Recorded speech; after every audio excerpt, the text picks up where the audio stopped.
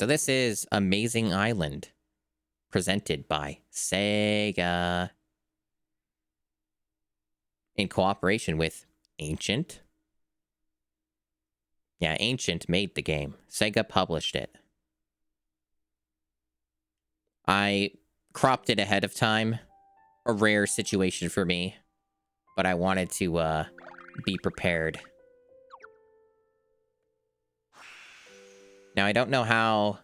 This seems to be one of the quieter games so far, but it could just be the music that's quiet. A 2004 game.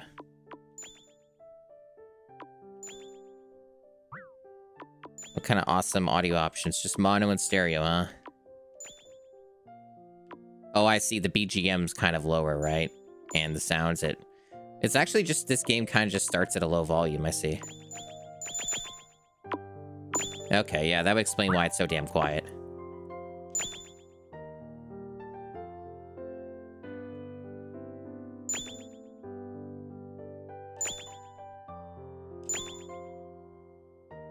So, before I get started on this, there is 2 things that I know about this game ahead of time for research purposes. Apparently, there is one minigame in this that is extremely unfair and very difficult. And is usually just destroys you inside and out. Most other aspects of this game are apparently quite easy. There's one thing in this apparently that's just really rough. Another thing, and I don't know if I'm going to do this, at least not on... I don't understand all the mechanics of this game, obviously. I don't understand the full context of what this means. Apparently, there's some kind of a continue system or something that you have to use.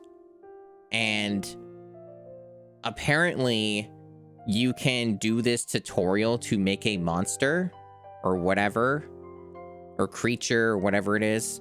And each time you do this tutorial, you get a continue for free, and you can exploit this.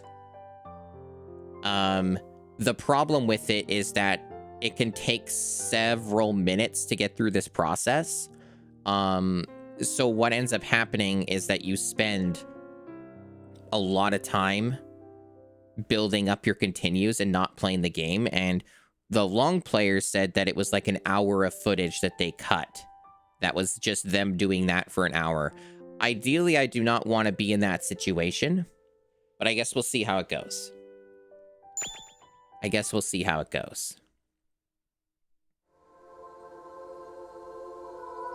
Ugh, man, I should clean my glasses.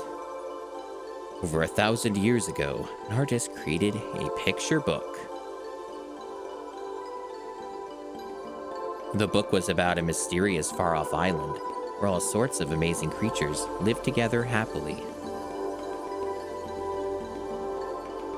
The world within this picture book was well loved by the people. However, as time passed, the book came to be forgotten. Nowadays, you'll only come across the name of this picture book in history texts where it is spoken of as if it is nothing more than a mere fairy tale.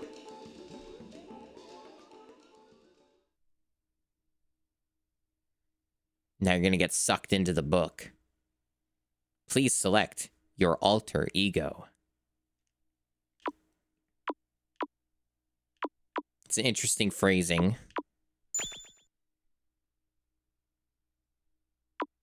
I can do character names, huh?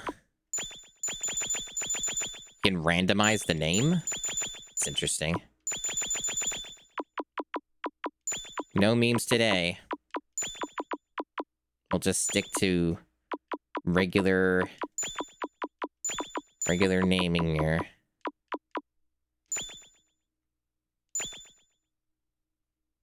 Rumble feature on. One day, an 11-year-old girl named Masumi discovered an old book called The Secrets of the Amazing Island, stashed away in a dusty storeroom. It was a story about an ancient picture book that told all about a mysterious island where incredible creatures lived together happily. Masumi found it all so fascinating.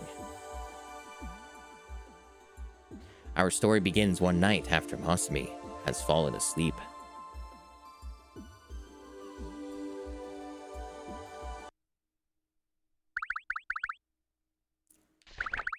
Right, so I'm not going to be voicing everything because that would probably make this take too long. But I'll voice something selectively voicing.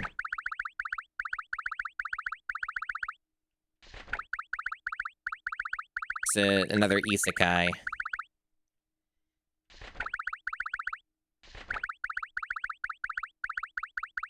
Yeah, good old isekai. See, they existed before it became a trend. They love the book one. Final Fantasy Tactics Advance was another game that around this same time did that same trope, kind of. It was a little different, but same idea of like, whoa, you got sucked into the book.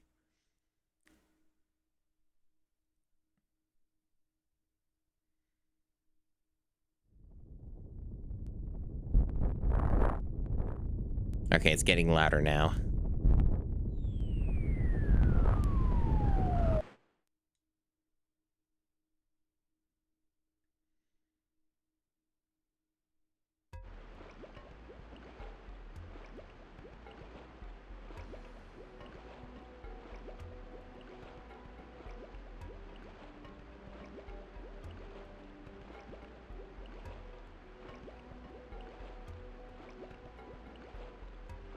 There appears to be some sort of fog, and the screen isn't dithered. This can't be a GameCube game. What is this? Oh, I can move now. Okay, they didn't tell me that. I thought I was in a cutscene. Apparently we're moving.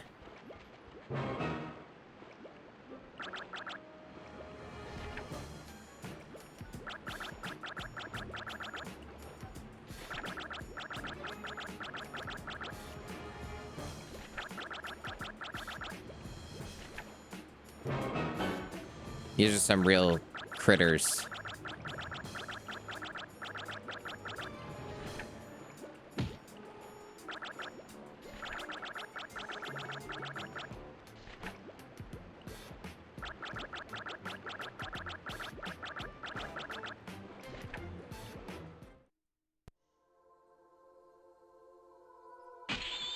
So I just instinctively know what to do.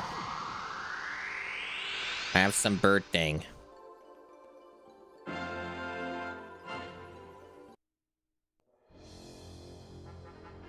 Eviling volley in gloom corridor. Yeah? Sure. Okay. Just throw me right in there. Toss fireballs at your enemies to knock them off their narrow footholds. First, press the A button to send the ball their way.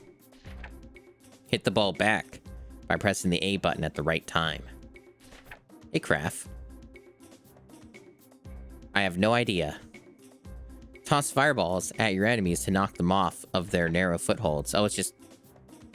Okay, so it's the same... Okay, I see. Gotcha. So it's just looping now. I can use a potion or start event. What does that mean? Just start the event?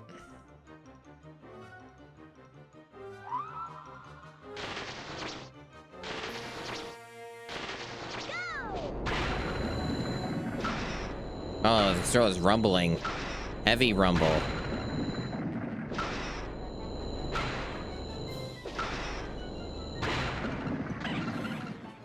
Game set.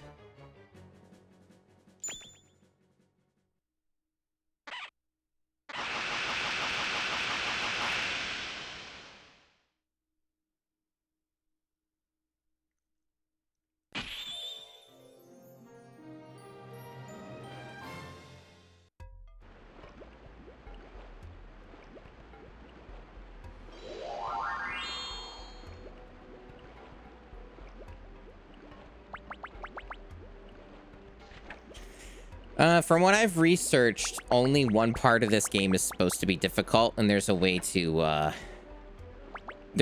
get around it if it becomes a problem.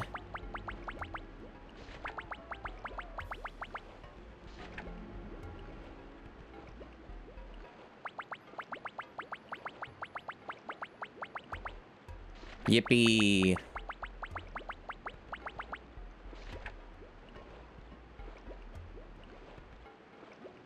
This game is supposed to be a collection of largely easy minigames, except for one. This seems to be running at like 30 FPS, maybe a bit lower than that, depending.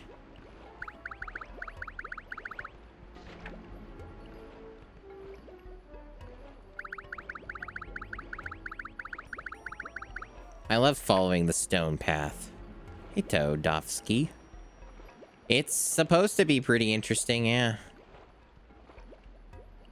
Oh, you can use the trigger to look in this direction, in this over-the-shoulder camera. Fascinating.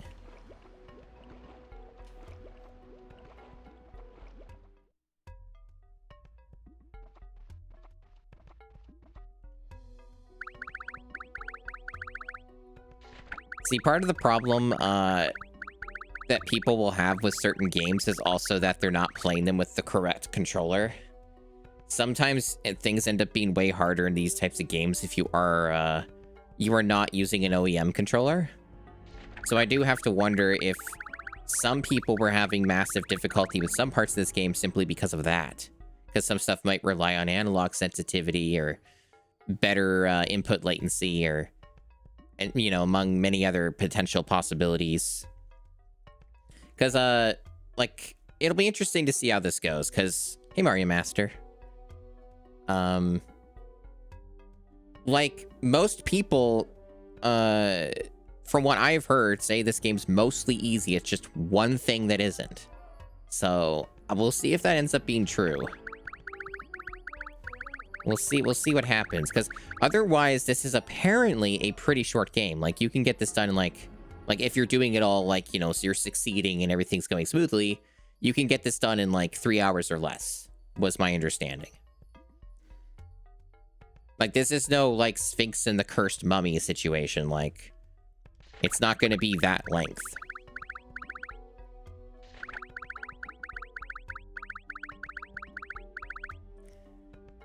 You have to be pure of heart to come to the island? Oh, dang, that rules me out.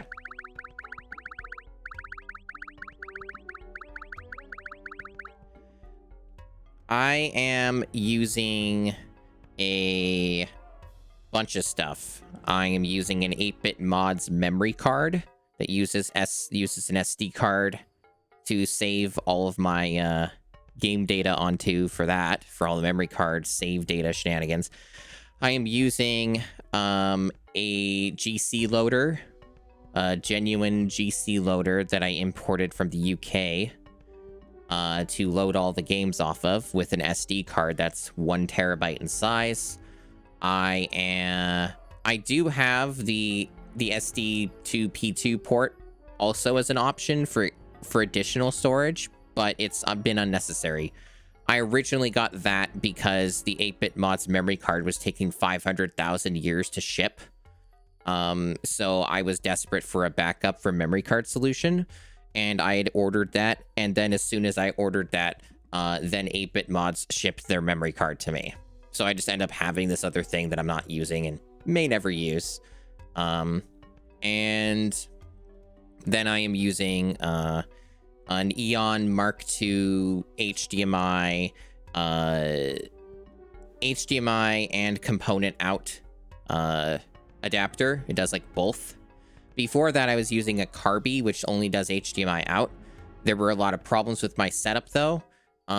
So like, I don't know, it was like 3 months ago, I got a I got the Eon one instead because it does the component out, and then I'd basically just run the component out from my GameCube using Wii component cables to my RetroTink 5X, and that's how I run it, and that's how I do it now.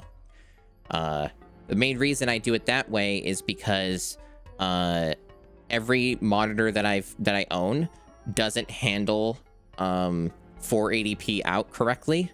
It stretches the pixels in like a bit, so it basically makes it look like shit on my end.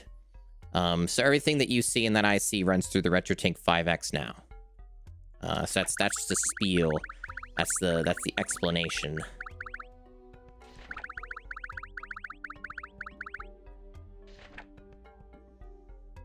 I'll do what I can.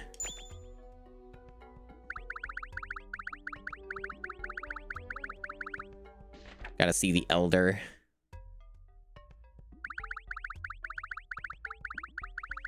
The only two ones that are really out there that are actually good, is the Kirby and the Eon. For most people, the Kirby is probably what you want. The Kirby is very good. It is cheaper.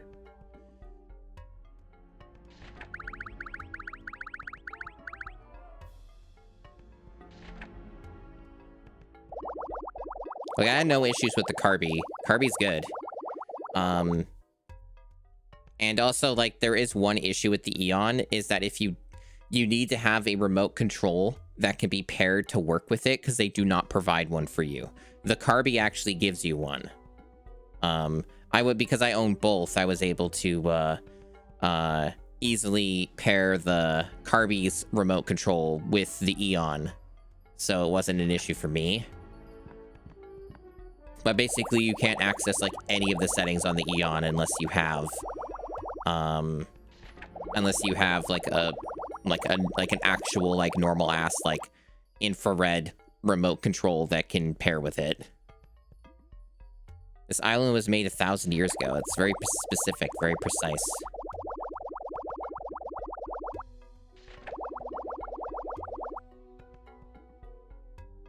So humans created this apparently. Wow.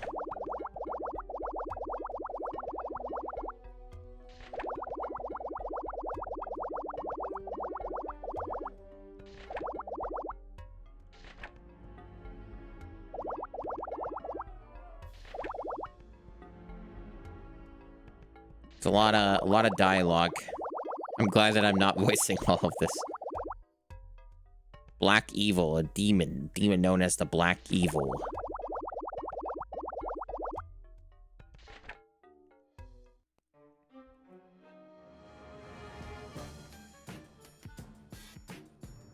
This is some interesting music to go along with this.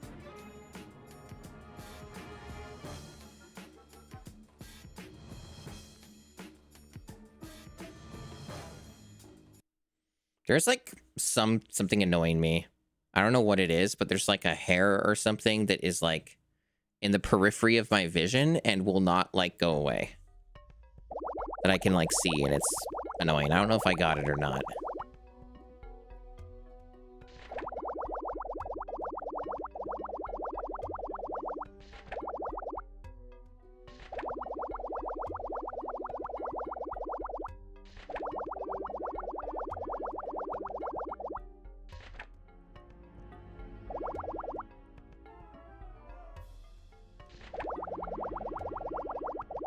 A vision orb. It burns with the light of hope, you say. 8 total, each with its own power. You can defeat the Black Evil with all the orbs.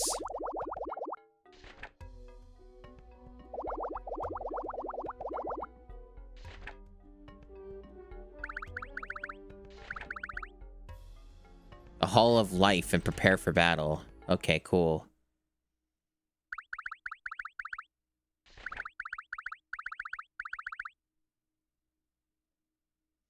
I would know nothing about the Kaiko one. I would personally only recommend the Kirby one. A lot of adapters for this scene are not very legit. But I've never heard of that one. Oh, apparently there's a backlog. You can just like go back up like this. That's neat.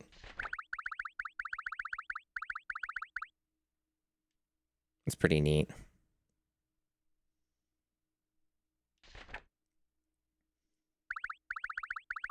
I think like the Kirby's like in US pricing anyway is almost the same. And you just get that off of their site.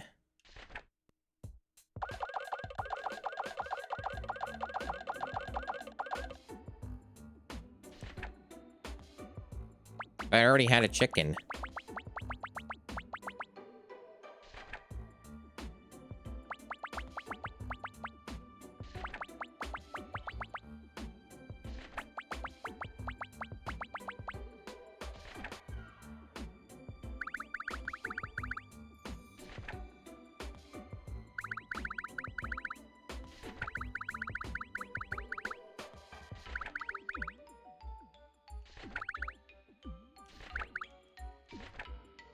Wow, this is a very long intro.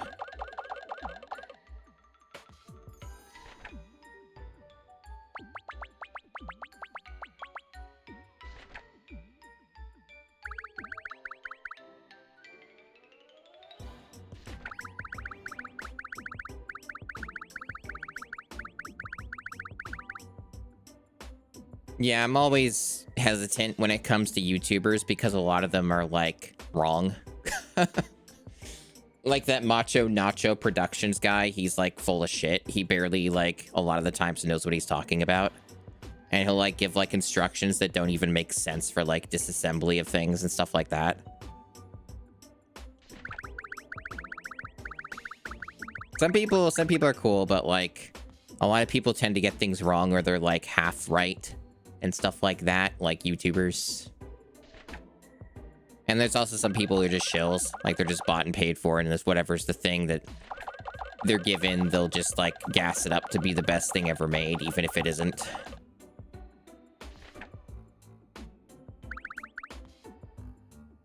This is very long, this intro. Goodness.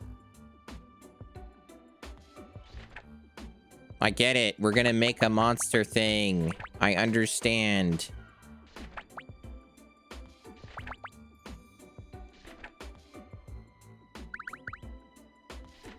Yes, I'm ready. Do the thing.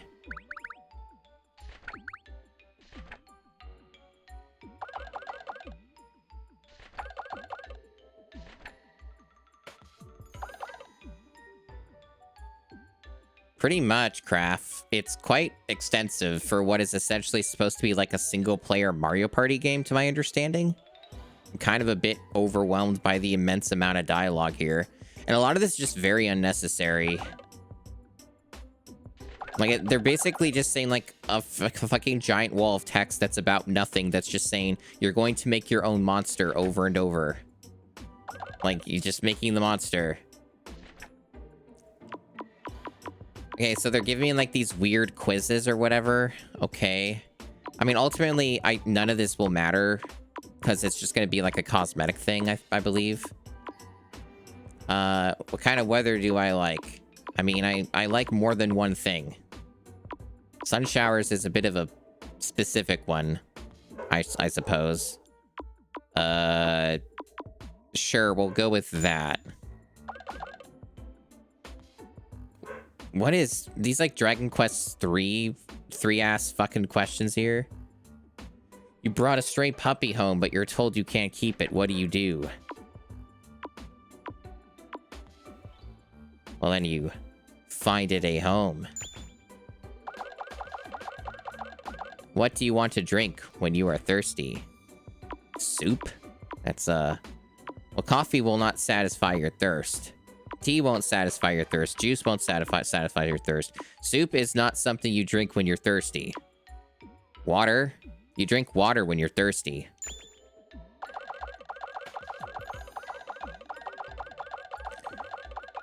A satin log. Yeah, it's like, why aren't you helping? Why aren't you helping? Yeah, it's the fucking test. The Blade Runner test. There's a lonely landscape with just a field and sky. What would you add to it?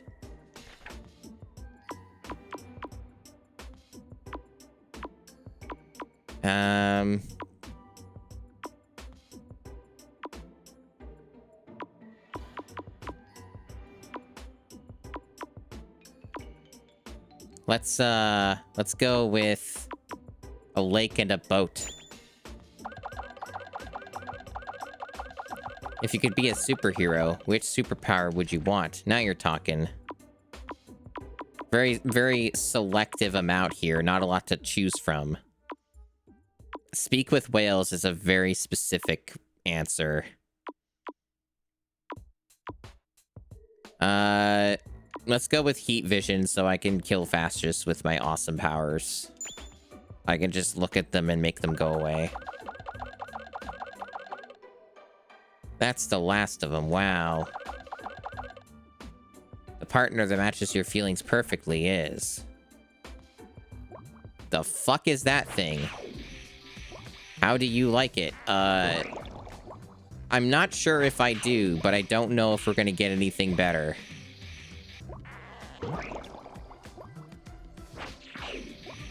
This thing looks horrific.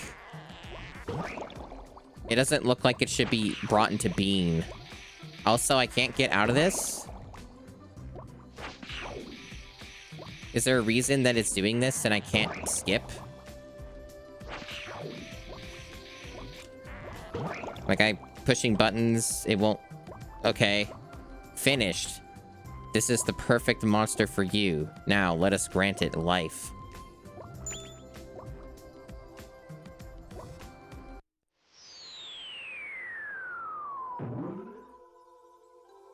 It's in a Pokeball that's the form of a strawberry apple thing.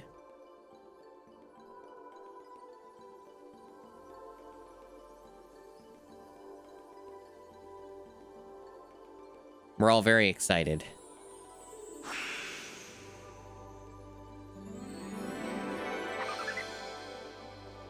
That doesn't look anything like it did before. I'm confused. That is nothing at all what...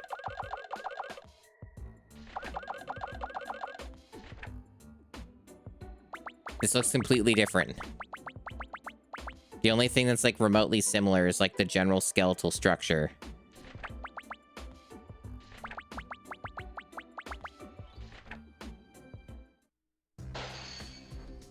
What the hell is happening? It keeps changing.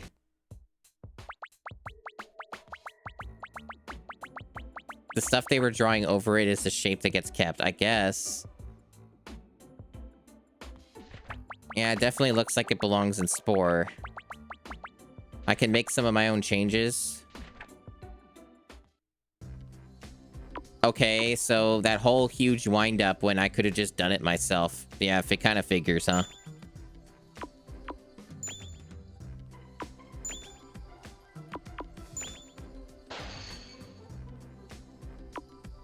I can make it a cow.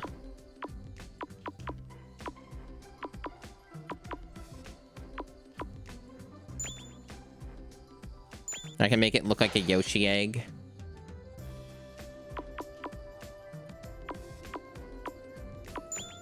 What if I want some plaid monster, huh?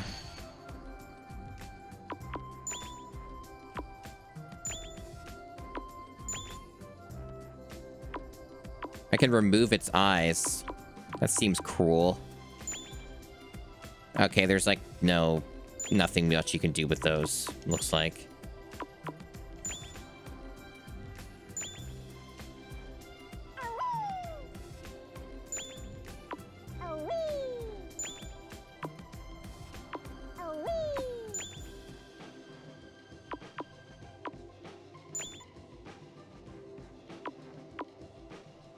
Add a nice accessory, change size and position.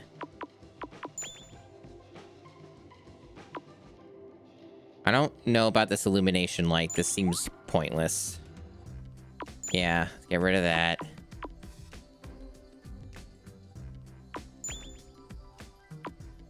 Can add horns, eyebrows, cute wings.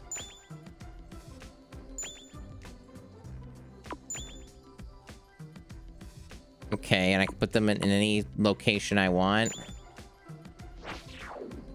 This seems a little elaborate.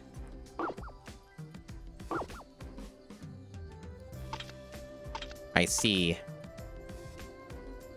Is this okay? I guess so. It's clipping a bit through, but I guess that's fine. Yeah, card captor wings, exactly.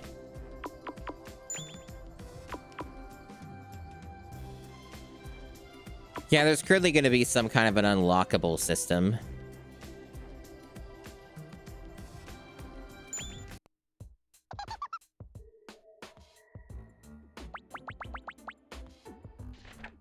Gotta give the monster a name. Oh boy.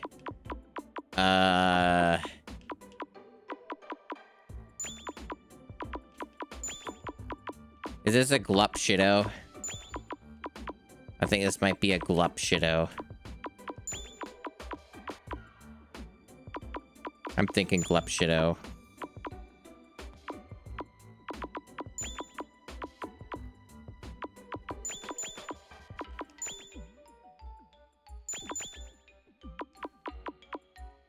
Let me think. We think that's a Glupshido? Or should it be something else? I think Glupshido is pretty accurate. Glupshido, is this okay? I suppose so. I suppose so. Glupshido, that's a great name. Now you just need to take a photo, haha. Okay. Well, they certainly put in the work.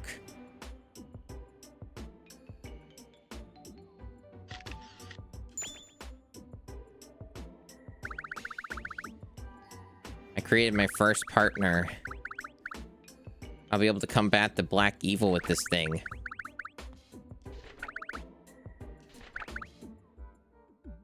Go straight outside the little house with a big mask above the entrance. Okay.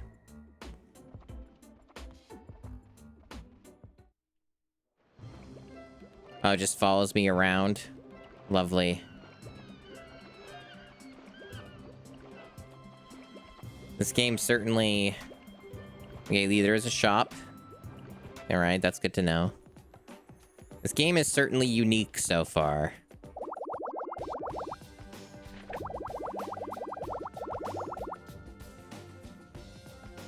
Wait till the first set of the Black Evil obstacles is open. System menu, just saying hi. Ask about things. About the island. So they're just basically telling the same shit they already explained in grand detail. Just saying hi.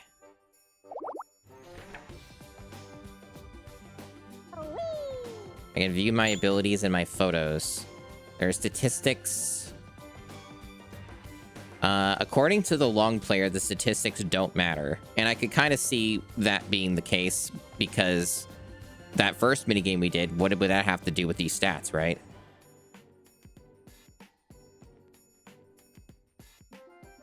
Hey, Toko Crazy. Welcome on in.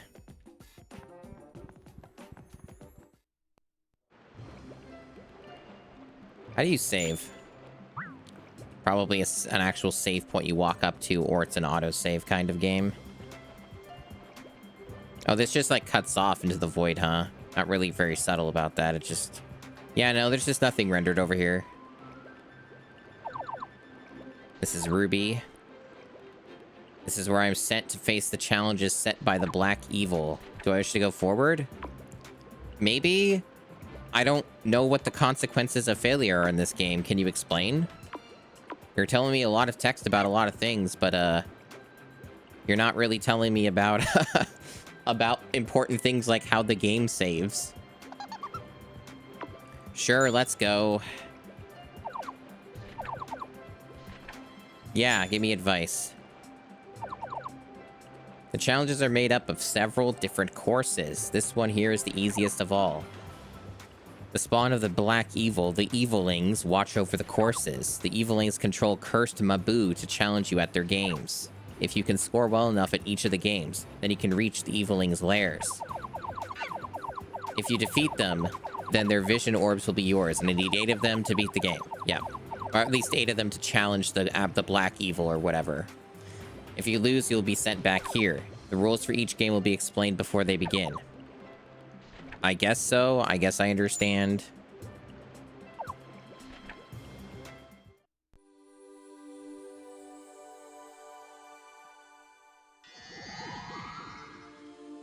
Oh wow, it's just all inverted now. I'm inside and possessing my monster. That's normal stuff. Yeah, I like being part of my monster.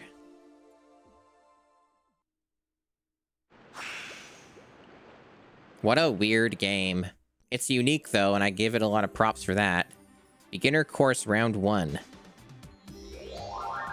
Some, like, world map system. Jungle dash. And the Sea of Trees. The East Sea of Trees. Gosh, chat, it's been like 35 minutes and we're only just getting to, like, anything that feels like the actual game. Beat your opponent. Dash as fast as you can to win the race. Keep pressing the A button to build speed, kind of figured. Press the B button to dash and dive. Use it before the goal line to get an extra burst of speed. Watch out for false starts that will cause you to stumble and lose speed. Try to get the best time to reach the goal. Hey, Alt. I think you were here earlier anyway, but hello again. Look at the JP box art. Maybe a little later. Maybe. Okay, so... A button to build speed. Yeah. So is there such a thing as too much speed? Whatever. They're not fully explaining the nuances of it.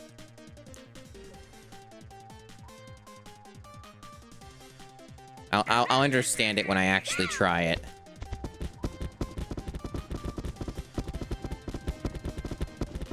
We're certainly moving fast. Okay.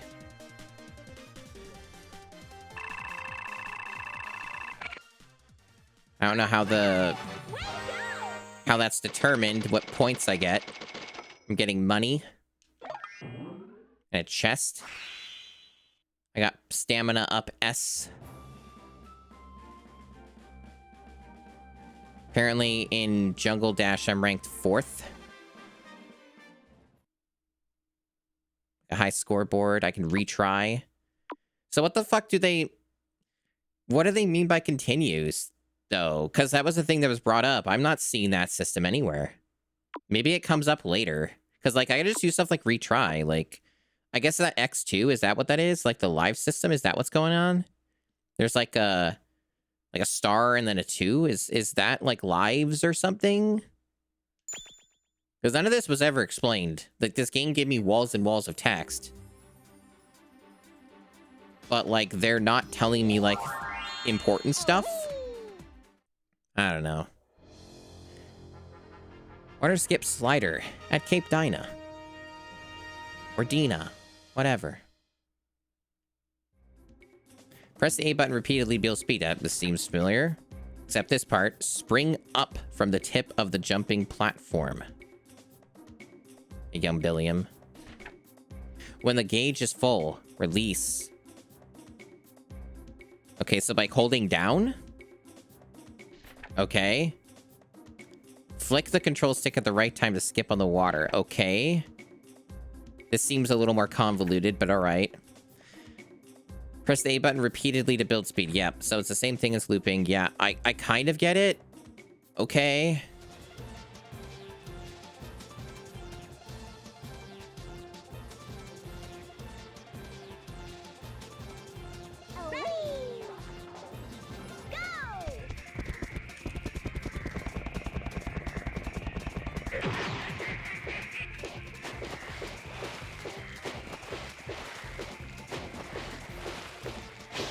This is almost like an Olympic event.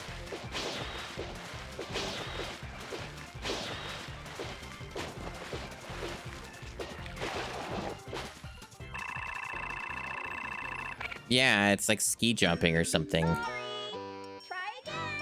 Okay. It seems like I have to keep mashing A while I'm doing the actual water skipping part. I seem to have lost speed when I stopped mashing A. I wasn't sure if that still mattered, but apparently it does.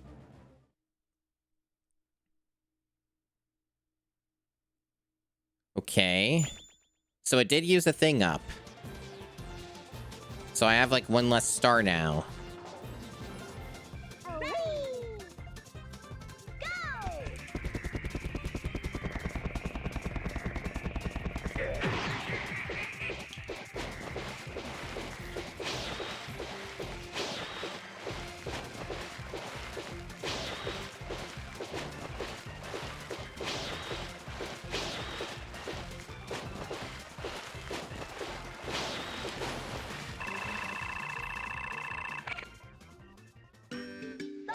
So, from what I remember reading,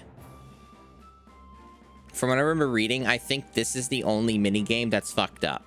Which is kind of hilarious because it's literally the second one that they throw at you. I think what I was reading is specifically this water skip thing is the one that's bad. Everything else is fine. Just this one specifically is apparently fucked, which is really fucking funny to just open your game with.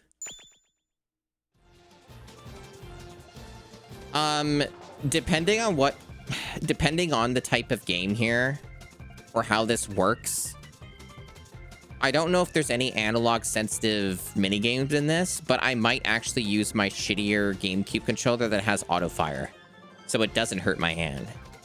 Because they're like wanting me to mash and shit, and I can just auto fire that with the other controller. But the problem is the other controller has really shit fucking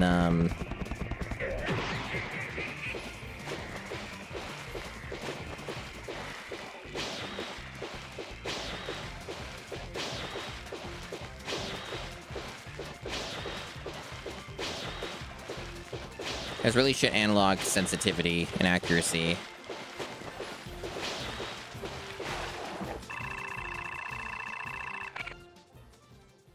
So I'm not actually sure how much they want. Like, what's the score that they want? I don't understand what it is that they're asking in terms of, like, what qualifies as not getting a sorry.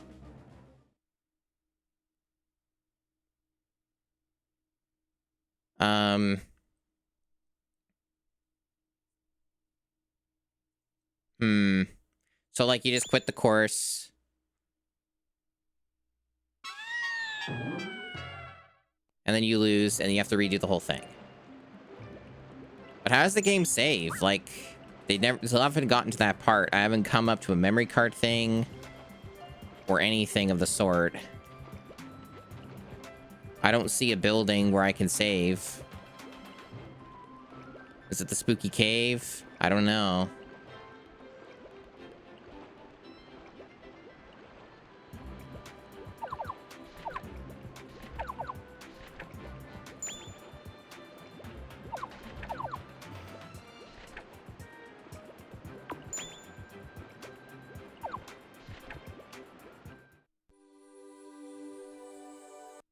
You can skip that. That's good.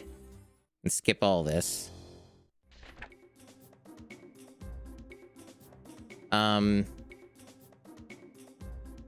Yeah, so basically that was kind of what I was getting, is that you only flick the stick when you're just about to hit the water.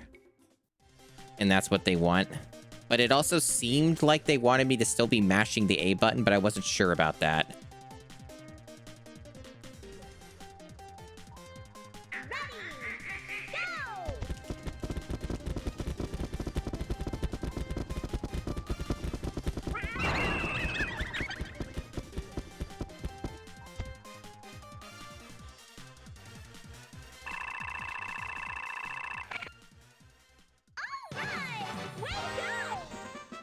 A new record.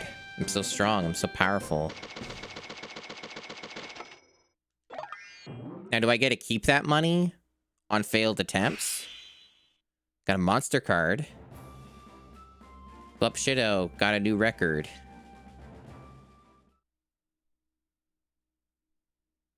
Cool.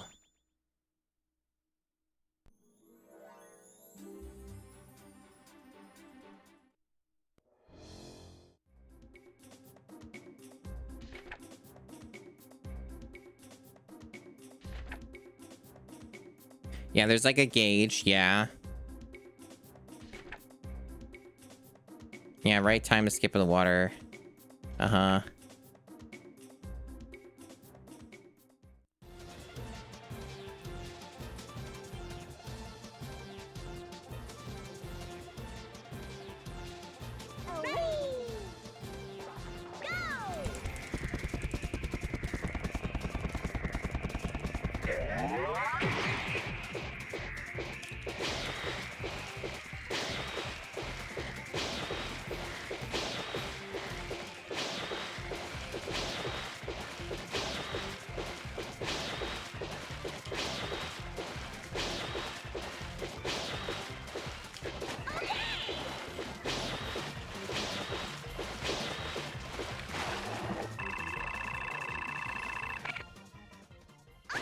All right, good.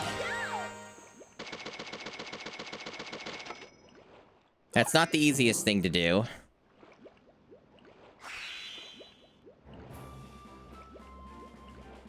But I ranked, at least.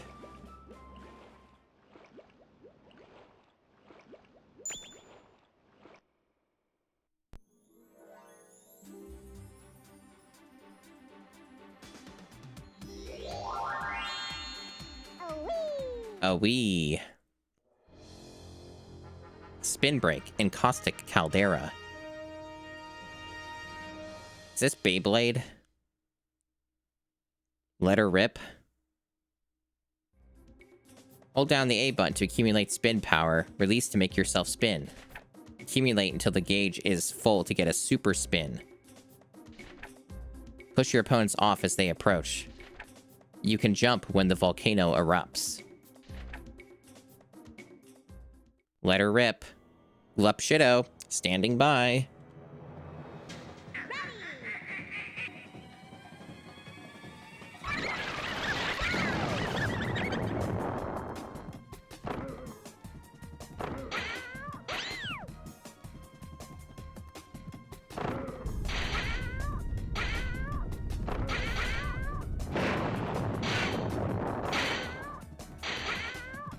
This one seems a lot easier so far.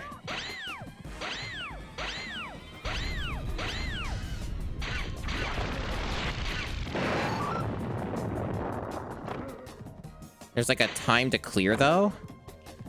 So like there's these like waves or whatever you have to...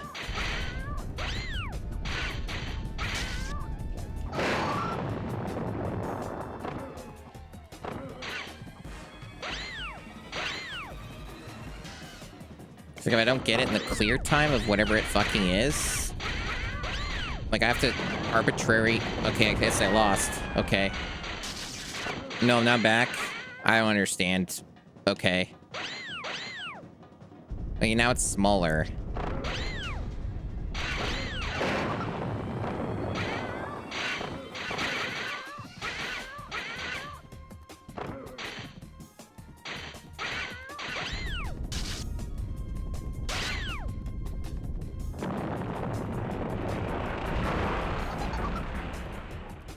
Barely stayed on. Okay. I don't really understand how you play that better, though. Like, I understand what the minigame is. I don't understand how you do it better. Or what you do to score higher. Or any of that. Like...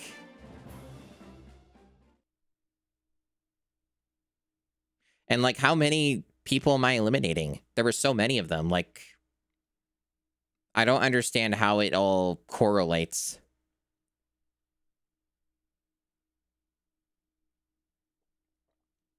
And the whole thing with, like, you can jump when the volcano erupts, I don't know what that means or how that helps you.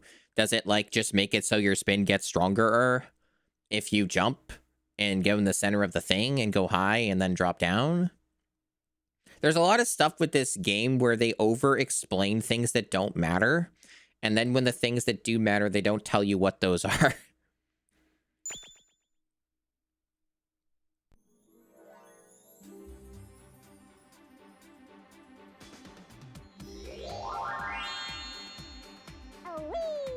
Oh wee!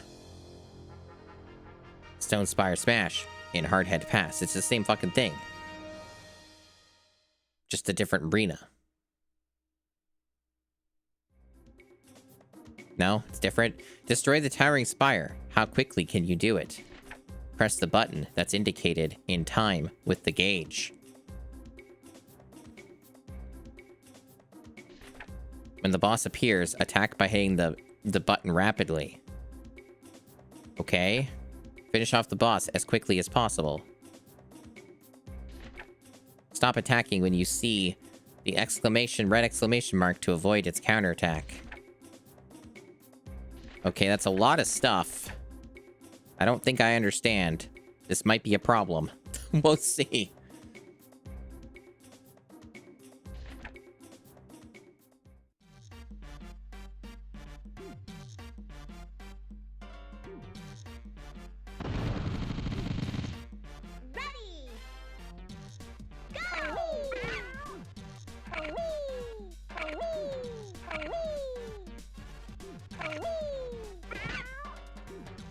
What?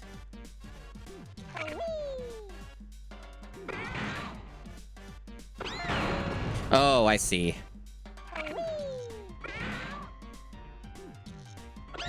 I see now.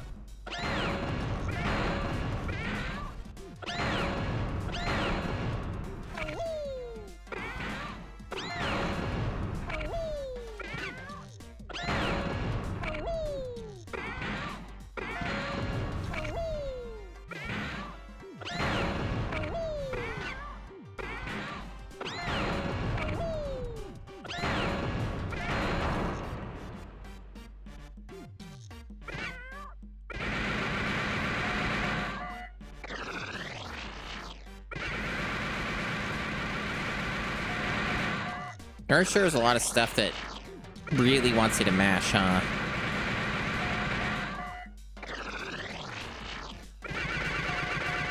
I don't think I'm gonna win. Too slow, because it took me a bit to understand what the fuck they were talking about. Whoa. Loud. I didn't get the clear time, so it's probably a failure.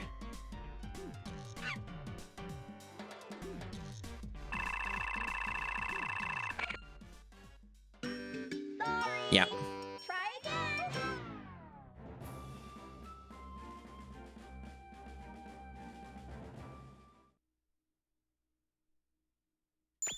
Yeah, I could see this being a problem. What a shame.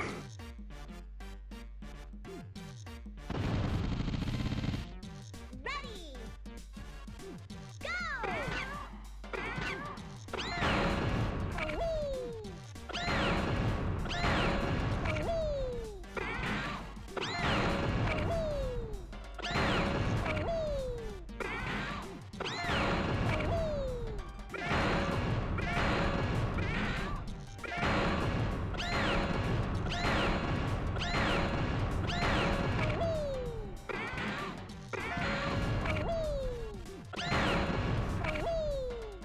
I wonder if this is luck-based. Like, which buttons you get?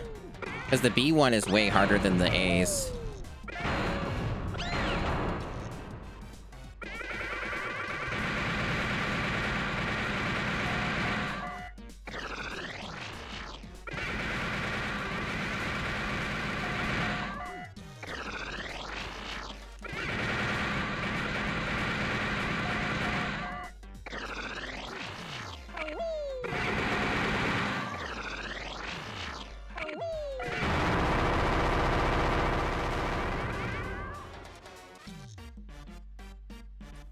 What a weird game. So I guess if I beat the boss, that means we're done with the course, is my understanding.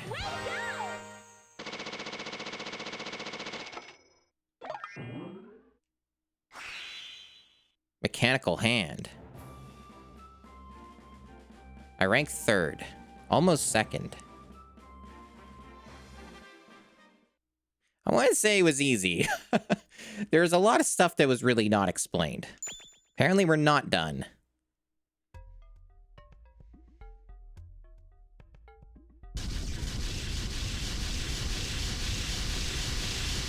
Is this my orb?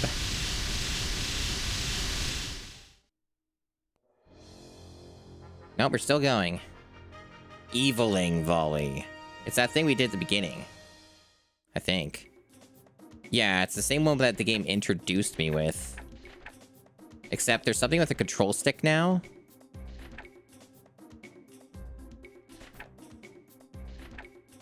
You can change who to throw back to using the control stick. That's different.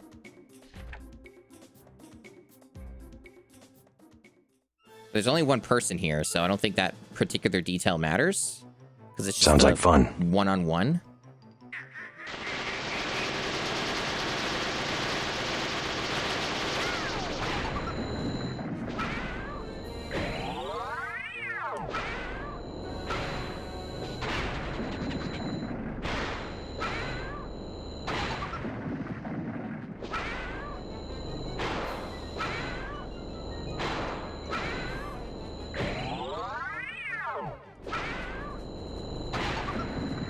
All right.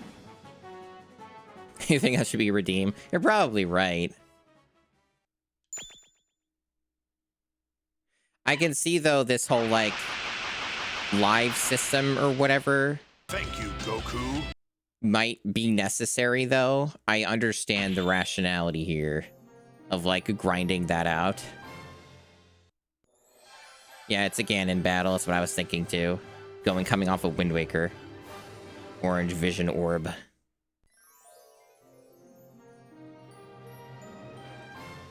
A new power has returned to the Hall of Life.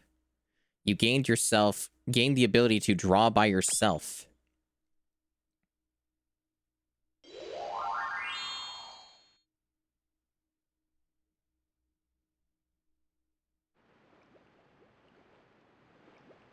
Big developments happening on the amazing island.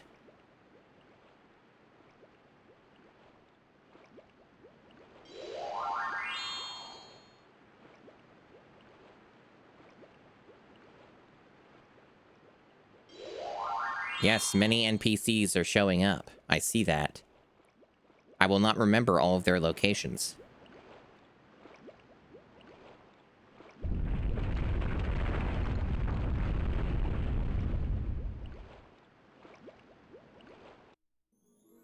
Course clear. I would fucking hope so. New record. Wow. You got the hero type frame. How's my ranking? I'm number 1, baby. Number 1 of the beginner course. Let's go.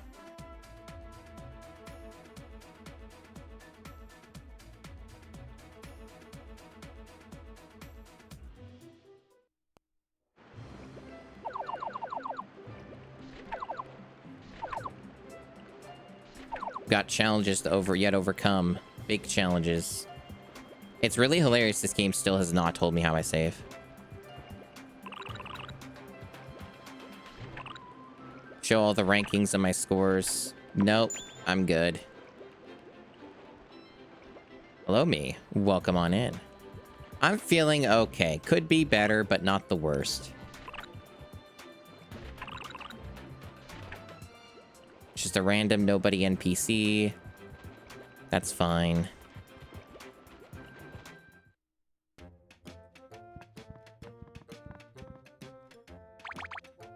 A human.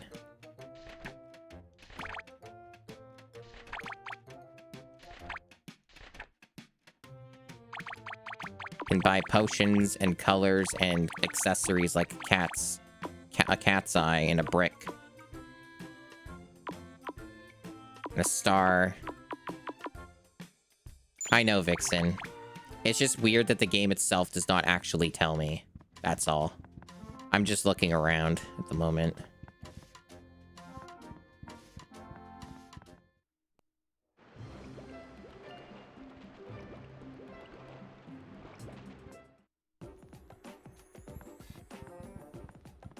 Who's this little Scrimblow? Jazz.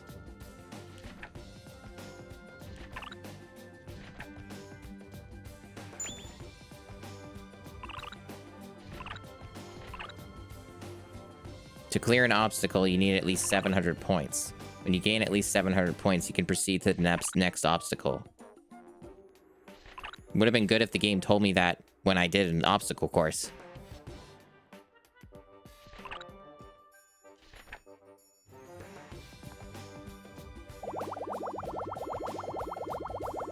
Amazing Spider-Man for GameCube? That game does not exist.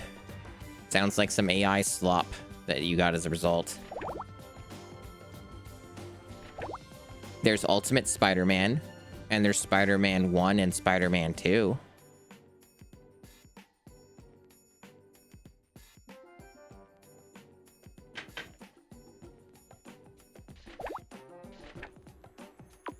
So this is what this is about.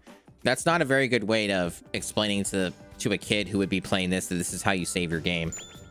System menu is kind of a really, really bad way of going about that. You can change monster, save monster, and save your game. Do I have to save my monster? Why are there two separate saves here?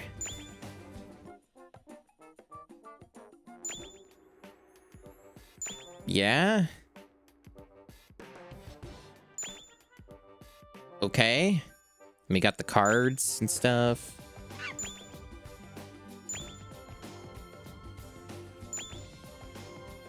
At least the saving's fast. Why are we saving again? Yeah? Why were there two saves? What? What a weird game. Okay, so what are monster cards? GBA stuff again? Man, I really gotta fucking figure that shit out and get a cable. Probably should just order one. Be easier than trying to find mine. I honestly didn't think there'd be GBA shit for this too.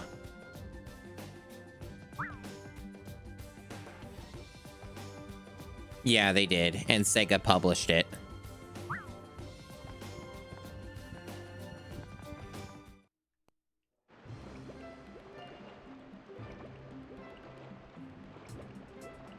It's all got water spouting out of it now. Ooh, fancy.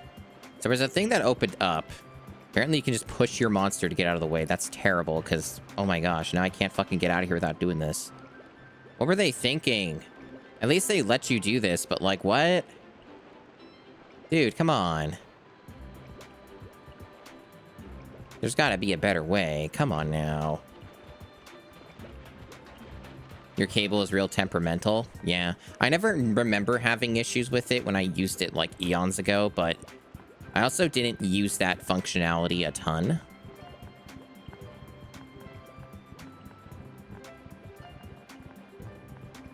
It's like two separate shops.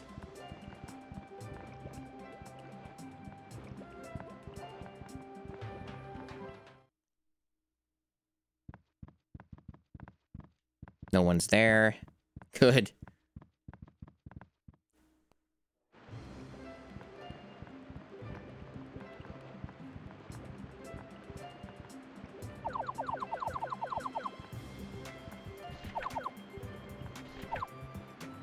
Training grounds. You can try out all of the games you've attempted so far.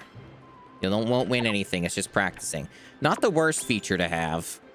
It can help you master something you're struggling on. That's pretty good.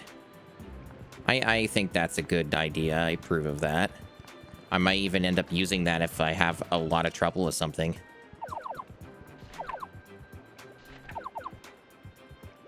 So you have to go to a different person for each obstacle thing? Okay. No, it's not a Pokemon game. This is a single-player Mario Party game that's incredibly weird in just about every aspect. It's a single-player Mario Party thing with separate courses that you have to complete with a limited amount of lives.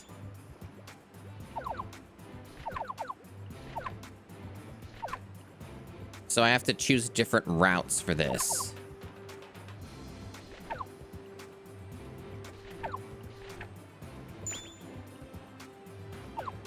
There's like, yeah, some like Olympic sort of vibes to some of it. Like one of the things I did was basically like a ski jumping mini game. And you make your own monster freak. And you get like, you can make new ones and you can customize existing ones. And your monster freak, you possess it and it does all of the mini games. And there's a stat system, which I'm not convinced does anything meaningful or anything at all. And according to the long player of this game on YouTube, they claimed that it didn't mean anything. The stats don't do anything at all, which doesn't surprise me. Another press the A button rapidly thing. You can get a big bonus by collecting jewels in rapid succession. Okay. Shift lanes to keep your combo going with the jewels. Using the control stick. Left and right, they claim in this case. Your speed will drop when you run through the water, so be careful not to break your combo. And just try and get the best time to reach the goal. Okay. Yeah, temple run.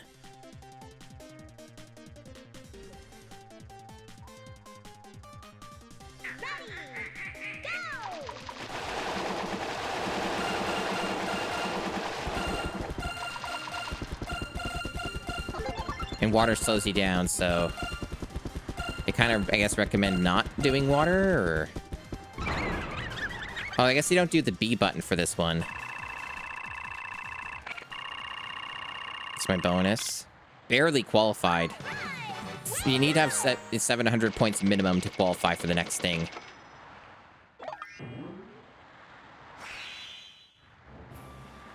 Okay. Otherwise, that one doesn't seem too bad.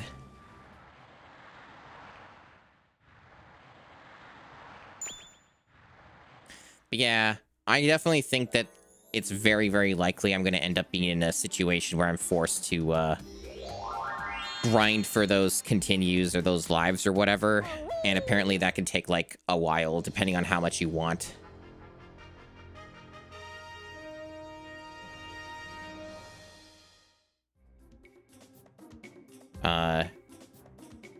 Not even sure how much of this game I'm going to do today because I started so late. Like already this would be the time I'd be ending stream, or in an hour I would be ending, but we'll see how it goes. Okay, so I didn't read any of this. What are we doing? Toss balls into the basket as it moves up and down. Time yourself carefully to match the angle. And there's a meter for that, so you get it in the red or the green. You can enter fever mode if you get enough shots in before the time gauge is up. Okay. Great chance to score big. Keep on shooting. Okay, I kind of get it. Sort of. Descriptions don't always help. Oh, it's one of these. I see. And it moves. So you don't actually look at what's happening on the screen. You just look at the meter. I see. I get it.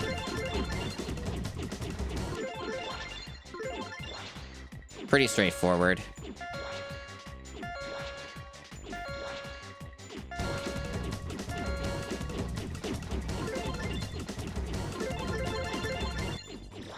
Remember what I said about this game? And how input latency and the correct controller is really fucking helpful to how difficult some games can be? This one so far is proving me correct.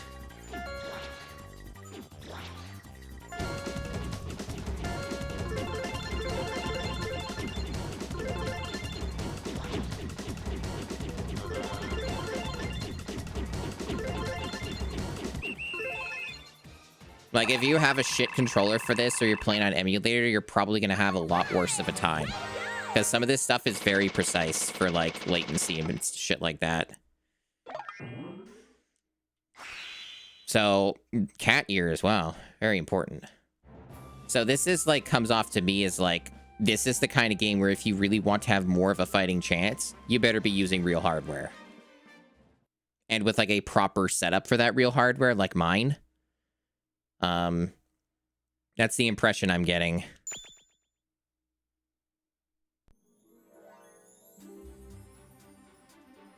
Okay, so you get to choose, and you have no way of knowing what the fuck any of this is. It's all mysterious and question marks. We're gonna go to the left.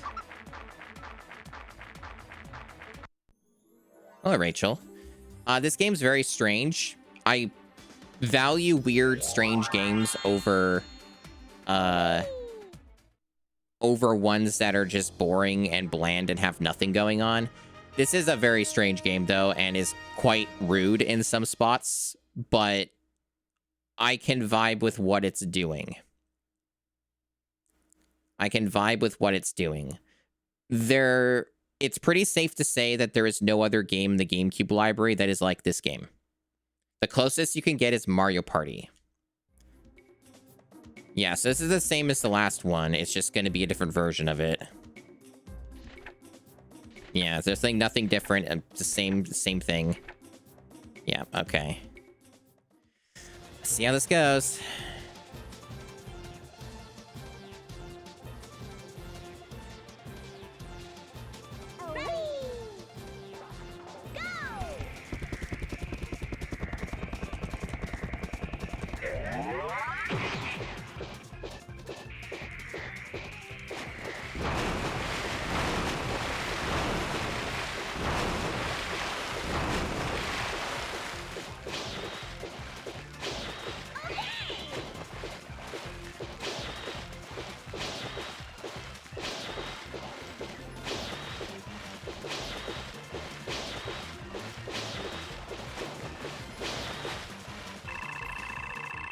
All right, we did really good.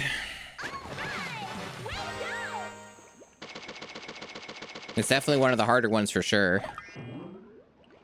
I'm not really sure what the obstacles were about. They seem to help me more than hinder. I got a witch's hat. That's fun. Yeah, this is basically a single-player Mario Party game that has a very strange structure to how it works, and it has limited attempts. Like, you have live system for each course that you do, and if you fail the course, you have to redo the whole thing of that course. And there's some kind of like stat system that may or may not matter, and you can like boost the stats with potions and earn money from the shop and to like buy stuff from shops. And otherwise it's like Spore, kind of. It's weird. Like, your critter that you use for all the mini games like has its own stats, can be changed and modified and edited. You can make new creatures. And they got these like customization options and stuff, and it's an isekai at the same time. It's all these multiple ideas. Throw rocks onto the seesaw to jump really high. Press the A button when it's at the right point on the power gauge. Press the A button again on the green OK zone on the angle gauge. This seems similar to the basketball one, or the hoop one, or whatever it was. It's sort of similar anyway. This seems slightly convoluted, but maybe simpler when I actually try it. Yeah, their descriptions aren't good enough in my opinion, but I kind of get what they mean. But how am I throwing the rocks? Am I pressing the A button to do that, or does that just happen automatically? Ready. Go. Oh. Oh, I see. Yeah, they didn't explain a gate. Like, they didn't... Okay, I didn't understand that.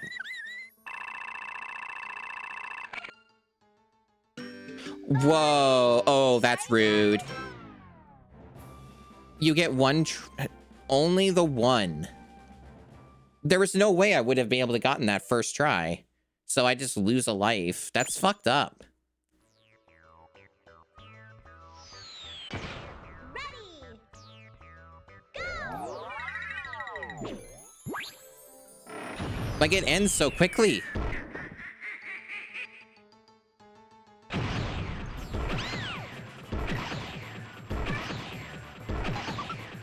You get so little time to do it. That's fucked up. I'm sure I got more than enough of a score, but like... Or did I? I didn't hit the ring. Uh-oh. Is that bad? Really? It wasn't good enough? Try again. But that seemed to be... Really? Like, did this demand fucking perfection here? What the fuck? Why is this game seems worse than the water skipping one?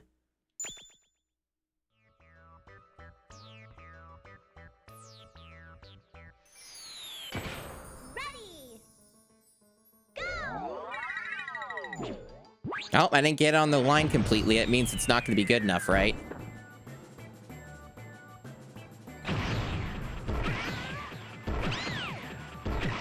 I got full power.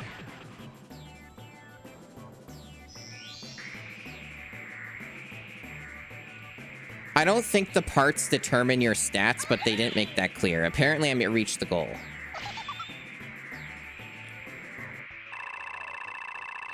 Okay, now it's like way better. That's still absurdly tight though. What the fuck? I don't have any more lives left, so whatever else is left on this like a boss fight, I only get one attempt at it. I'm going to take an educated guess, Satin Log, that cosmetics don't matter. The long player claims stats don't mean shit. They might have been wrong, but I don't know. Okay, so... Gosh.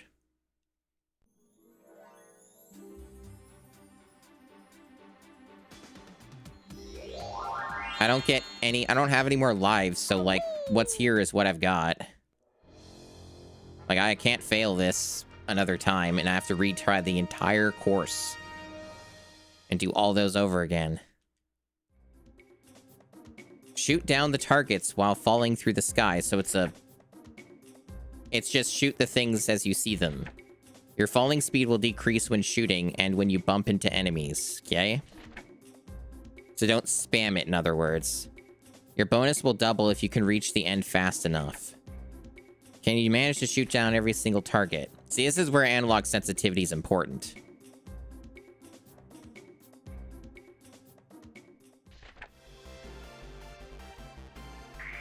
Unless this is super fucking hard or something, I might be able to get this on the first attempt since this is pretty straightforward. Oh, I see. It's one of these. You don't have a crosshair. That's a choice.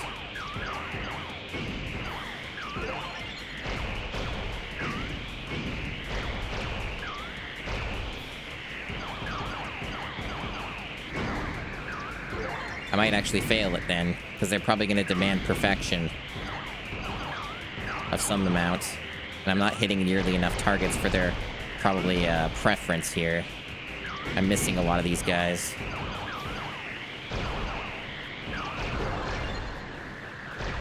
But you also don't want to spam it, presumably, because it slows you down, right? You want to reach the goal, get a bonus.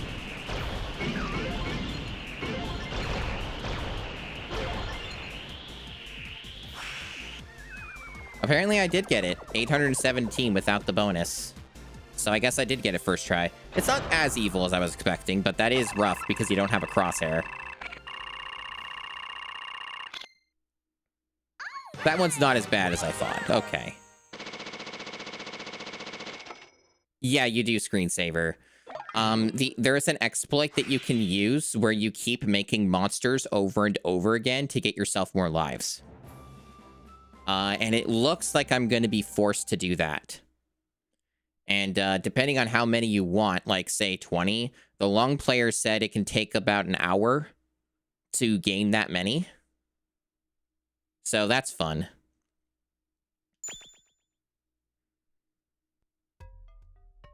But you only ever have 2 lives without doing that, apparently. Yeah, that was my understanding of the situation screensaver.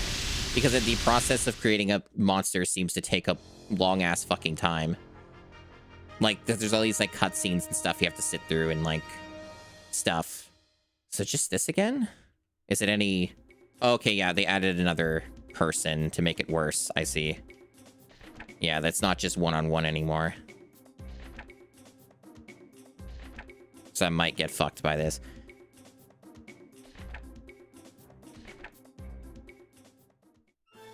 Now it's like 2v1.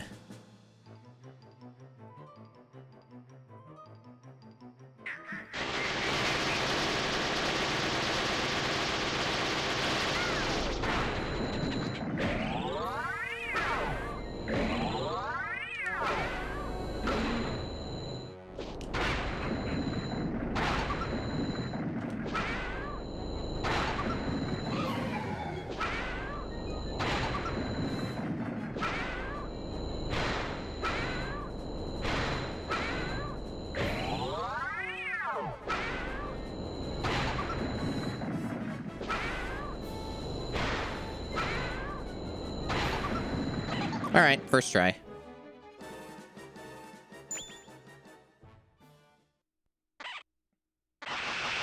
I'm sure glad I'm playing this on real hardware.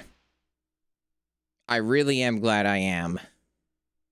Because this would be so much worse with any amount of extra input latency. Or God forbid, like a fucking shader comp stutter or some other crap. Well, that went pretty well, all things considered. I think I got that whole course on first try. Pull and stretch when you're drawing. Since Goku was here, it was fun. Cake. Everyone liked Goku. Thank you, Goku. Hey, Andy. You watched Dino play it and he got screwed over by latency? Yep, sounds about right. I don't... Does this have retro achievements? I don't think I bothered to look. I got the dog type frame.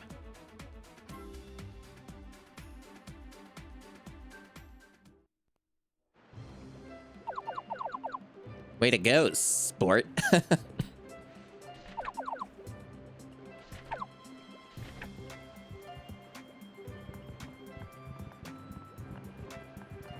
So does this shop have a person in it now?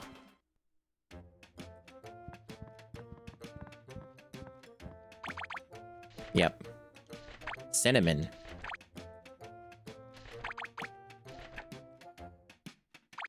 Yeah, so there's like these potions, fake nose, human ears. You can buy human ears here at this shop.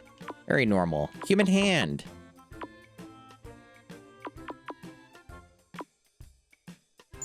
Normal shit. But yeah, it's not... I'm not sure if, like, you actually... the stats do anything. It's possible they might for, like, some of the ones where you're dashing and stuff.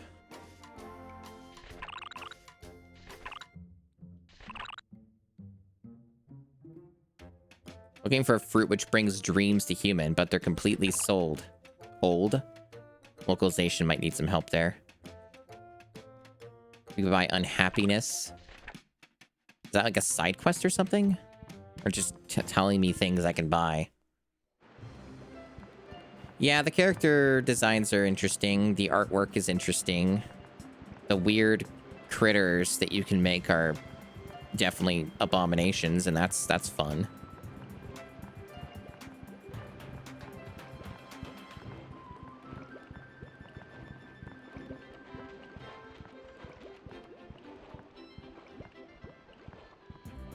I'm gonna go save.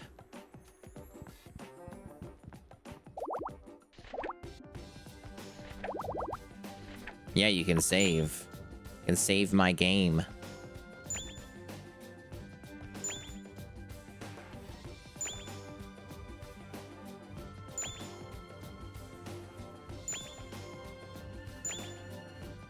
Okay. Cool. It was a little unclear how I get the next course unlocked, unless I'm just talking to the same dudes over and over again. Because they didn't, like, show me, like, yo, there's a new place that opened up. You can go and, check it out. And these things are sealed up, and they are clearly, like, other areas where you would do things, right? Like other courses and stuff, or something. And nothing popped up. I did unlock a couple new characters. Maybe some of these guys just do more than one course. Maybe there's like just another set that the same dude over here offers. Or maybe I just talked to both of these guys. Like there's that guy and then the other guy. I don't remember who I talked to. I think was it you? Was it the other guy? Oh, this is the training grounds, right? No, that's a different thing.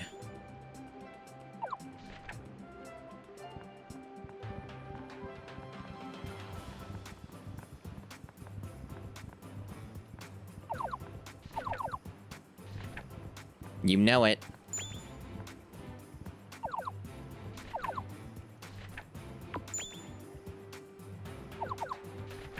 So is this different?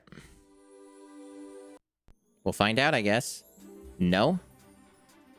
This is the same. Do I have to get a higher score to unlock the next thing? No, I don't think so. I got the orb. So why are we doing this again? I don't quite understand the point of this. Where's the next course?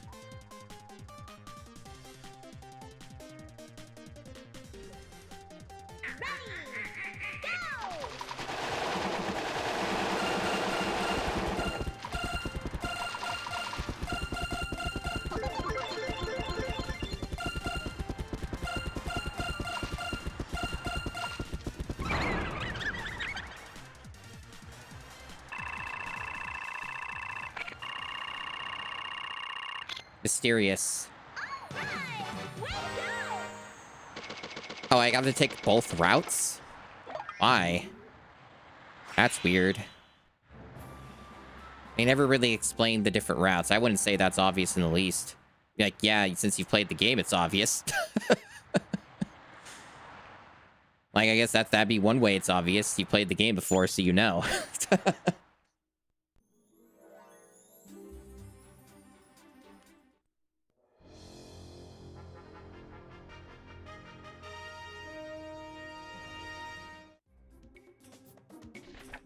Alrighty.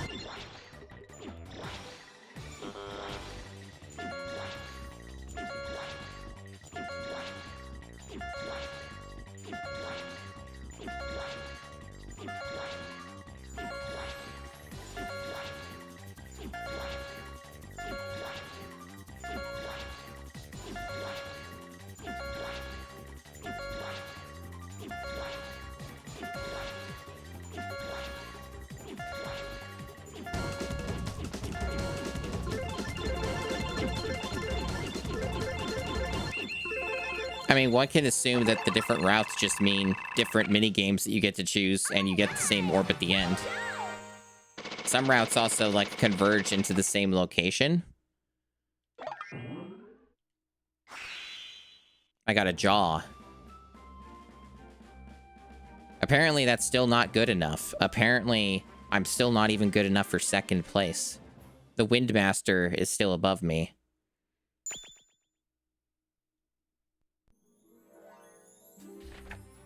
Yes, that one's, yeah, labeled now. And then over here.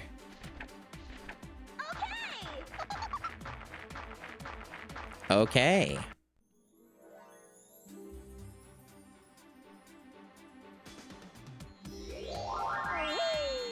Woo. Stonehead swap at Rubble Ruins.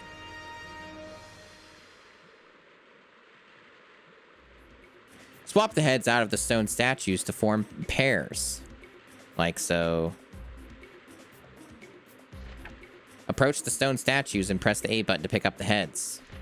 Get the heads to match up on either side of the canal. Yeah, like that. Okay. The game ends when with the timer reaches 0. Try to get the highest score you can.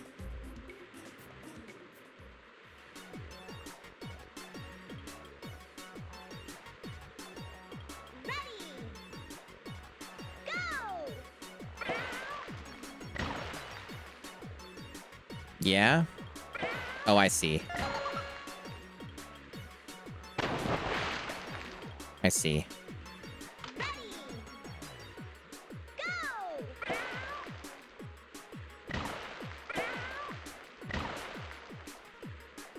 I'm gonna fuck this up.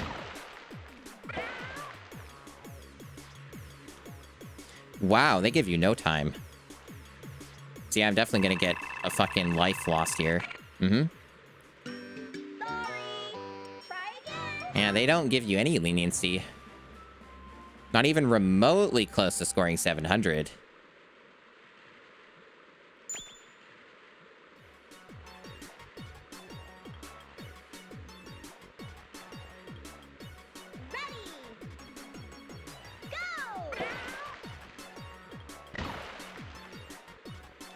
You have to be pretty accurate, too, on your placement. That's a little ridiculous. There's, like, no wiggle room. You have to, like, get it, like, pretty damn precise.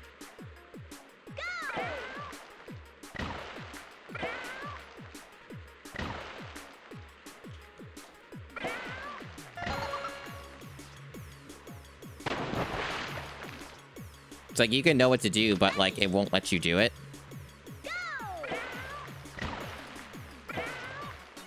Fuck. Nope, this is no good. There's just no fucking time to match these.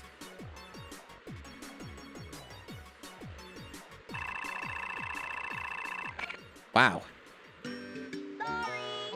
Try again. Well, you say that, but I don't have lives for that to just keep trying again. So I think this is going to be the failure. And I'm going to have to just waste time doing this all over again. Ready. Go. Ready. Go. Ready. Go.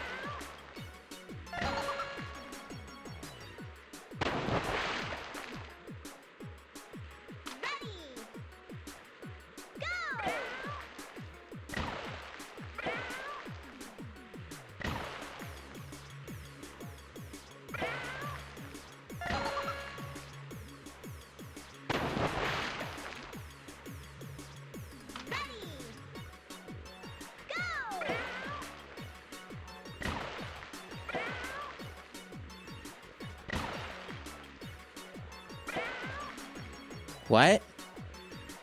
There's not enough time for that. Are you fucking high?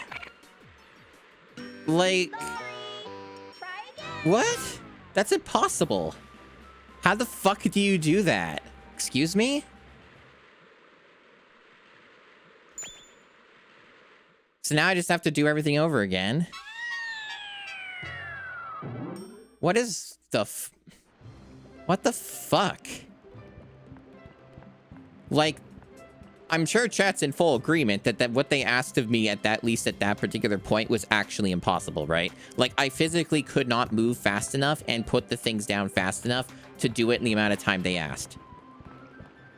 Like, man, that's sure a choice. Like, I guess you can just get fucked over by RNG arbitrarily or something. I don't know. But it basically is telling me exactly what I thought. Where it's like, yeah, if you want to get this game done anytime this century, you have to do the most boring grind imaginable of getting lives accumulated so that you can actually finish the game.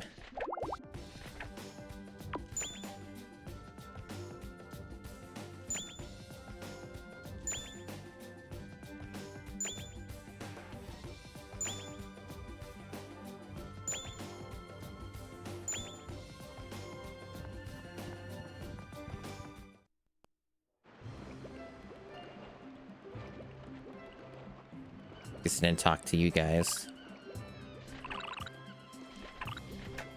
Yeah, they don't have anything to say.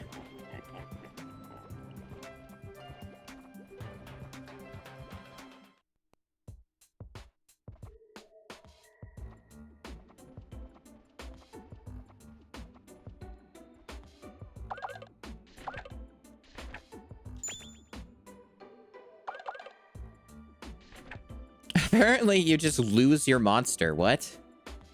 Then what's the whole point of the saving the monster thing? What?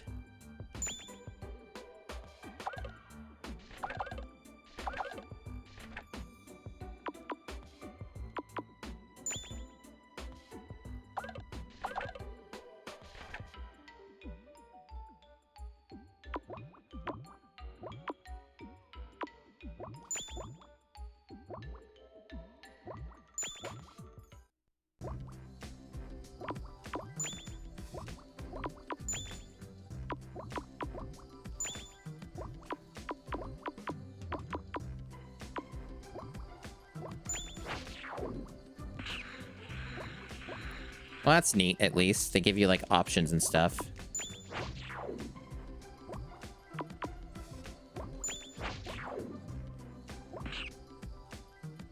Can I get out of this menu?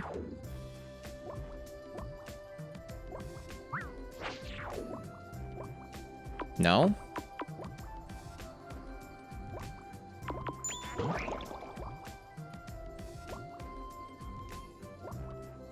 Please inflate when you finish your drawing. Thick. Very thick.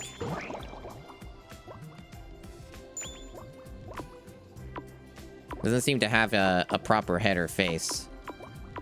Yeah, this would take 500 years to do. Yeah, what? Let's give it life. Yeah.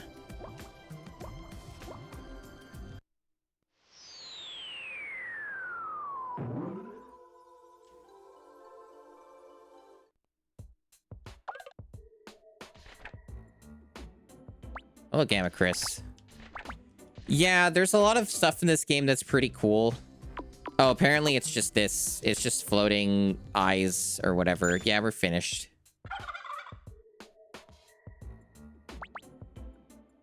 This game's got some cool stuff in it. But it does have a major issue in that there appears to be some immense amounts of RNG in a lives-based system.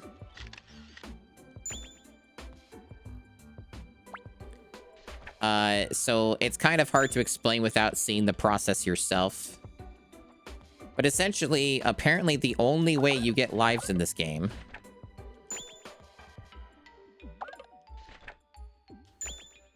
the only way to get lives in this game is by continuing to create monsters over and over again.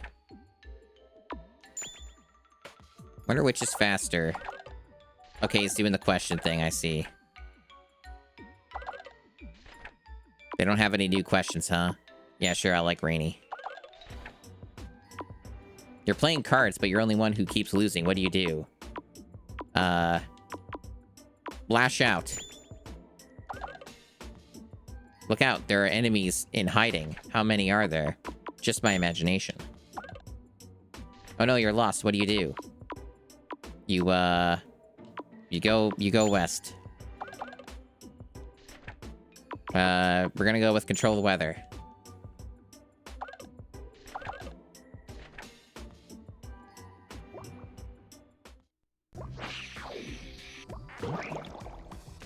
Oh, I see. They're basically showing the process of they're doing their own drawing of the thing to make the model. And otherwise, you would be doing it yourself if you're making one for yourself, which is neat. Like, that's an interesting concept, right? I think that's pretty cool. And it's a bit surprising you could even accomplish this on a GameCube. So, like, credit where it's due, right?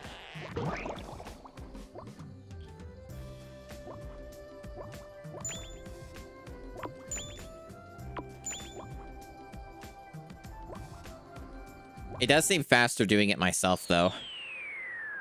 I just wanted to see which was faster. Because you need lives in this game, otherwise it evidently just fucks you over and becomes borderline impossible to finish a course. When you get to the point that I'm at, anyway. This fella sure looks like something. Yeah, okay. Sure thing. Yeah, them doing it makes it like 4 times as long, if not even more than that. It's interesting to see what the AI comes up with, of course.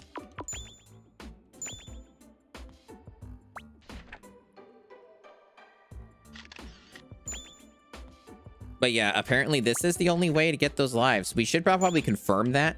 Oh yeah, it says it. You got a chance star. So it does actually... Yeah, okay. So we do actually have a confirmation. So it does just say it there.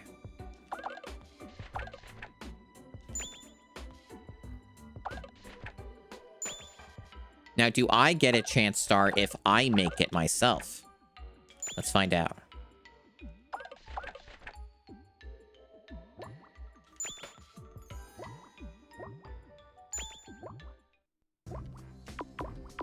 Draw body. Yep. Yep, just draw it.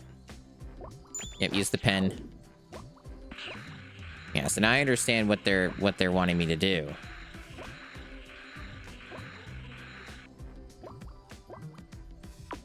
Inflate. And pull and stretch if you want.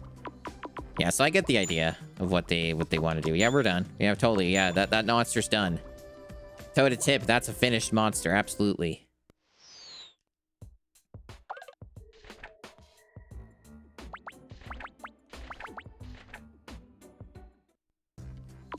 Yeah, no, that's a monster. We're finished. Looks good to me. Ah. Every monster's name is Ah.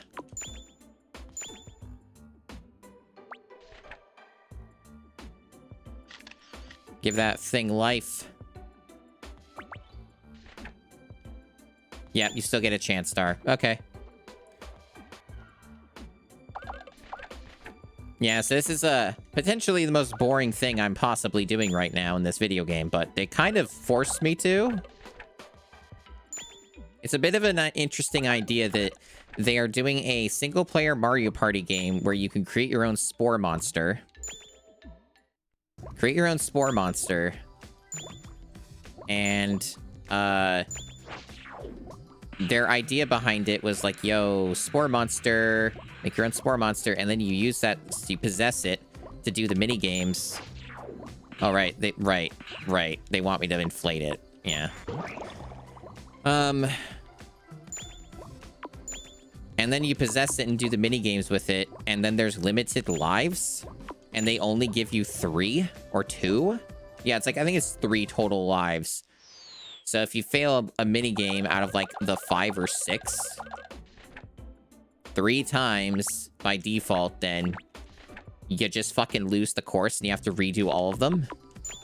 It's a very weird idea. Not sure why they thought that was a good idea, because the game would be a lot better if they didn't do that. Do I think this inspired it? No. Spore was in development for like a long time, wasn't it? So I would say probably no. But who knows, right?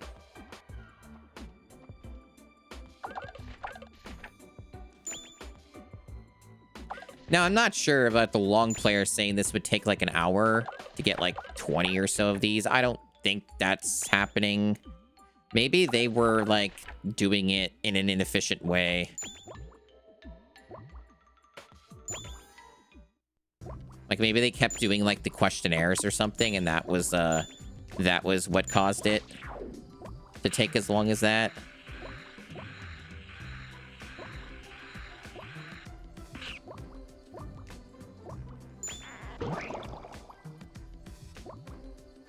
Because I don't see it taking that long. I don't know how many I need or want, right?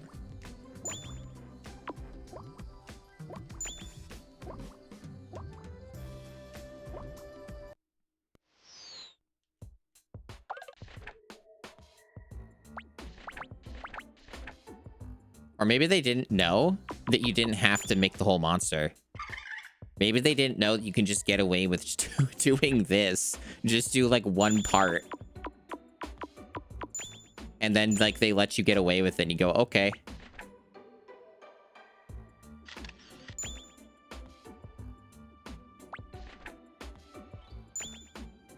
And then the idea is that, hey, Armored Macaw. The idea is that you would then save... Yes, I am, because they say I'm getting chance stars. That's what those are. The stars are our attempts. And every time I make a monster, it says you got a chance star.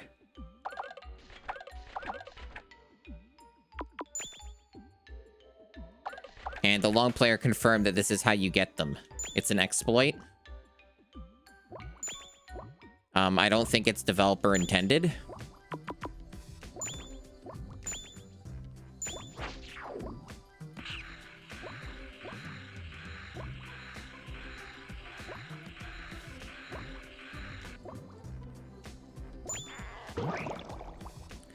But yeah, for those just coming in, I am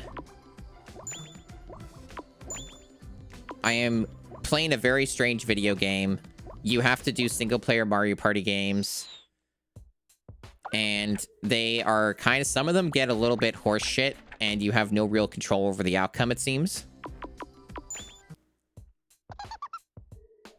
And I'm basically making my own spore monster in the most lowest effort way possible at as fast as I can, so that I can get more attempts during those mini games, so that I have any chance of finishing this game within a timely manner.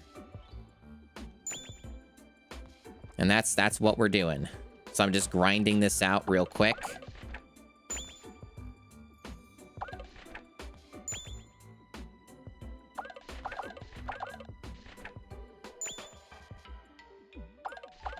I don't know how many we've got so far.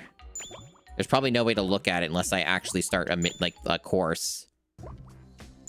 But that's what we're doing. And like, you know, there's a lot of neat stuff in this game, and it's a very unique game, and I think that's very valuable. I do wish that they implemented some of this stuff a little better, though. I don't really understand why they decided to give you so few lives to start with, other than the fact this is otherwise, I guess, a pretty short game. So they had to pad it out, or they felt like they needed to pad it out by, like, having it be unfair and harder at points. So that's my only assumption here.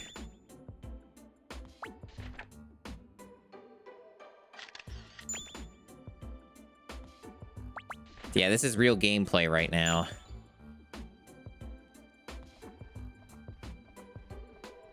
Yeah, and the stats don't seem to do anything. It's not an uncommon thing for a GameCube game to be unfinished. And this one definitely has that immense energy surrounding it of being not quite done. Or at all done.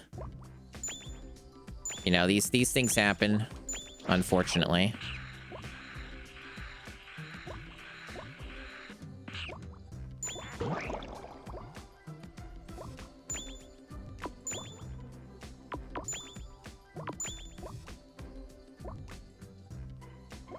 They have like this whole stat system and shop system and potions you can use and stuff, and they don't appear to do things. So like,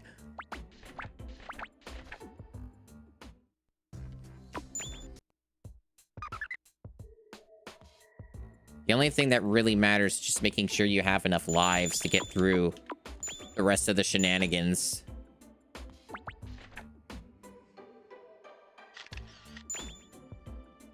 See, I'm not sure how many times we're doing this.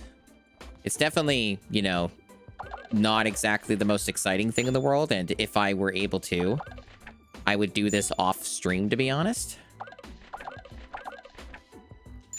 But I also am a believer in showcasing the entire process of me playing a game without any edits or anything like that when it comes to the GameCube challenge anyway.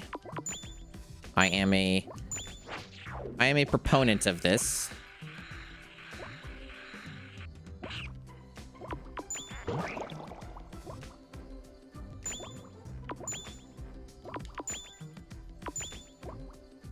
They're like, is it okay to give this monster life, the monster that basically only has a head? Yeah, sure. Totally. Absolutely. No problems here. Want to give this monster with a floating head accessories? Yeah. No, I don't need any. It's fine. Give it a name? Yeah, it's gonna be Ah. It's just what we do here. It's just gonna be Ah. Yeah, take a photo of your freak. Yep, totally. So how many is that? How many is that? Should I go check? We're probably up to 10, I want to say. And we're going to keep going, because I don't trust this game. We're going to keep doing it. We're just going to keep doing it. More time spent wondering how many I have. The answer is I need more.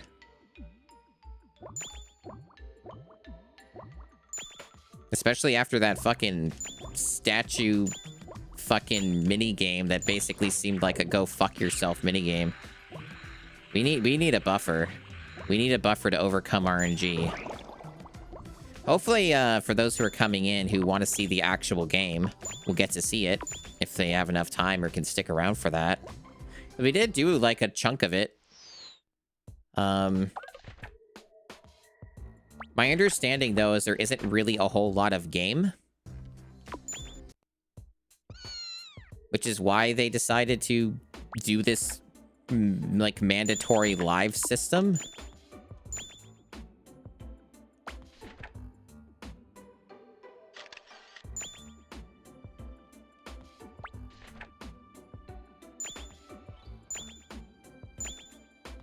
Yeah, no, there it is. So you can look at it here. Chance star, like 12. So it's working.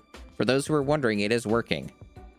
We have 33% of the events done. Don't know if you need to do 100% to beat the game, but it's a thing. So no, it's working. We're getting them. This is the only way you can get more lives.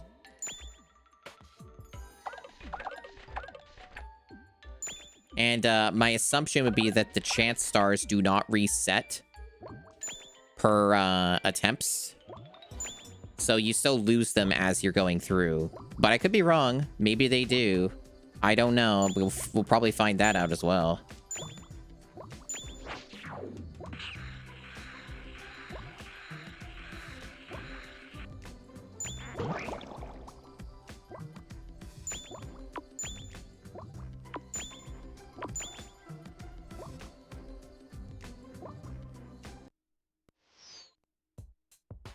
So chat, how's your time zone been going? How are things? I'm mostly pretty all right.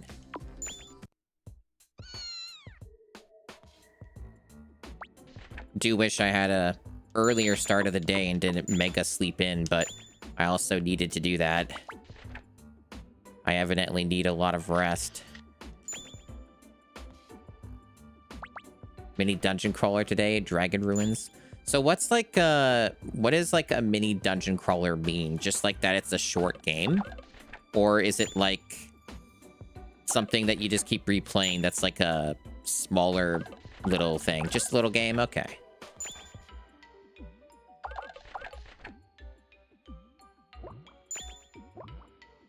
Yeah, I did a bunch of Resident Evil 2 retro achievements off stream.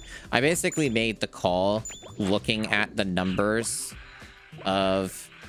I have like 32 hours of Resident Evil 2 on the PS1 streamed. And I think that's a lot. And so I decided that, yeah, no, it's fine to just do the rest of it off stream. Or at least like the majority of it off stream. I might like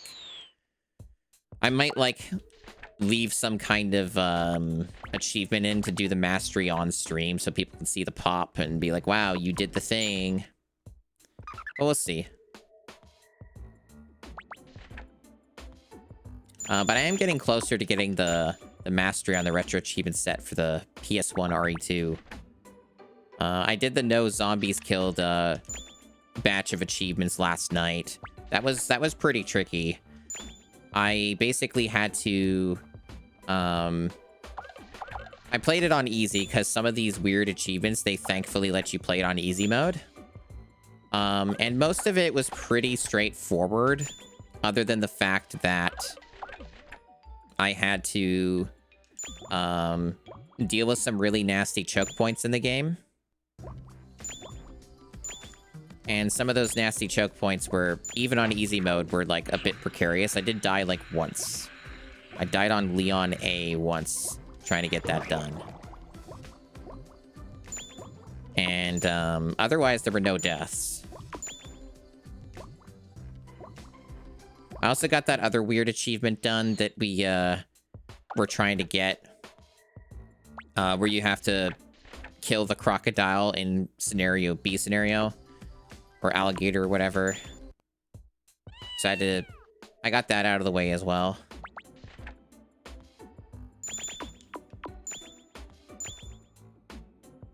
Sakura Wars 1 on the Mister. Awesome. Yeah, I really got to get on that Saturn core.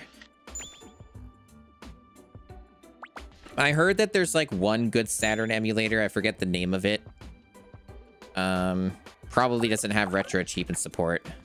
Which is kind of why I'm like a bit hesitant to even care about the retro achievements for Saturn games, because I'm going to take an educated guess that whatever emulators that work with Saturn that have retro achievement support are probably not the best options. So I'm probably not going to bother with that system for retro achievements. I'm going to have to look into it more. The Saturn, I've like basically not played any Saturn games outside of the ones that I got as PC ports back when they were doing those. So I played some Saturn games in that way, just not on an actual Saturn, but a very small number. Mednafend does not have retro achievement support as far as I know. Unless I'm wrong. But I never heard about it having any support for that. The main two games in town are BizHawk and RetroArch.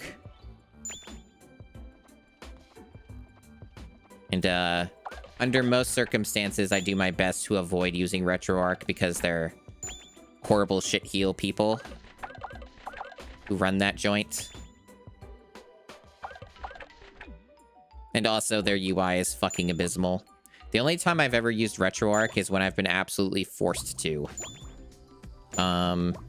Or, like, when it's the only thing that makes sense, like, for, like, the Steam Deck.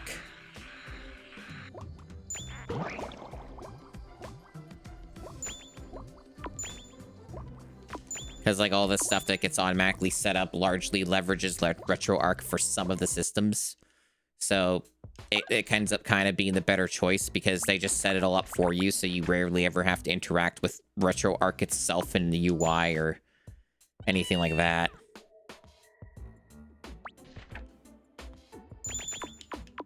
We're really getting this production down, huh, chat?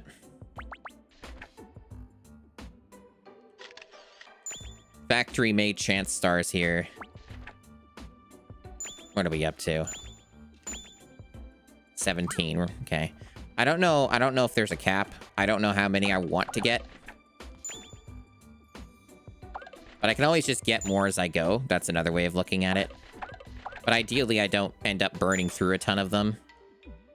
Because I'm going to take a guess they don't reset per course. It'd be really nice if they do, but I'm not expecting that to be the case. I just expect them to be more evil about it.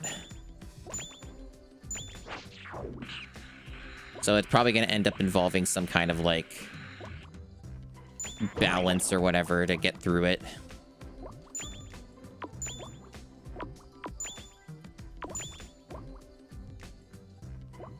Because, like, there could be an argument to be made that this method I'm using could be longer than it takes to get through the rest of the game from just trying to do the courses over and over again.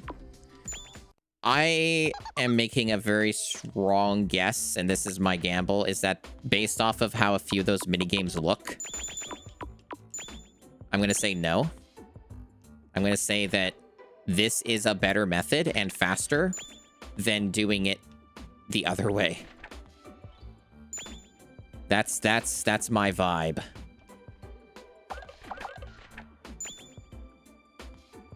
Because if nothing else, that statue head thing seemed so fucked up that I think that alone demands the buffer of having a lot of these chance stars.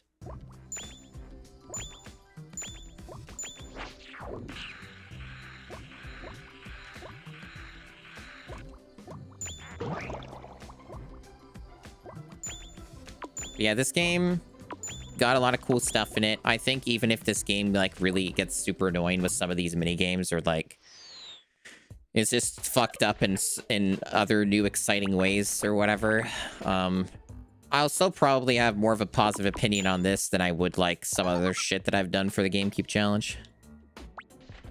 Because at the very least, like, this is a unique game in many aspects, and I will always appreciate a more unique video game than being the fucking licensed platformer slop game number 560, you know, that this stuff plagues the GameCube challenge. But yeah, this is one of the games I wanted to do during the summer because this has summer vibes. I think this has a lot of summer vibes to it. So far, that seems to be a correct assessment.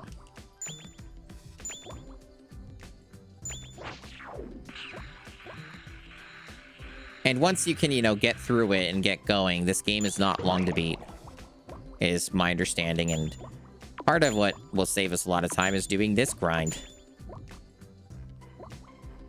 Yeah, it doesn't seem to really, like, make any meaningful difference to any of the mini games. It's just a skin, right? It's just a little skin. It's a model that you kind of make. It's just cosmetic. It doesn't have any purpose. Nothing you do about the creation of it will influence the stats or anything like that, right? And the stats also don't seem to work or do anything in the game. So that's the other aspect of it as well. It is possible that maybe the stats do something, but it's not enough to matter. But you can just, like, you know, do the minigame good and win anyway.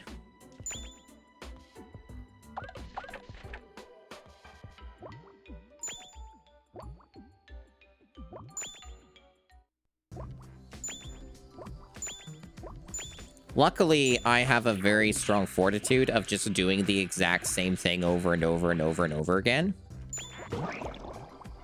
So doing this kind of thing doesn't actually, like, drive me crazy. Not in this way, because it's actually accomplishing something. I have a very high tolerance for doing the exact same thing over and over again in a game if it's actually helping me and accomplishing something. What bothers my brain is when it is futile and a complete waste of time and it's not making me any better at a thing, giving me any better odds at a thing, accomplishes absolutely nothing, which is essentially like kind of like one of the best examples ever of that would be like Sphinx and the Cursed Mummy, where like in Sphinx and the Cursed Mummy, anything in that game that takes forever to do or requires you to do a whole sequence over and over again, you're not learning anything from that experience. It's just there to waste your time and punish you. It's not getting you ahead in any way whatsoever. It's just there to punish. That's all.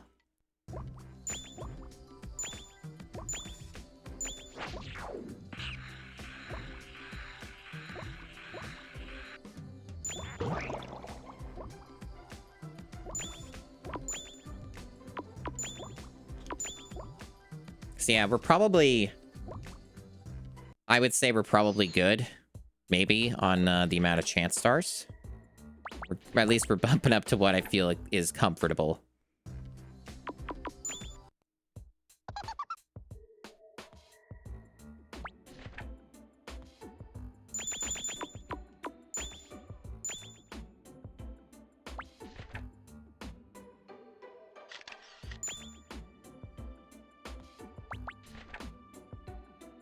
Okay, so we're at 22. Okay.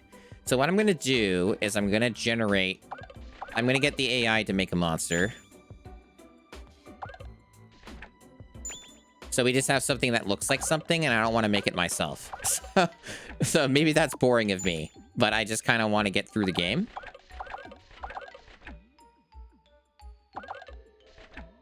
Which is my favorite number? It's 100. It's the biggest number. I brought a stray puppy home, and I'm told I can't keep it. What I do? It's the same question as for, keep it secretly. That'll work. I have water. There are more than 3. I want heat vision.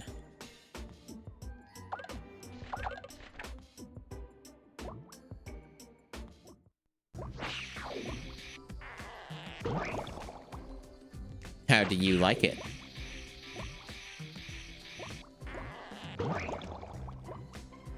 This thing looks like a real freak, chat. This is why I wanted the AI to do it.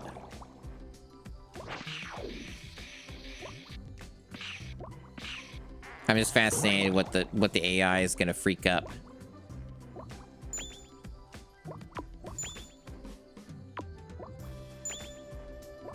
Yes, give it life.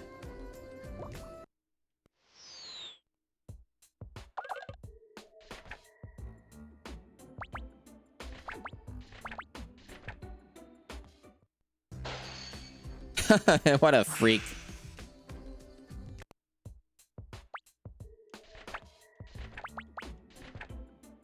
Okay. You know what? I think it needs... Yeah, there's that witch's hat. Yeah, let's get a purple witch's hat on that thing. You do a pair? What? Apply 2 at once? Yeah, put that on the head.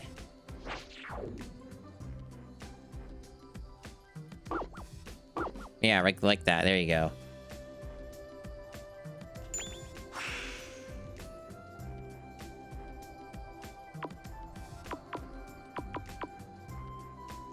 That's good.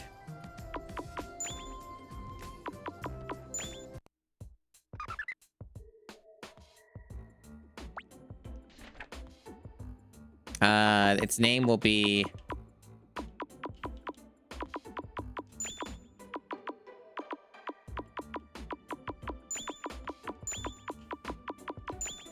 No, I got a better one. I got a better one.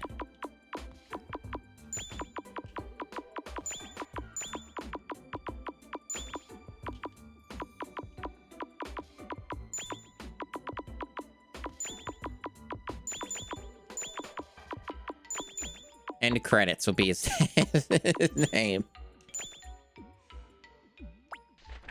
End credits is a great name. Because the idea is he's going to help me reach the end credits, or it will help me reach the end credits. So we got 23 of these fucking things. I sure hope that's good enough. I really freaking hope that's good enough. And the next important step here is I save the video game.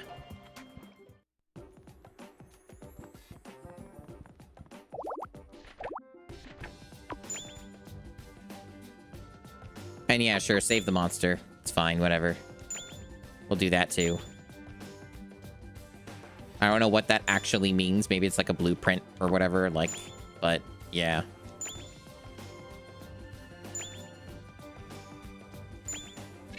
I don't know why it makes me save twice. It's so strange. Yeah, there we go. Okay, so I'm going to take a short bathroom break, and I'll be back, and we'll see how it goes. All right, we're back.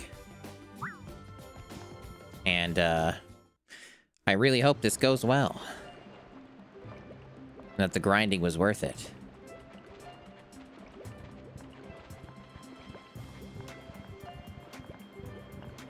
There's been a whole lot of this game so far that is not playing the game, including the long intro and tutorials and all this other stuff. Oh, you know what we could also try too, if it ends up being a big problem, is we could try practicing that one statue thing to get a better idea of what's going on with it. That's another thing we could do.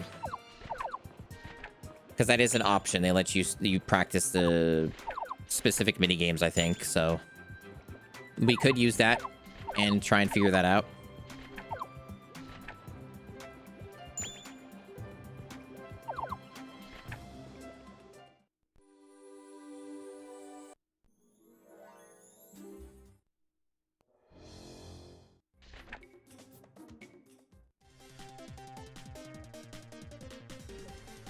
Look at him. What a great ultimate creation.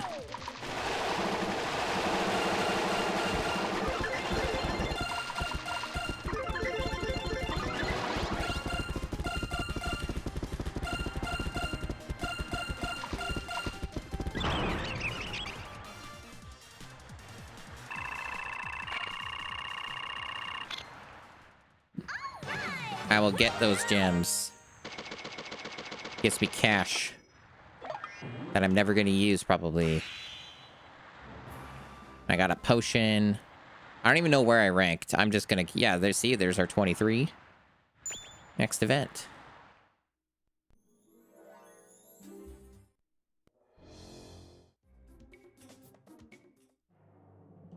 So yeah, this is the actual game, for those who are still around to see that.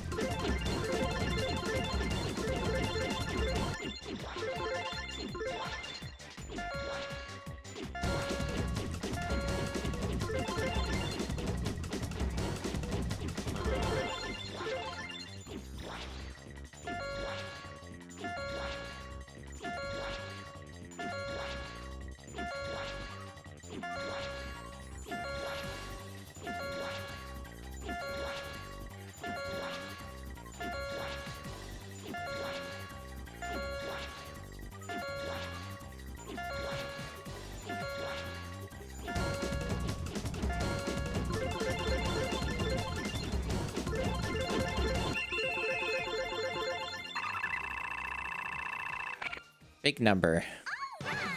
All right.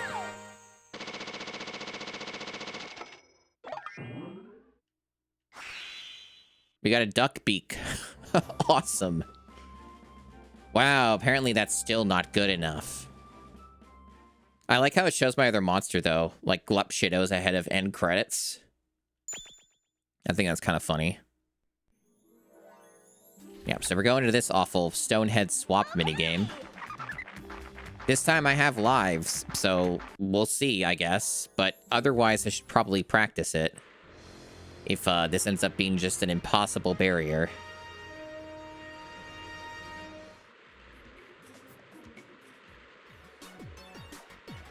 But it might just be an RNG fest of just nonsense, of just fucking the player over through that.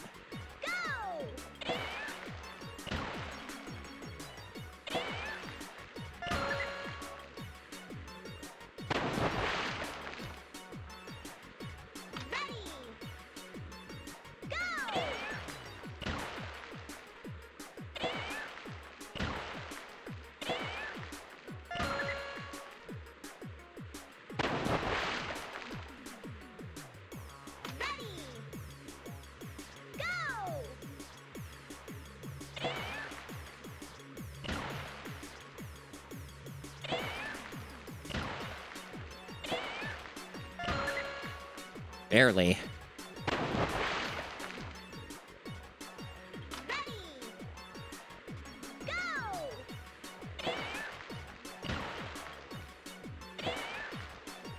No?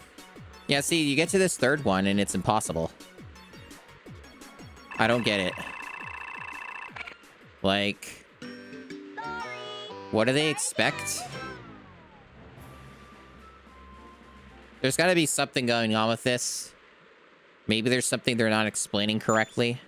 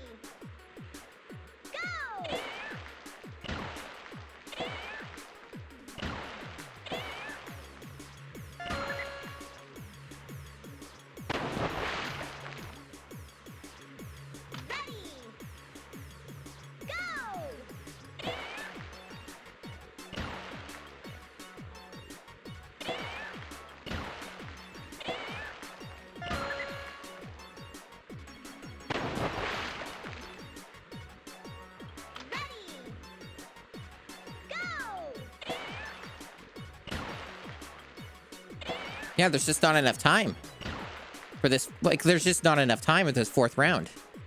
Like, I don't get it. Am I able to, like... The only other thing I could try is maybe there's another unspoken rule of how this works, and maybe you can swap them without using an empty slot. Maybe then it's possible.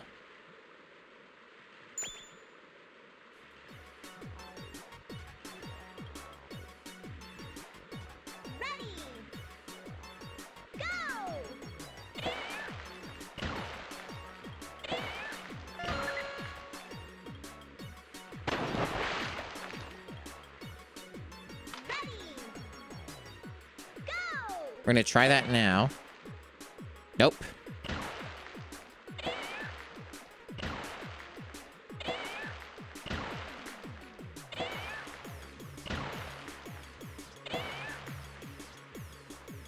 This is unreasonable.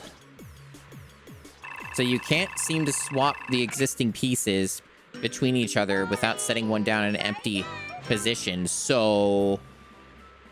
if it's not that, I'm not sure exactly how they expect me to finish this. Like, how you beat this game. Like, I don't understand. Maybe there's something else going on with it that they're just not explaining.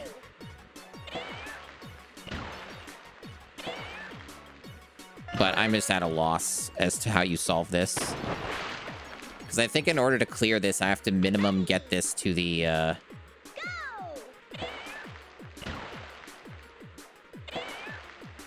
That is not the solution. I fucked up. I won't have enough time to clear it now. Yeah, I think I need to practice this minigame, because otherwise it's going to burn through all my lives. And I'm going to make a very, very educated guess. You do not get those back unless you, like, reload your save.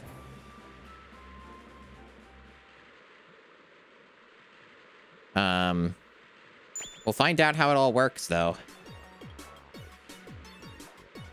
But there's, like, no room for error. It's, like, kind of one of the takeaways with this. You can pause, though. So you can use that to your advantage to help solve stuff, which is not what you would expect, but apparently so. So that helps a bit.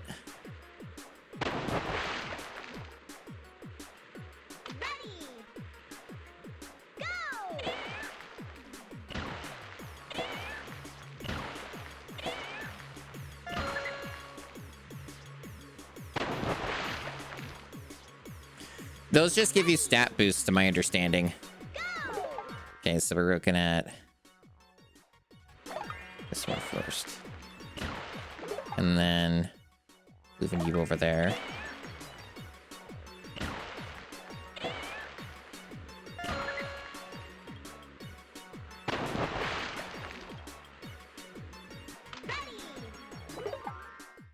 Ready? Not ready. Let me look at this. What are we doing? It seems to me, because two of the pieces that need to match are next to each other, like, and then the other two are next to each other. There's not a lot of this is what makes this absurd, right? Is I don't know how you have enough time to move the pieces to where they need to go. To me, that seems absolutely absurd. Like, this does not seem possible at all. Like, this seems impossible with, like, how long it takes to pick up a piece. And also sometimes it drops your input, or you're not facing in the exact hyper-specific way that you need to pick up a statue. Because you might have noticed there's a few times I go up to them and nothing happens. Because you have to be, like, facing the statue a very specific direction, or it won't let you pick it up. So that makes this also like an extra layer of fuck you, because things like that just happen outside of my control, so... And you can't swap between the pieces, because I tried that and it didn't seem to work. It would be different if I could, like, pick up one of the statues and then it would, like, move the other one or whatever, but it always makes you use the empty slots to swap them around. So 10 seconds or 9 seconds to do that seems absolutely, utterly ludicrous. And it's required that I get to minimum round 4 to even clear this. So I don't understand how they think this is possible. It must be like you have to move at Mach fucking speed. Like you can't make a single mistake. Is kind of the impression I'm getting from this. The only way that I see this working... Like, there's a couple different ways you can go about this, like solving it. But none of them are particularly reasonable. Like, they all seem to take way too long. So I don't really see how you can do it. But there's got to be a way, right? Surely.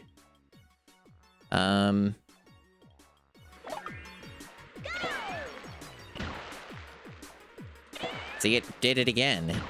It like didn't pick it up in time. It failed it for some reason.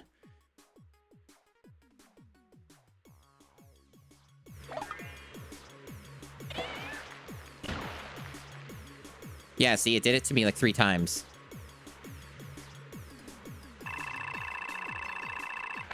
So that's a fail. Sorry.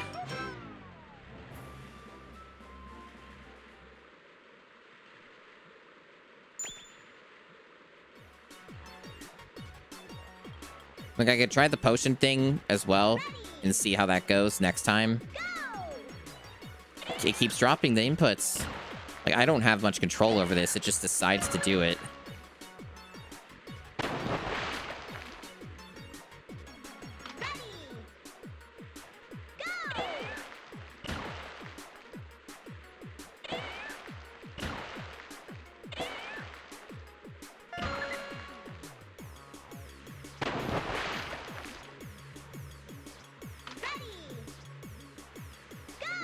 Okay, it's this one. It's that.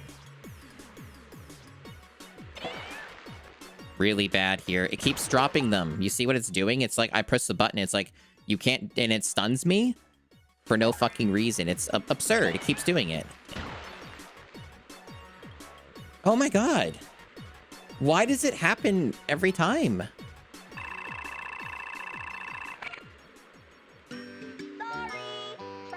It's always fascinating to me when games do this, where they're like, they over-explain things and then don't tell you fuck jack shit about the important stuff. Always a fascinating time.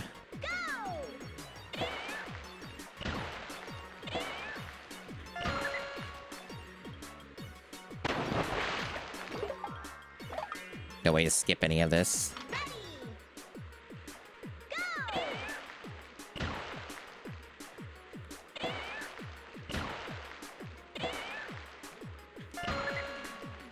Did Minish Cap curse me? I don't know, maybe. Minish Cap kind of did the same thing, but it was a little different. Right, so then that one over there.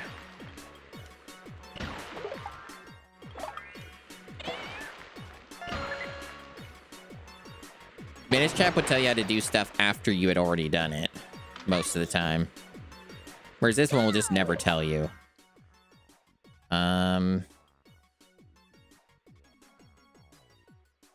So it is RNG. This is a different puzzle than some of the other ones. So it is actually literally just fucks you in some of these situations, it looks like. It's still basically the same puzzle, though, mostly. It's just different heads and different positionings, I think. I don't think... Maybe this is the same? I don't know if this is different. I don't know if it's different, but...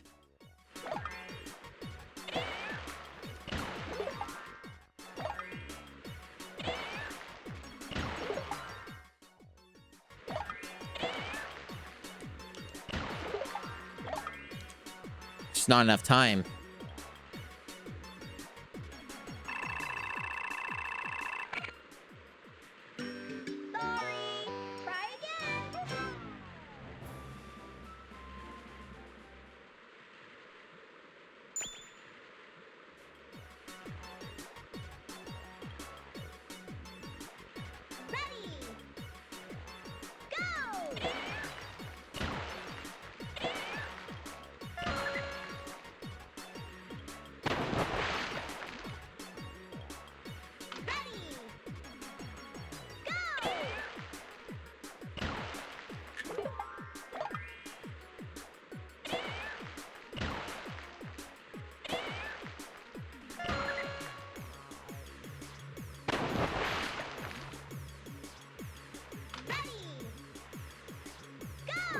Yes, it's this one.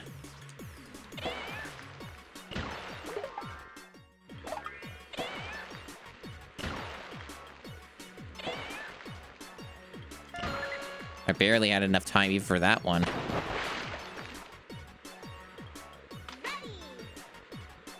I think I see... So I think I see part of what's going on, chat. And part of what's going on is it's accumulating the time. So I think the reason why this isn't solvable is because for whatever reason, I'm not doing it fast enough for the previous rounds. Because now it's 6. There was one time I had it at 9 seconds to complete this.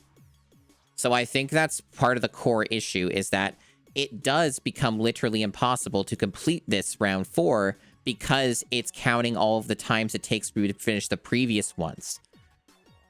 Absolutely just lunacy. Complete lunacy. Utterly unreasonable. So it is, in fact, impossible. So you basically somehow have to be a god and just do it perfectly. That's very discouraging.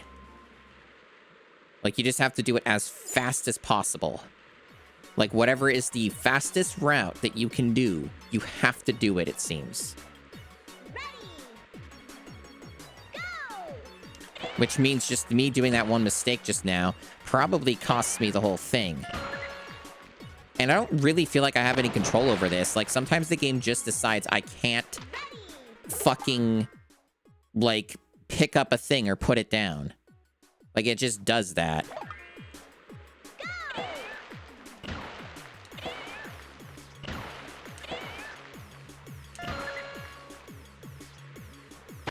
This island is amazing in its own way.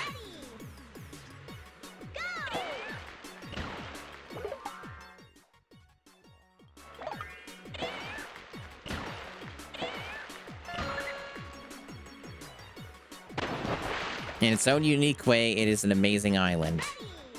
See, now I have 12 seconds. And they did flip it. Now it's like on the other side. It's otherwise, I think, basically the same puzzle. They just flipped it.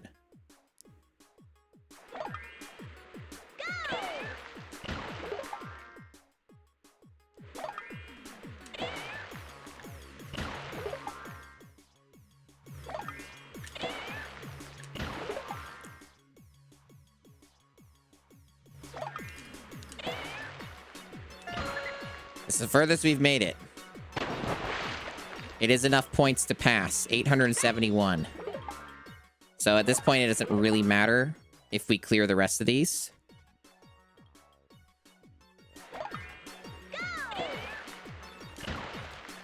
We'll still try, I guess, but, like, ultimately doesn't matter.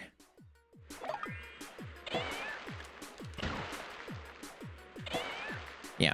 So we did get through it. I don't know how many more times this heinous minigame's gonna come up.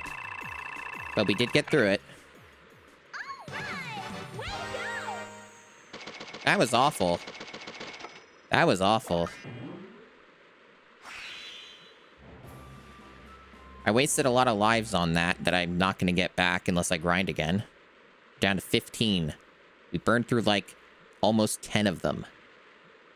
Enough to get through this course, it's just that this is probably what it's going to leave me at the next course, so I'm probably going to have to grind again.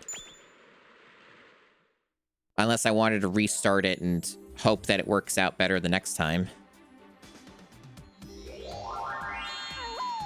Now we're in uncharted territory.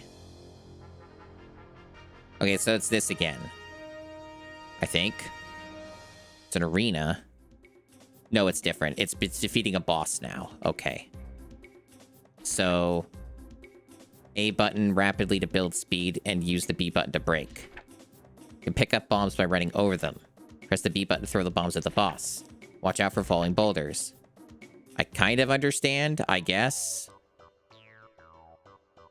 Ready, go! Oh god, this camera.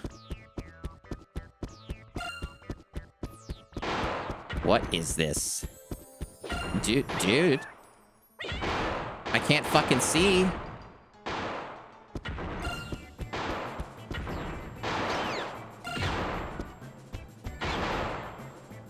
How am I... am I not damaging the boss? Okay, you can grab multiples. Oh, this is the boss? Is that you? Then what's that thing in the center? Is that just there to, like... What?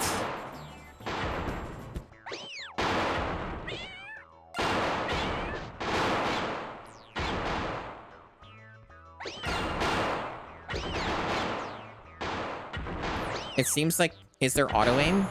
No, there's not quite auto-aim. There's a bit of auto-aim.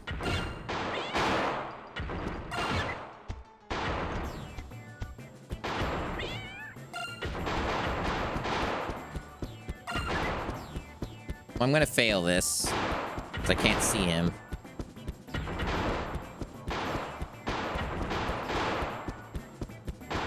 He's literally... I can't find him. Is he in the center? Nope. He's up there. Way the fuck up there. Well, at least now I know where he is. They don't let me do a quick retry, so they make me do this. They make me finish it.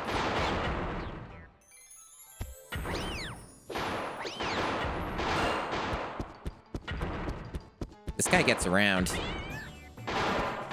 Managed to hit him once. Okay, yeah, that's a fail. Way too slow.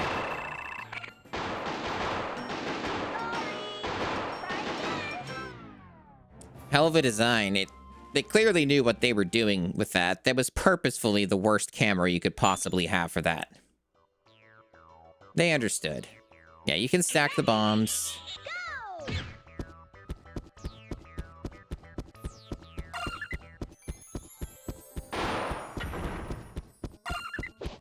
I don't know how much it stacks to, but...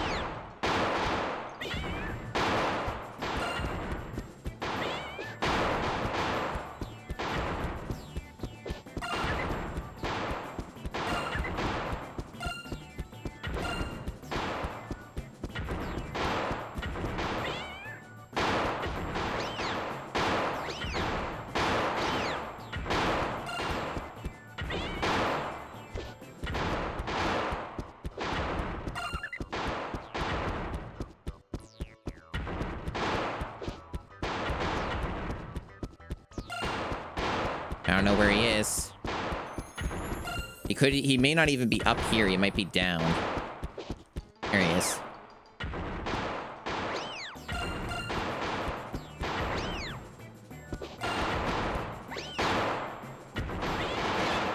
Okay, that probably is a pass. Yeah.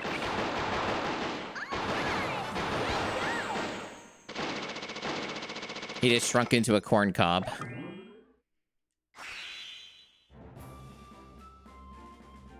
Fourth place.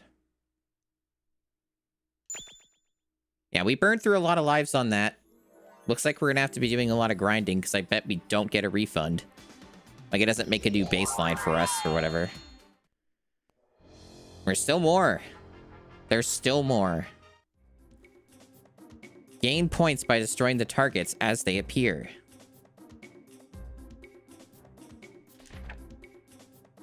Outscore your opponents. Keep on punching and shooting. A and B. So A for the punch, B for the shoot. Use your attacks to interfere with your opponents. The game ends when the timer reaches 0. How high can you score?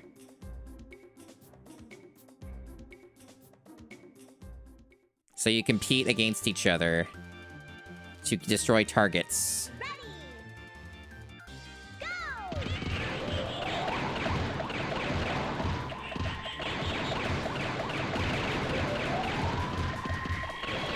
I would assume that probably shooting things is better than ever punching them because it has range and it's the same end result, so there's no reason to ever punch, would be my guess.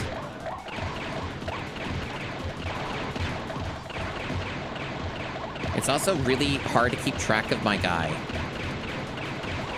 Like, I literally can't fucking see. Okay, you can charge up your attack. Is there a reason to do that? It only works for the shooting, just extra range, I guess. But with how many of them appear... Also, I'm definitely losing. You can tell that I'm losing. Like, the points are too low. Part of the problem is I lost track of my guy. I literally could not see.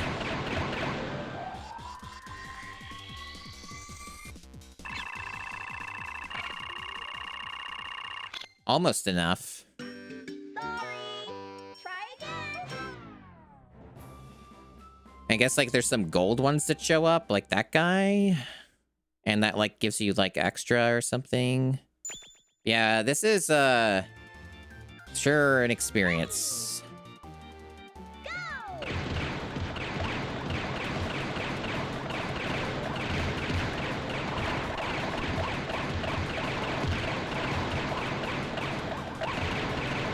Yeah, the golds show up. I see them. They're worth a lot more. We're already almost got enough points.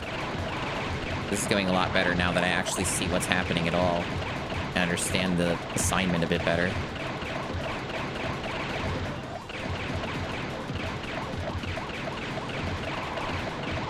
We already got enough to qualify, so we got it.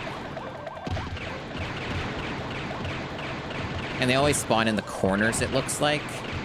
Well, most of them. Some of them spawn in the center, but more of them seem to spawn in a corner.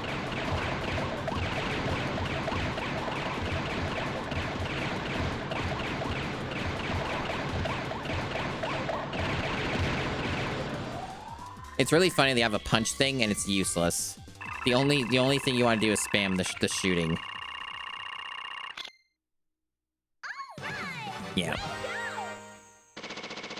It was a much better second attempt. Thorned Claw. Second.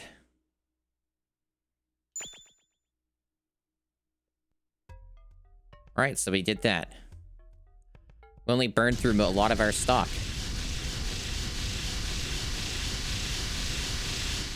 Yeah, it's an orb thing. We've seen it before. And then we still have to do this.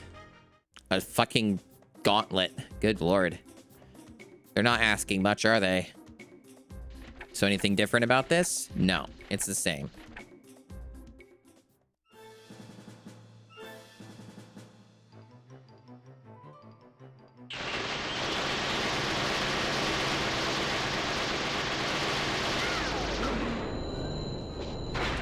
Oh, I fucked up, I think. Okay. Am I messing that timing up? They made this harder in the timing or something? Kind of seems like it.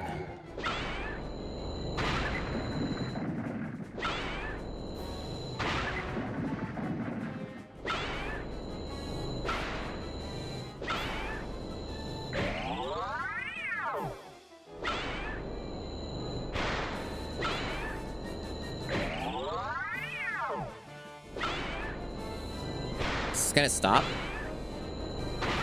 Okay, good.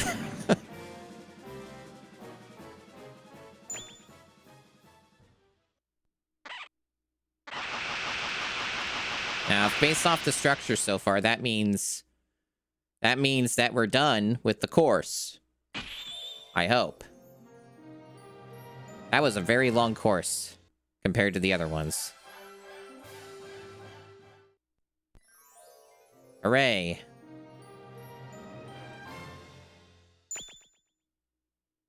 Can use a size when I'm drawing. Very important stuff. And that unlocks the next thing.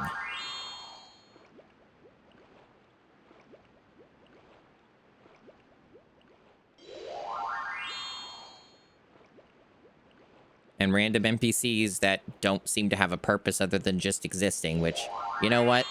They're allowed to exist. They don't have to do anything.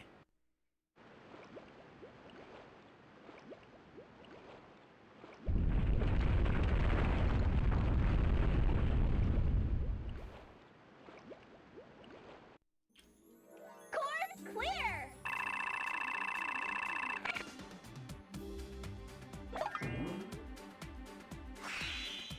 Hamster type.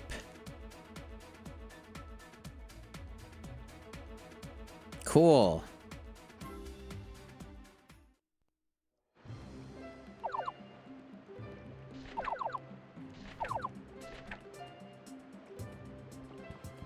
That was an experience, wasn't it, chat? There's a chicken here now.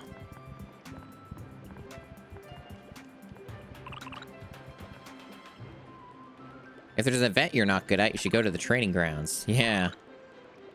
Apparently you make money in the training grounds. Interesting. Not that that seems to do anything, but hey, that's cool. I sure wish we didn't lose as many lives as we did during that, but that's why we grinded all of them. It kind of is a bit foreboding, though, because it's like, okay, so the next batch of these, I'm just going to go down to 0, aren't I? So I kind of get the inclination I have to do it again. I have to do the grind again, to some extent.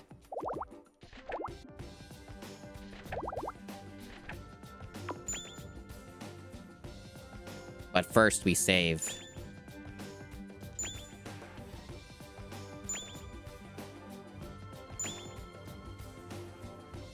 Really weird, again, just how the game makes you save twice. Like, it prompts it twice. I have no idea why. It's the weirdest thing. I don't know if I've played a game yet that's done that, where it just makes you save twice. But yeah, I mean, we have to get back in there. We have to just get more chance stars, because it's definitely not going to be enough based off what we've seen. So, end credits is going to have his life snuffed out.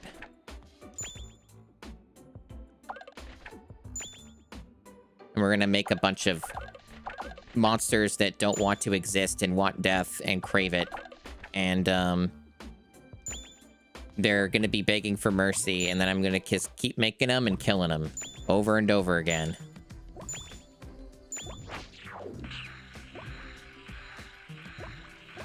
Isn't that fun, chat? I have all these options to create my own little critters, but because this is the only way that you can get lives, I must keep doing the process of creation and destruction over and over again.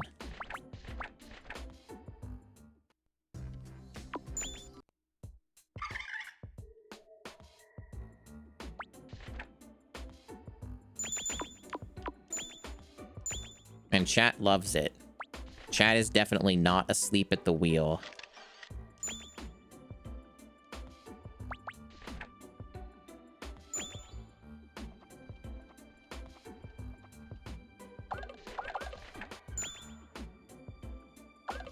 What a video game. It was sure a choice to just have this chance star system. They really sure made a decision with this limited lives concept.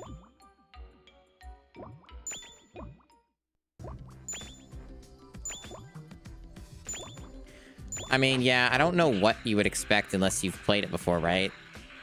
This game is a lot of different ideas all combined together in a very not great way. A very haphazard, unfinished sort of way. There are worse games you could play. And based off the vibes, there's not a lot of game here. So, like, once we keep doing this sort of thing, it's just gonna kind of be done.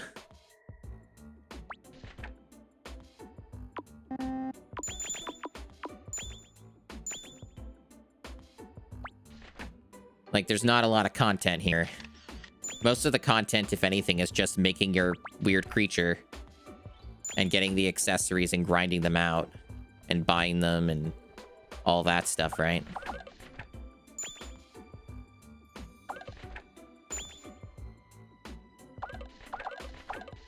But yeah, I would definitely agree with a long player that based off how these, like, at least most of these minigames are structured, it doesn't really make any sense to me that that stats would do anything. And the main reason is, like, you think about it, right? It's like, how would stamina apply to the final boss fight minigame you do at the end of each course, right? What does stamina do for that? Because, like, all you do in that is you push a button and that's it. You just push a button at the right time, and if you get it or you don't. And there's a limited amount of lives that you have, or chances you have in that minigame. And all the minigames are like some form of that, right? Where it's like, okay, what does a stat do then? The only time that the stat makes sense, like speed stat, for example, that's the only one that might do something.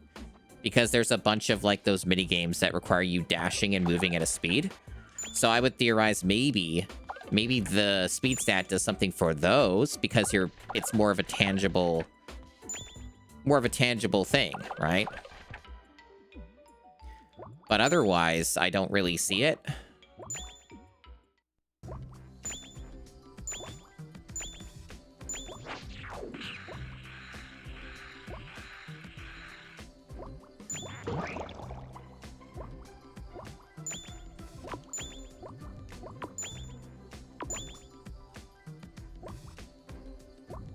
But definitely based off of what I'm seeing here, this will be one of the shorter GameCube games.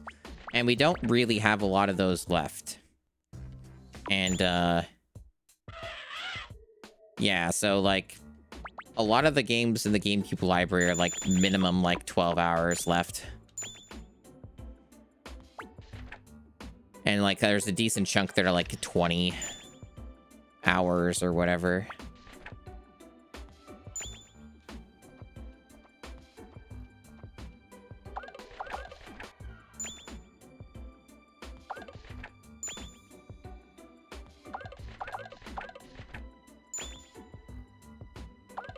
Yeah, this is video games.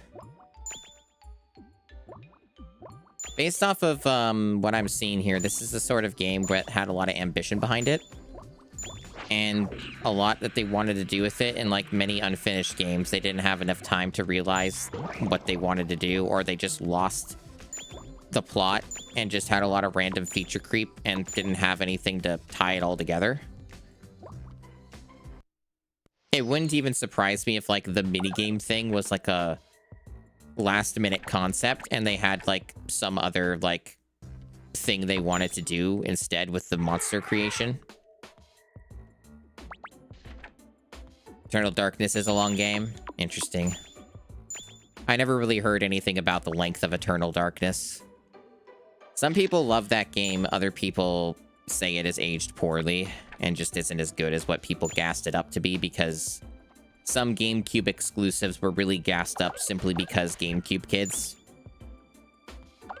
But yeah, I don't mind long games if they're good.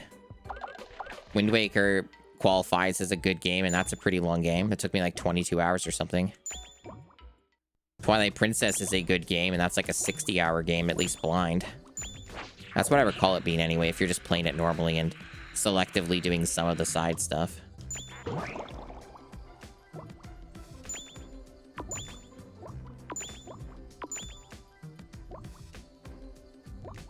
But there are also, of course, a good number of games that are longer for different reasons that sometimes pertain more to the GameCube challenge qualifications than anything else.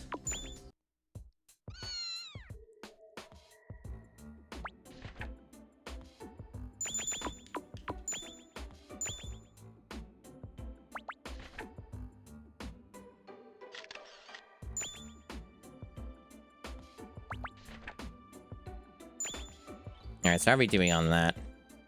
We're up to 29. I'm gonna keep doing it because you can burn through a lot of these.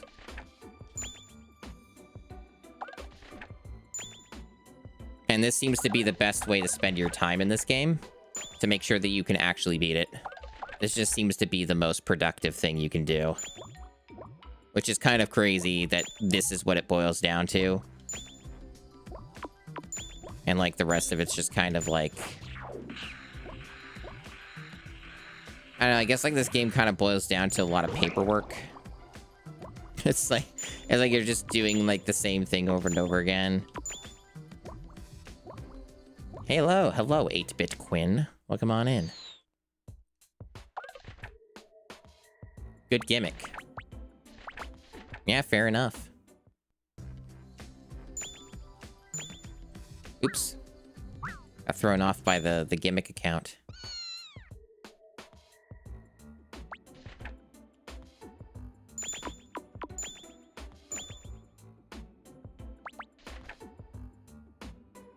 That person's probably having more fun than me. I'm just doing the exact same thing over and over again. And it's not a fun kind of exact same thing over and over again.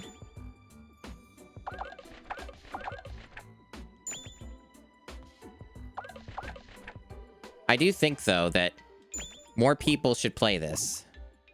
Because it's unique. I am of that stance, even though this game has problems. I think that people should experience Amazing Island.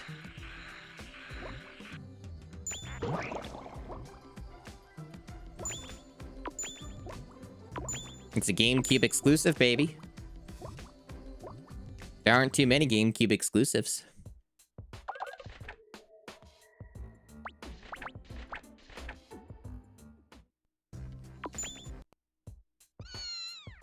It loves being alive. It's on your list? Awesome.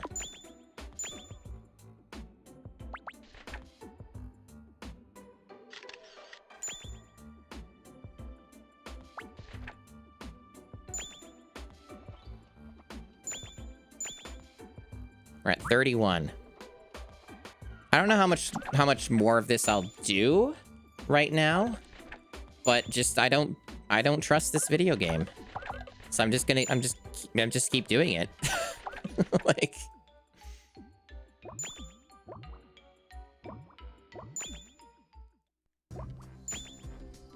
Evidently, it's pretty content on just burning through my lives, so, like...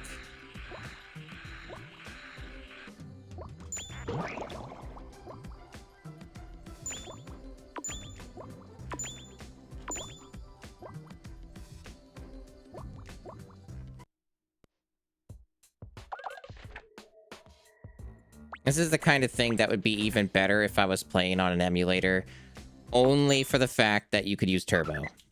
And this would be way faster if I could do that.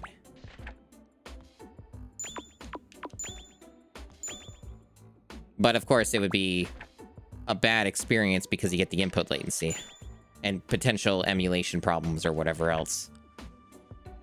That's the debuff. Otherwise, though, it's good for the grind. What the fuck?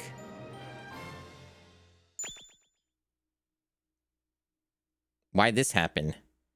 Huh? That was weird. I got a new power. Is it because I kept making monsters over and over again? I got something secret because I just kept spamming monster creation? Like you get something special when you just keep doing it over and over again?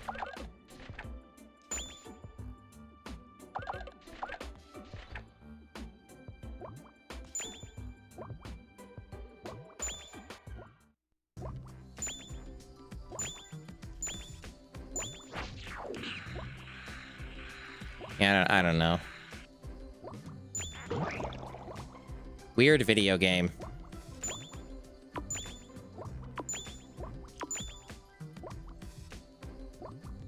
That's the continual takeaway, is what a strange game.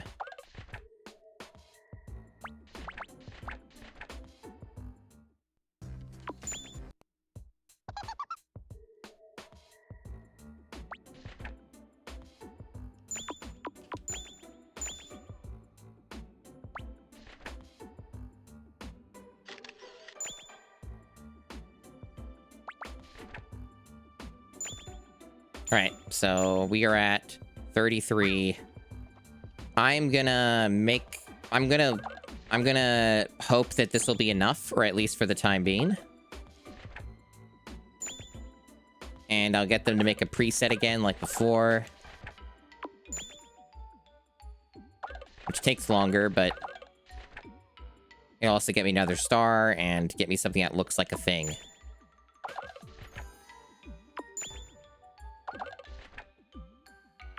Pretty stone, what colors? It's blue. My rival... Which round is it? It's the final match, because it's fucking shonen awesomeness. What do I bring for a trip? Good luck charm sounds boring as fuck. How about a comic book?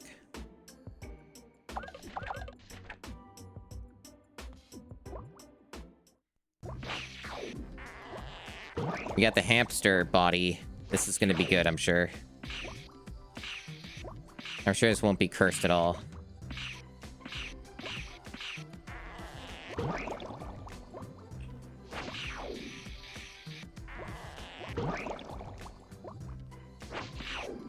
How do you like it?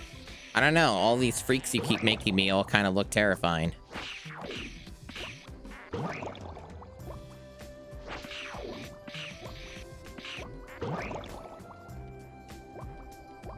Perfect monster. Yeah, totally. Perfect. Yep. As long as I can see the perfect monster when I'm doing the mini games, that's all that matters.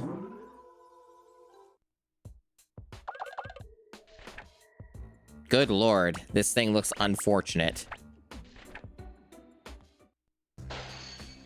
What an unfortunate creature.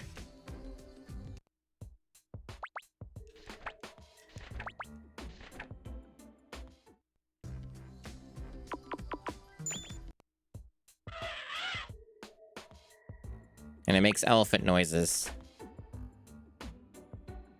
I will call it the creature. What more can you say?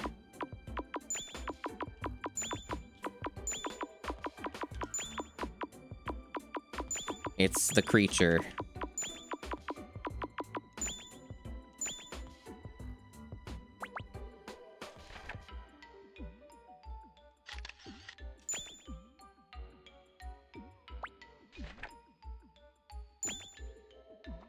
That puts us at a delicious 34 chances. And depending on factors, I might just, like, reset with this amount and redo a course. But there is also a great deep fear within me that, like, this game does something absolutely deranged, like resets the amount, like a Super Nintendo game when you turn off the console or something. That is one of my concerns, because I don't know for sure.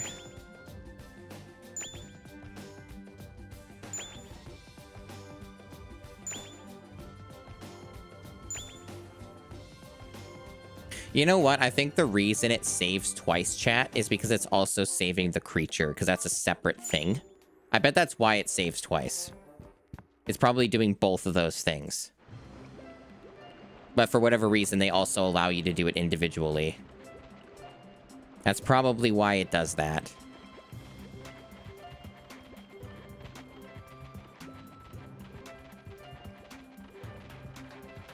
Alright, what horrors await in the minigames?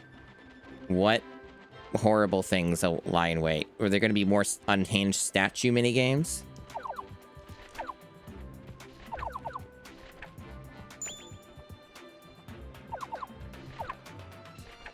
Yeah, give me an explanation.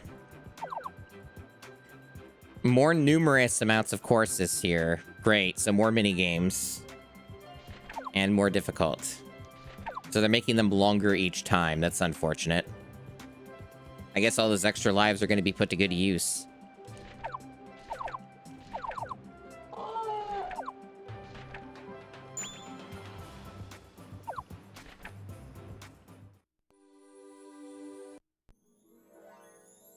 Inferno Volcano Spin Attack. So we're just doing Beyblade again?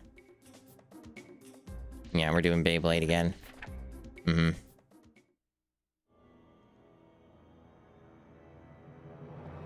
Look at all these creatures, and then mine. All these badasses.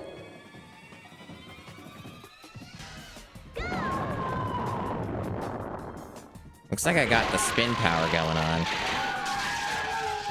Or, whoa. Instant failure there. Holy shit. What the fuck is happening?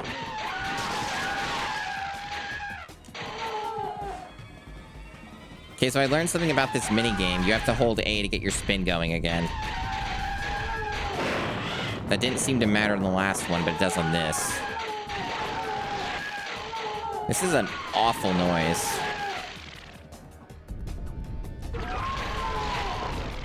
Horrific stuff.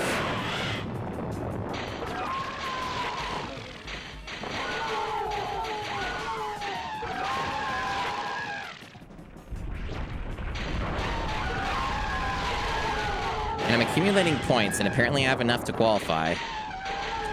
So it's not harder, I guess? It's just... It is harder, but also isn't. Weird one. Maybe you lose points when you fall off.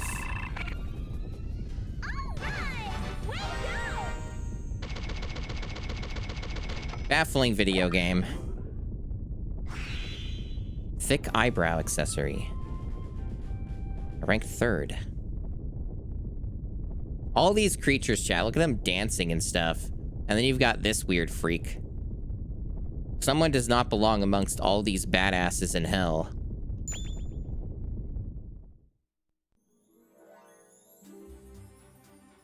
Beaten art. This is, this again, but it's slightly different, I guess. Move sideways.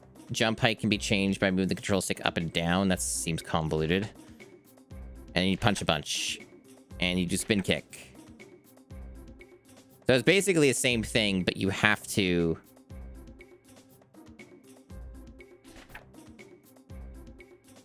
It's similar.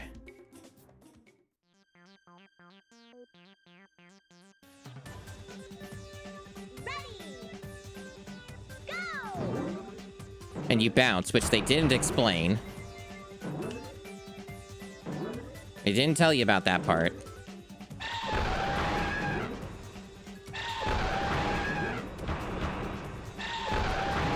The controls for this are certainly something.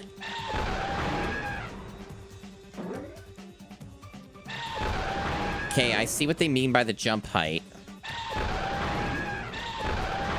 Does it even matter to hit the target other than to stop time? I guess not. This might burn through a lot of my lives. This might be one of these ones that makes me restart it all and practice it. I don't know. This seems like a good way to lose all my lives because you have no idea how horrific the controls are for this. This is like so like bizarre. Okay. Yeah, so that's how you spot the time.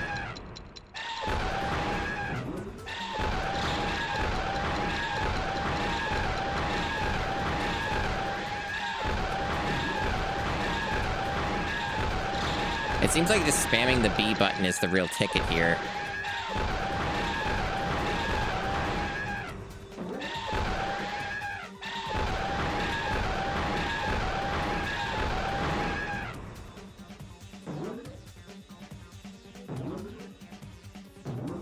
Not even remotely close to qualifying. This is really hard. And yeah, it's a lot of noise.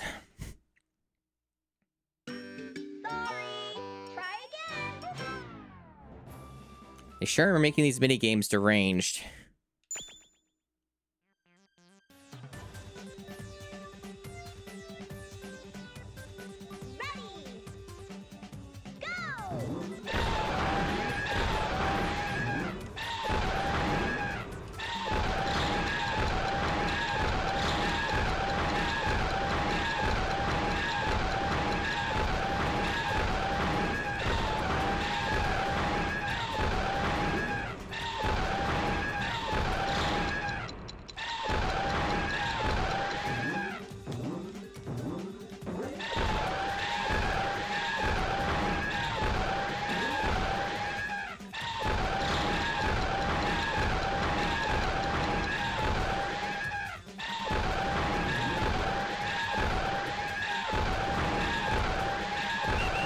I can't seem to damage that other pillar for some reason, even though it should be able to be damaged.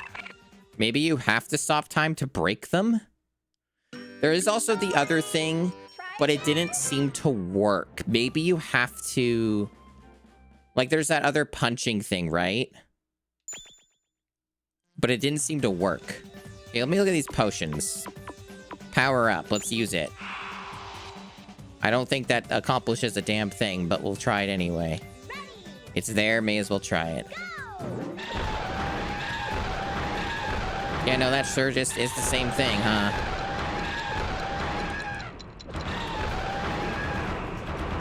Okay, so if you hold down the A button, you do the punch thingy. I see. Now it's making at all any amounts of sense.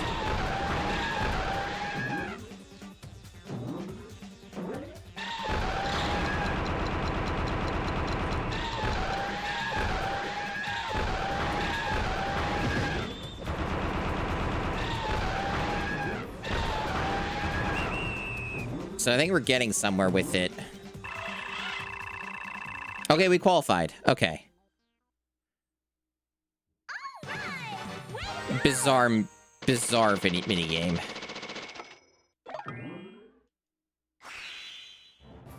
Wasted more lives than I would have liked, but that's why we got a lot of them. And I guess failing that, can always get more.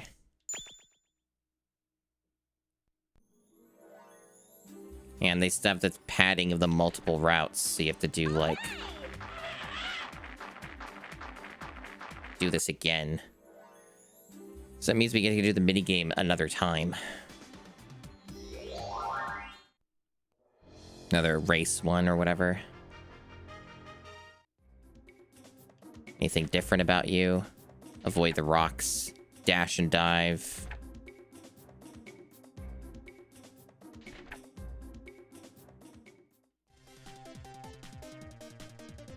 May as well use this speed potion. I don't think it matters, but hey, use it anyway. I think I got a false start there. Well, I'm moving pretty fast, it looks like, but that could just be the normal thing.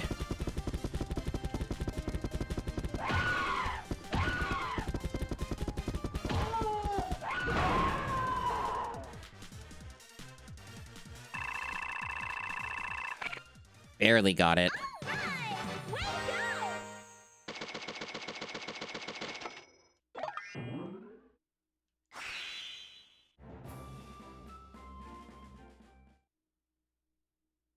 I like how the high scoreboard lets everybody know that you used a potion.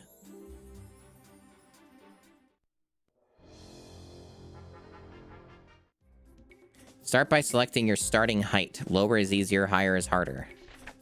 Press the A button at the right spot on the power gauge. Press the A button again in the green OK zone on the angle gauge. So it's the same thing we've done before, and you... Yeah. It's a combination of separate minigames. Essentially, it's one where you're not really looking at the visuals, you're just looking at the gauges, and you push the buttons at the right times.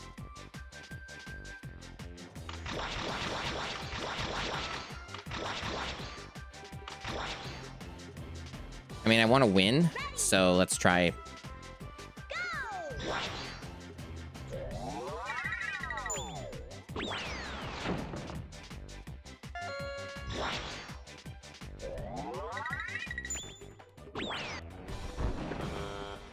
But it's demanding.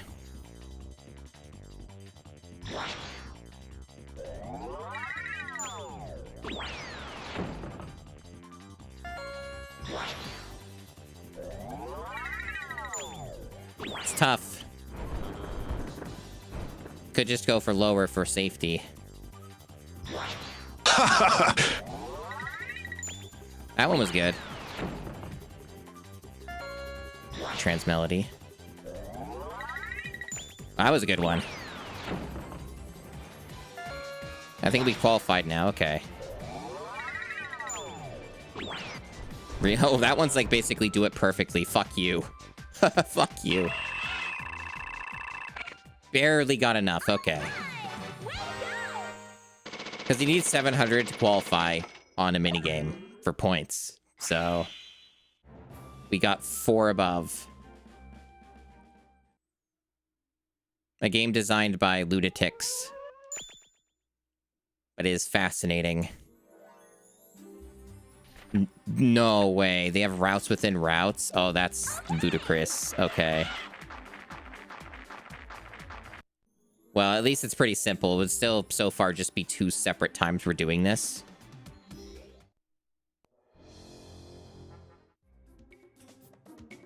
Testing the redeems.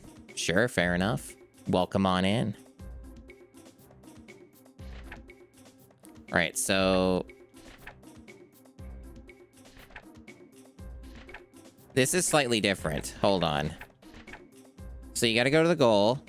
Yep, you use brake now. You have a brake. Hit an obstacle through the speed. Apparently you avoid obstacles by doing what? Okay, just the same as before. Okay, left and right. Your stamina will decrease if you keep running too much. Interesting. So, like... is this one of these times where the stamina... like, potion does something? Let's try it. We just got one of these. Ready! Go! Okay, I see what we're doing here. Oh, this is very different. Oh, God. Okay, that's a choice. It really would help if they demonstrated it through a video first. Because, like, I had no idea what the perspective was going to be.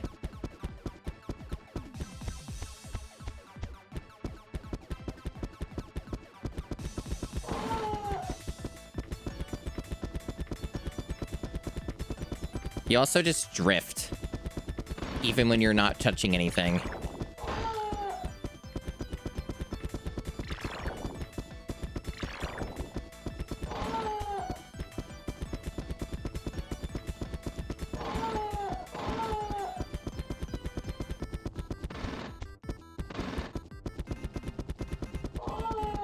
I think I qualified.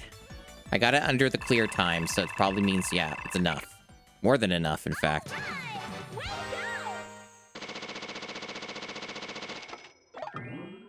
At least some of these have been first tries. That's good.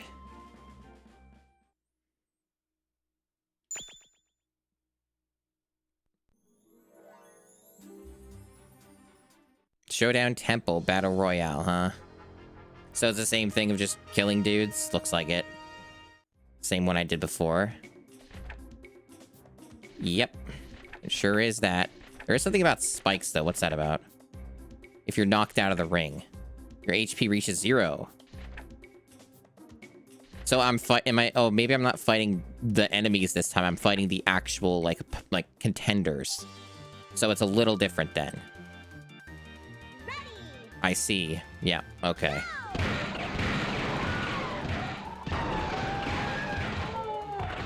Oh, wow. It's that easy to get knocked out, huh?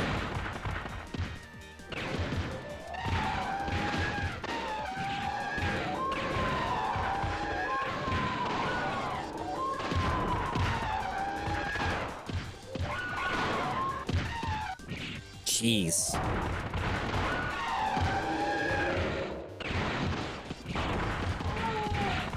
It is hilariously easy to get knocked off.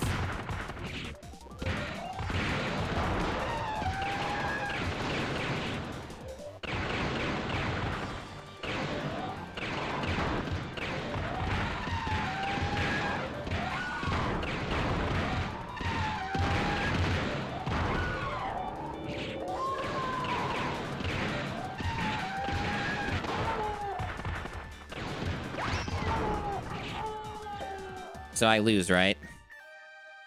I don't have to get first. Sure looks like I lost. Wow, not even a single point. Sorry. Try again. Yeah, so this looks like it's another one of the bad ones. Another one that's fucked up. I'll use another potion. Let's use a power-up potion. I don't think these do a damn thing, but hey. I'm gonna try.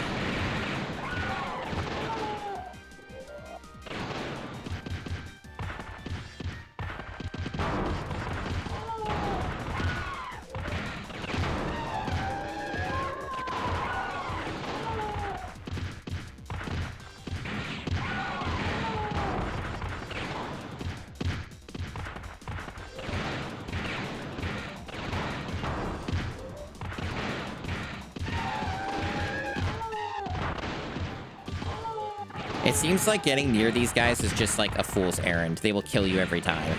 They just seem to be able to cheat or input read or whatever the fuck. Which is pretty normal for single-player games. I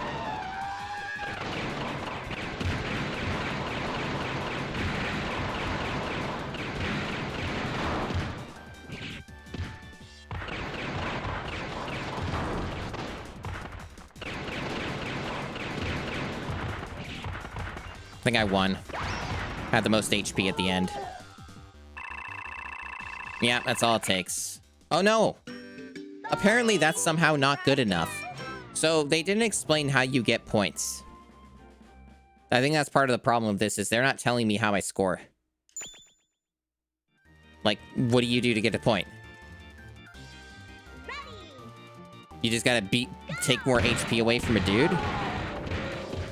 I figured it would have been whoever has the most HP remaining, but apparently not, because I score points while I'm doing this. It says 0 points at the moment. So I got points for knocking that guy in the ring. Or out of the ring, rather. And I got some points for damaging that guy.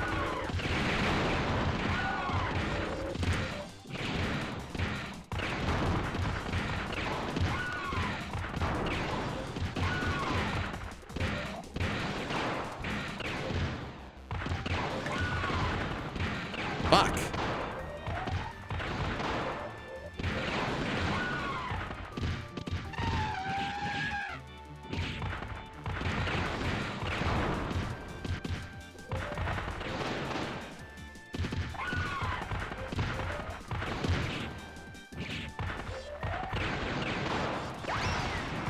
Okay, I got a lot more points that time. Couldn't really exactly tell you how, other than I guess I just hit them out of the arena a few times. Okay.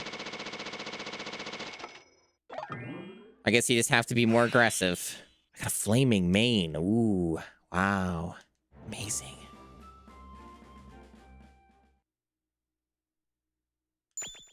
So there's one problem I've noticed with this game, is because there's so much button mashing involved. It kind of wears me out playing it for, you know, a few hours.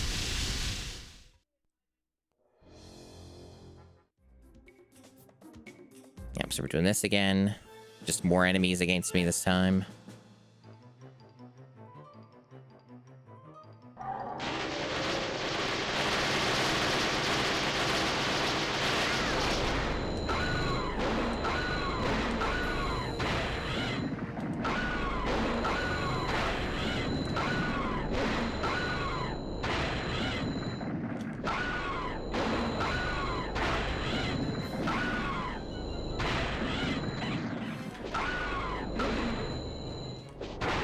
Really? Okay. Apparently I'm fucking it up. First time I'm failing this. So they like try to combo off of each other. So I see that's one reason why to try and eliminate some of them earlier.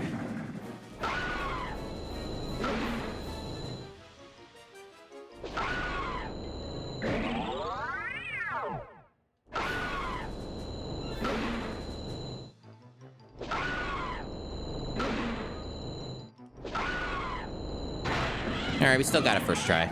Came close, though. Came close to failure. So 29 of these lives remaining. Didn't lose a ton. It's completely deranged that they do not have, like, an in-game system to give you more. That, to me, is nuts. Like, that you only can do it by just spamming monster creation.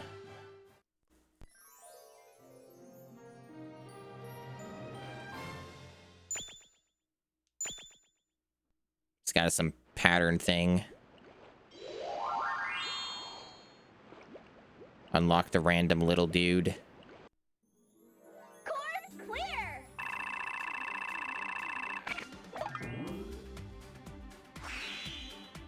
Dragon Man type. That's normal. Normal stuff in your video game.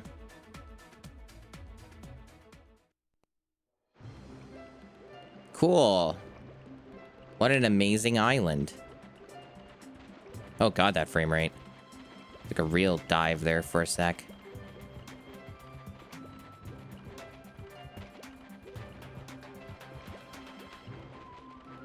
Still weird this is a feature. This, like, to me, having this at all just comes off as, like, the game was supposed to be something else. And it's a leftover. Because there's no reason to do this, like, ever. It's just a feature in the game. You push the button.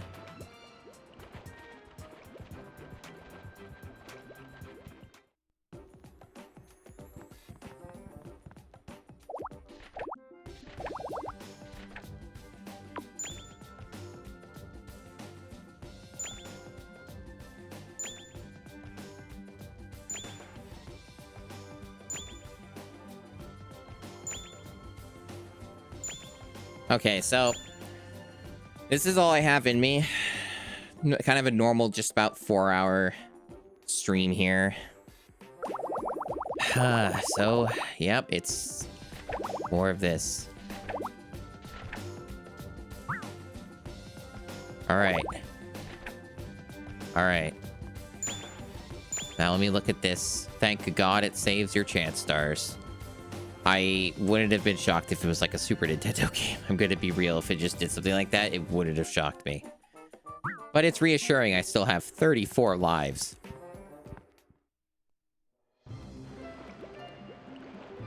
What a video game. Okay.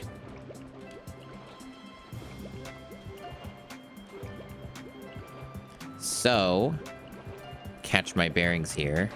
Man, this camera is so slow. Hey, there's a pig over there. What's going on with that pig? I have skill cards. Teach your monsters new skills they can use. If you play Monster Card, you can learn more about it. What if I don't want to learn more about it, huh? What if I'm done with learning? What if I just don't do that anymore? Would that be okay if I just stopped learning? forever. I really have to remember where I'm going. I think it might... Like, I don't know... where... Oh, it's over here. It's over here. Okay. Yeah, this is one of the routes.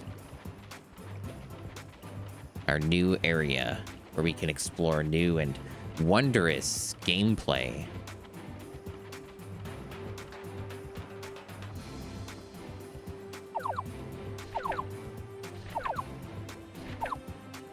I don't have a partner.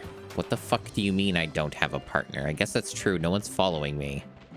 Do I have to, like, load my monster every time I fucking load the game? That's bizarre. Like, I know they have a save monster feature, but you'd think I would just have the monster with me because it's who I used last and you can't do anything without having a monster. Okay, so, like, what? Do I just talk to you? System menu. Load monster. Memory card. I also have presets. Okay, go ahead and select either of these two that I saved. The Glup Shido and the end credits. I guess either. Doesn't really matter what I use. Just use that one. That's really weird that they make you do that. Yeah, sure, we'll use you. It really doesn't matter which monster it is. They're all gonna do the same thing. So, sure.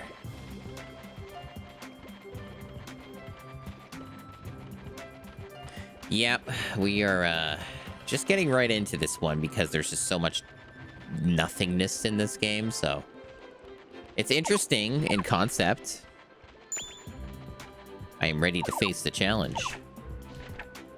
Yeah, give me an explanation, bro. Throughout history, humanity has done naught but repeat itself over and over. This is getting deep. Yeah, customization's just for looks only. There's an RPG system, but it doesn't do anything, as far as I can tell. While no one feels pain, it is things like pride and disposition that are important. This is deep, man, at first. Once the pain gets to you, you realize that life is truly the most important thing in the world. This is deep for this video game. What is it that the Black Evil wants you to see? Do you really have a reason to continue on in this fight? That is not for me to say. What the hell is this? Are you sure you still wish to go forward? Yes. High synthetical.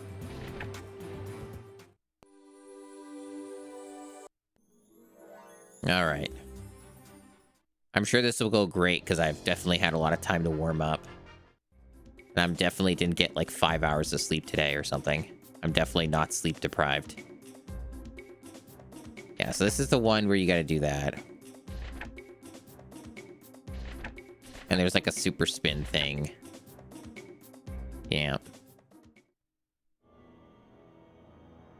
There's like a lot of stuff in this game that just seems to not do anything.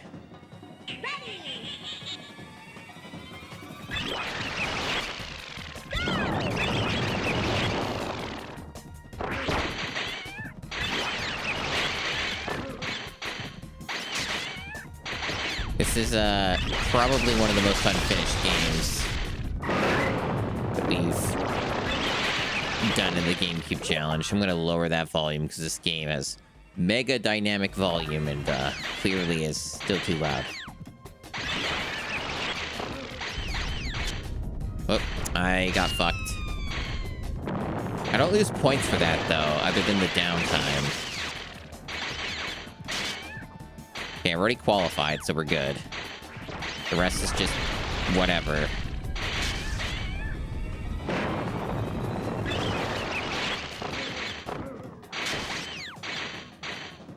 I would say this game is still too loud.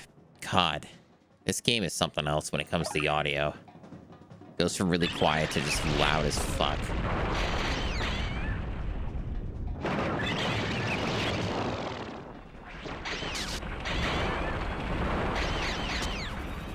All right. We're winning. We're winning, chat. So much spin.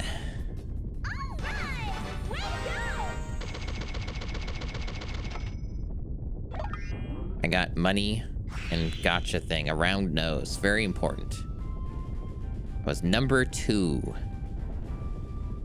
So this is literally just the same minigame at this point. Like, we're just recycling events. Yeah, that's... So, like, there's not a new minigame introduced every time. Okay. Well, that probably makes things a lot easier for me. Yeah, this is also another one of the same minigames. So that's actually good news because that means that, like, there's less things that I have to learn. So it means that, like, the rest of this can go by quickly. Hi, Vixen Dragon. Welcome on in. Yeah, so this is one I kind of took a while to figure out, and I think I understand what the... Yeah, I think I kind of get it now. Yeah. Yeah, and this one, when you know kind of what to do, it didn't seem the worst. But it's still a little tricky. Go!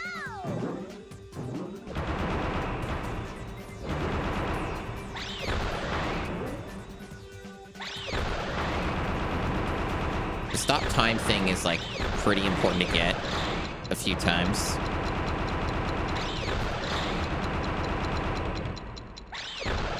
Can I? Whoa, I'm going so fucking high.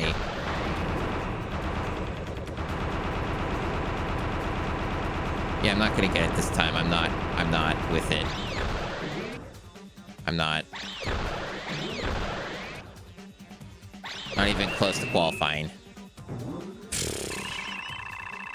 I'll get it. That's why I got all those chance stars, chat. I just don't want to burn them all, you know? Because that means we have to go back and do it again for a long while. That's... Or we have to reset, either one. Alright. Retry. Yeah, this one has terrible controls. Like, I understand exactly what you have to do. It's just that the controls are fucking abysmal.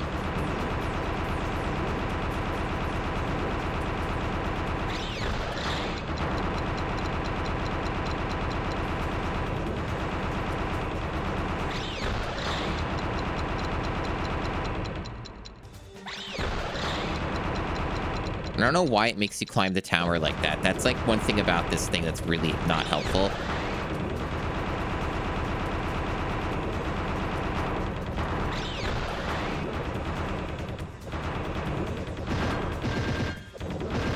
All right, we got it.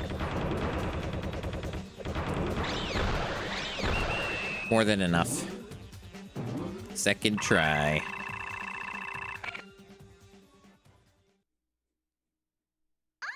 So remember that to qualify to win a minigame in this, you have to be at a minimum of 700 points. Hey, Blue, welcome on in.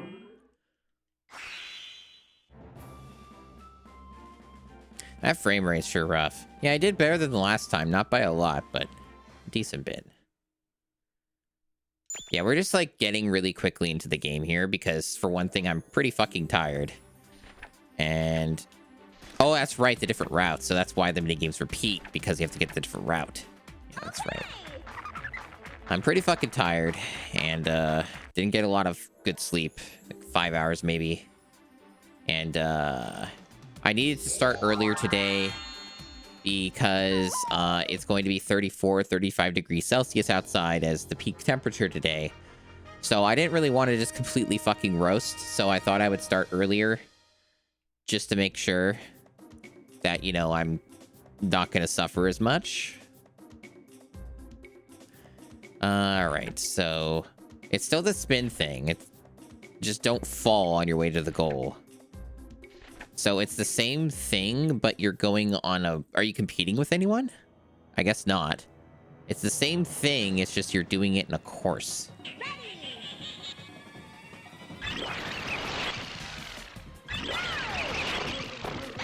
Oh no, there are people here. That's fucking bizarre.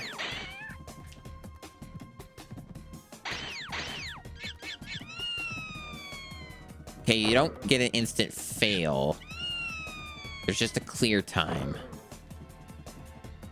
I see. Oh, they make this fucked up, huh? What?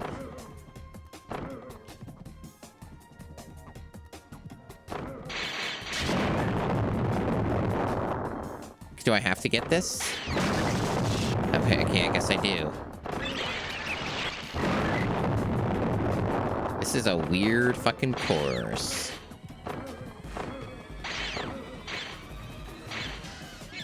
God damn it. Okay, how do I progress? Oh. Okay. Bizarre. Be qualified. Pretty easy, all things considered.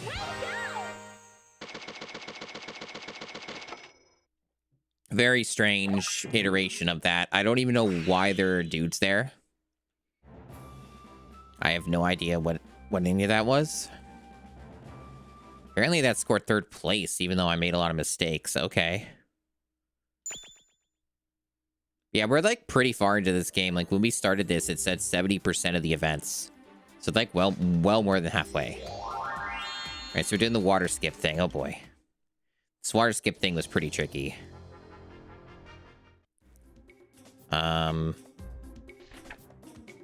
Yeah, this is the one where you gotta like do that, and then yeah. Yeah, I think I remember the controls for this. That's really what a lot of this is just understanding the controls and some of the idiosyncrasies, and then once you got that, you're okay.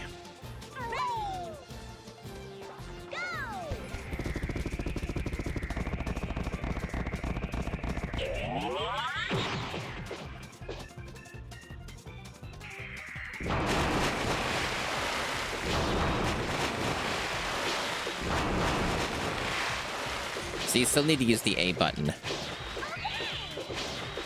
Because you have to break those.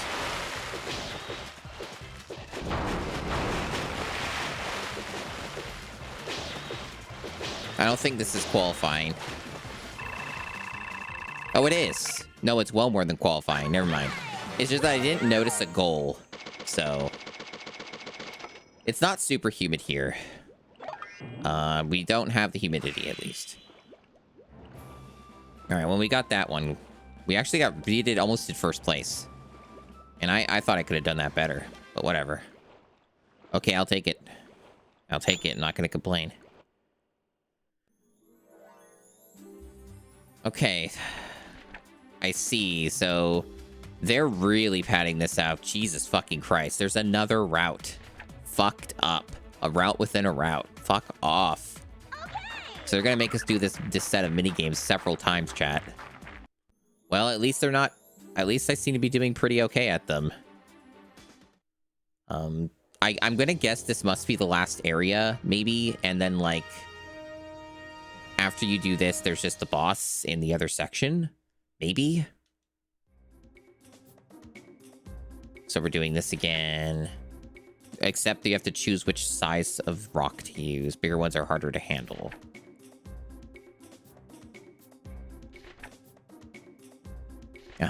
Yeah, it's similar to something we've done already. Except there's this balloon mechanic now. God, this is convoluted. So many fucking instructions. It's always better to just fucking... just keep trying until you learn it.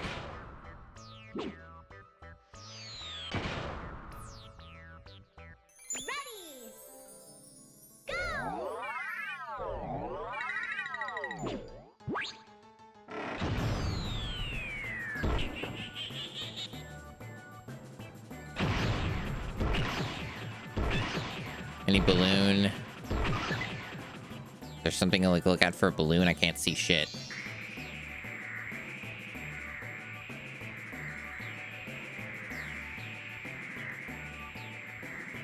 So if I didn't reach a goal, is that a fail? They mentioned a balloon. I never saw anything. That's a fail. Fuck you. Sounds like chat's having a rough, hotter day than me. That's unfortunate. That's the range. Maybe I shouldn't go for the big boulder. Because I nearly did that perfectly, and it still wasn't fucking good enough for them. What a bunch of dickheads. Fine, I'll just do the normal rock size. Fuck. Oh, this is gonna be shit. Because they demand perfection, remember? And I did not get that perfect enough. So this is quite the long... You can't skip any of this to see your result.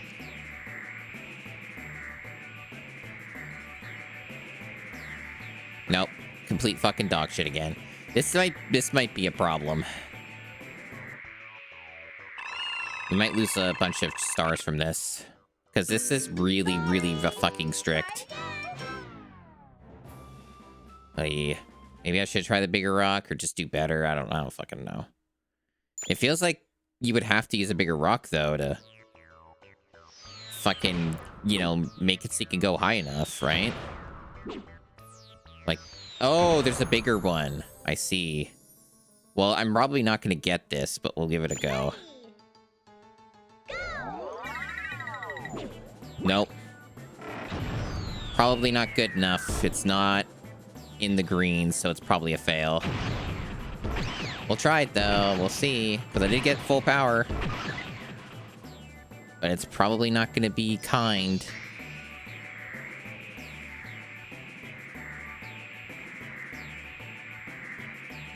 No. They demand perfection, chat. This minigame might actually be the worst one. This might be the worst minigame. Bunch of fucking jackasses. How the fuck do you get 1,500 points? Like, genuinely, how the fuck? Absurd. Fucking shits for lunatics. Ready. Go. God! I wish there was a way to make this go faster. Because I know it's a fail. You don't need to make me run through the... Okay.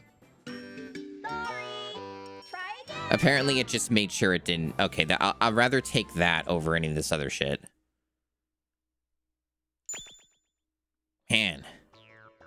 Fucking jackass minigame for fucking dickheads. Alright.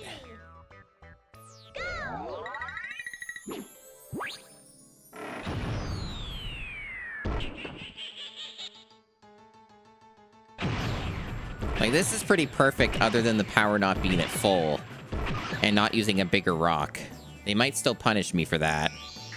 All I need is 700. I don't need, like, a big, giant fucking score here. And it's still not good enough. What is wrong with them? And I never see this balloon thing. They talk about this balloon thing, chat, and I don't know what the fuck they're talking about. I've never seen a balloon. Because a balloon is apparently how you're going to get more fucking airtime or something, but I've never spotted one. Whatever. Is there, like, a bigger rock than this? No, just the normal and this.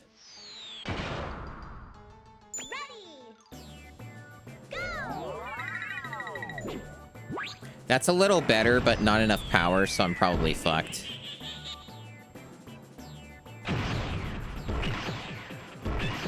Evidently, I'm gonna lose all of my fucking lives to this fucking minigame. So I'm probably gonna have to grind some more. What a fucking brutal thing. Like, I really can't believe that they're this fucking strict. Like, this is designed by lunatics.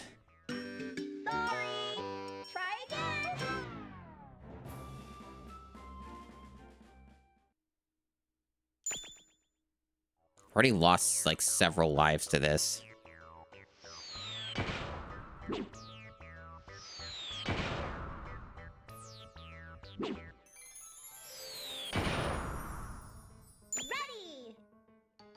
Go.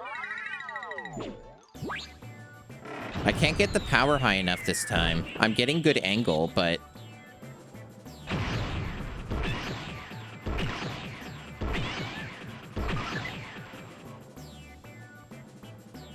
I feel like because I got the bigger rock,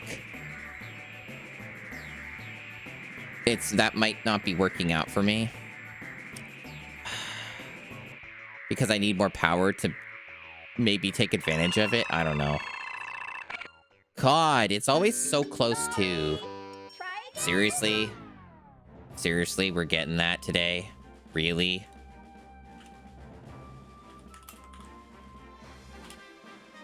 Okay. Alright. Would using a potion do anything? Because I don't think stats do anything, but I'm desperate. I will try it. Maybe I'll go with just a big rock and not like a mega sized. I don't know if it matters, but we'll try big.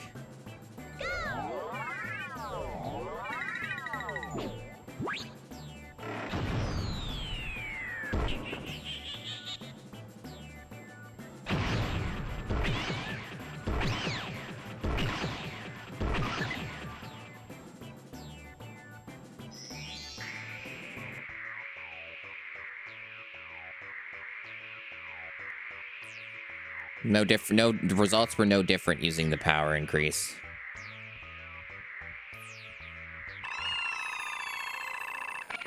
Do they have proof that the stats do anything?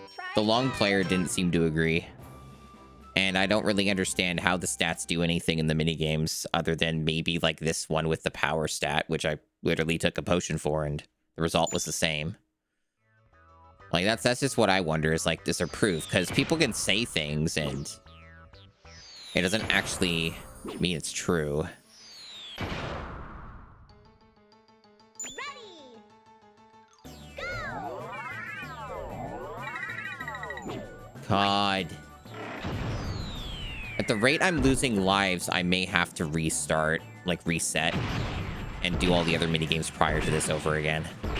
It's either that or I do the gigantic grind of getting all the chance stars back that I lost. This actually feels impossible. Like, this minigame feels impossible.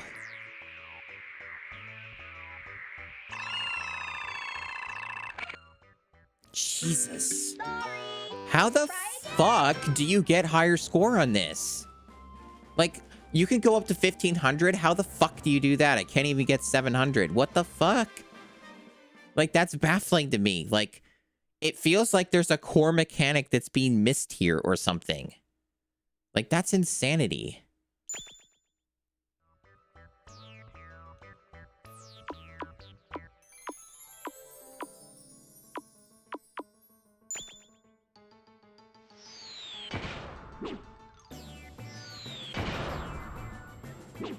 I'm gonna, like, try a fucking normal rock.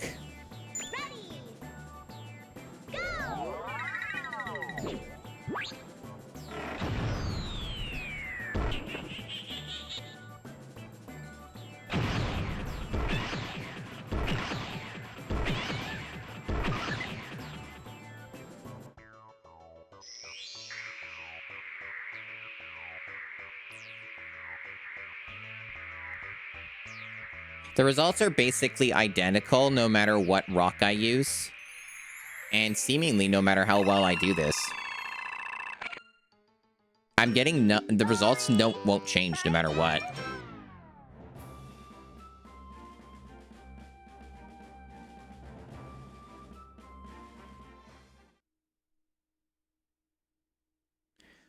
So far I'm losing all of my lives to one minigame.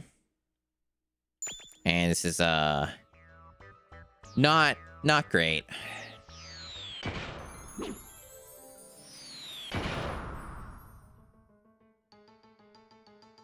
Ready.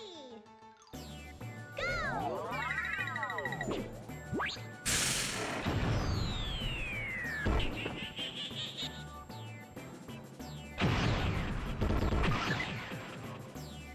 Why was that fucking thing when I mashed it?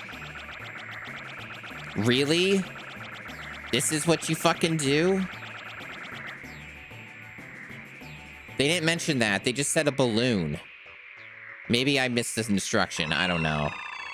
There was like a lot of instructions in that. Sorry. Try again. God. I've lost so many lives to this too. It's like almost worth a restart. I don't know. We'll see how it goes. Ready.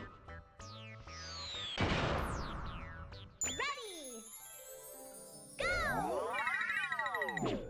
Okay, this is almost perfect.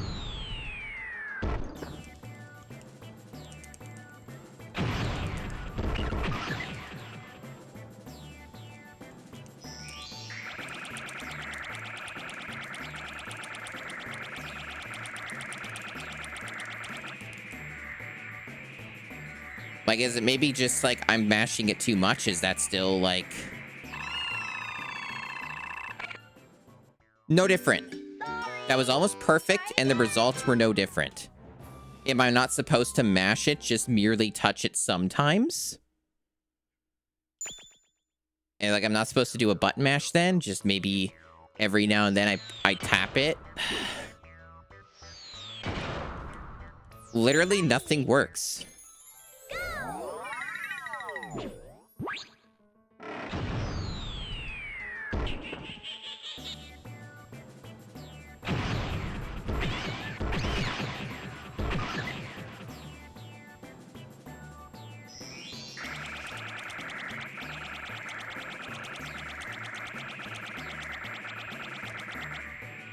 Impossible. This is impossible. I'm gonna cheat.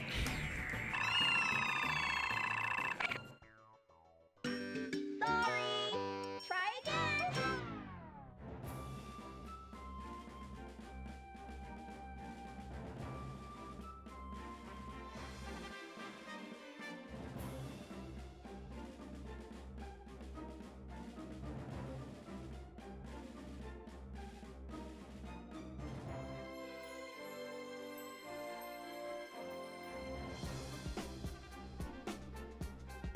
Okay. Hope there's enough battery on this.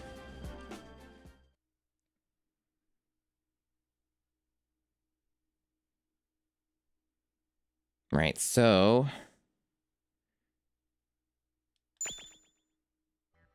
hope that is the right button.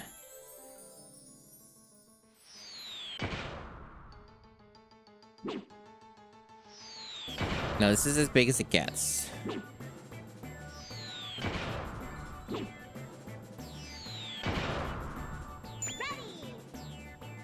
Go.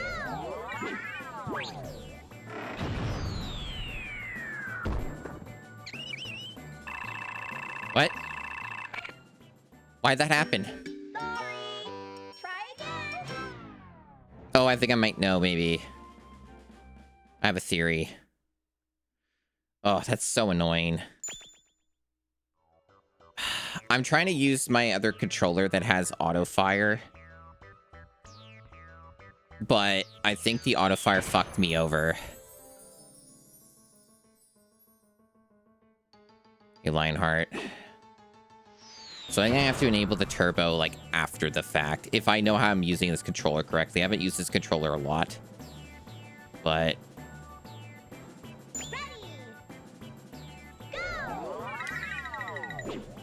God, that was not good.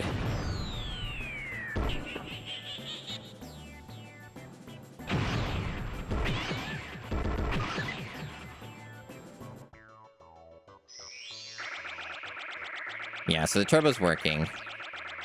Auto fire's working. Not helping though, because I didn't really do that correctly.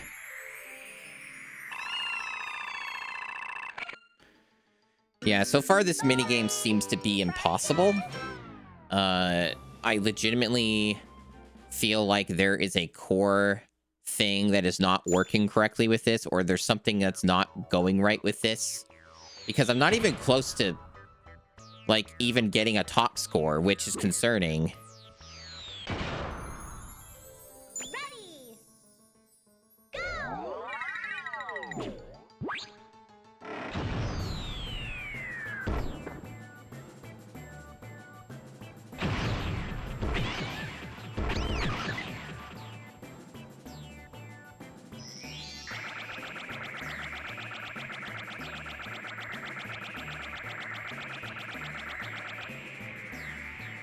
Is there something to do with the initial launch and getting more like of a boost? Because that's the only other thing I can think of as to why I can't get a better score. Sorry.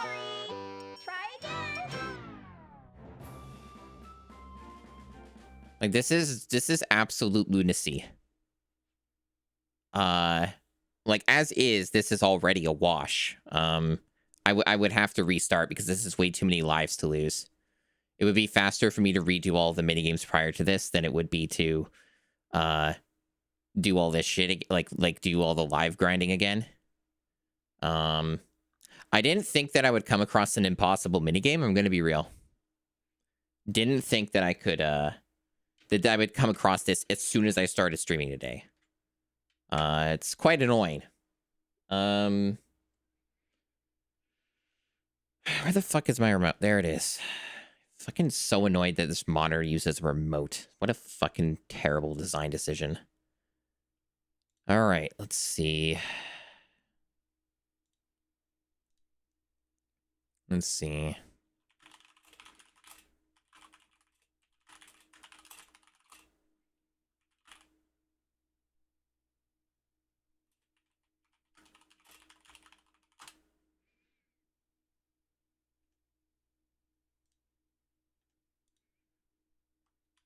I'm trying to look things up if for what little information there is. All right.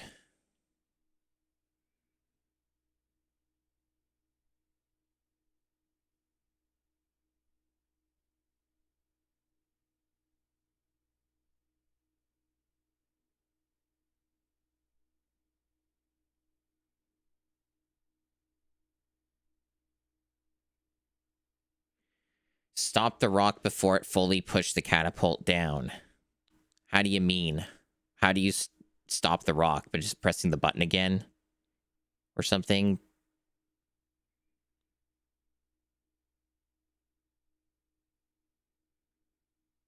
It says when jumping from the catapult, try your best to time the A button with the distance it's close to 0 without going over.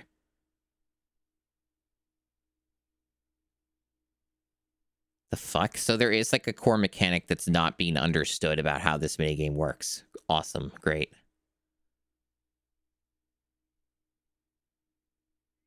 This is very convoluted. Why is this so complex? Like, this is way more involved than it should be. Jesus.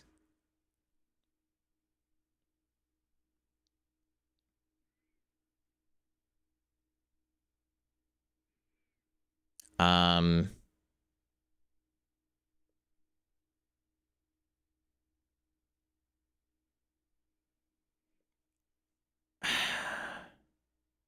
I think, like, maybe when you launch, you're supposed to push a button, or there's something with it. Like, it says, when jumping from the catapult, try your best to time the A button when the distance is close to 0. Man, this is so fucking complicated. Trying to understand this on fucking 5 hours of sleep is sure fun.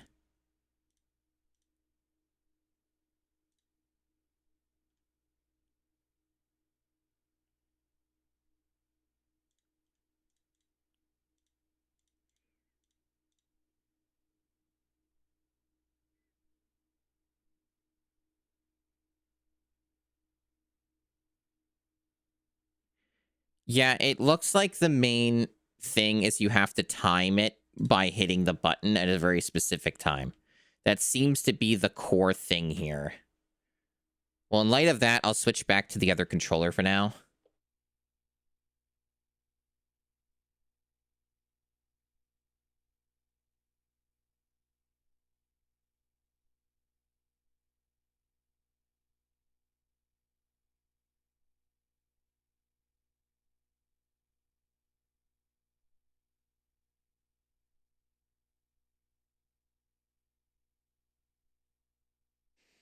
All right.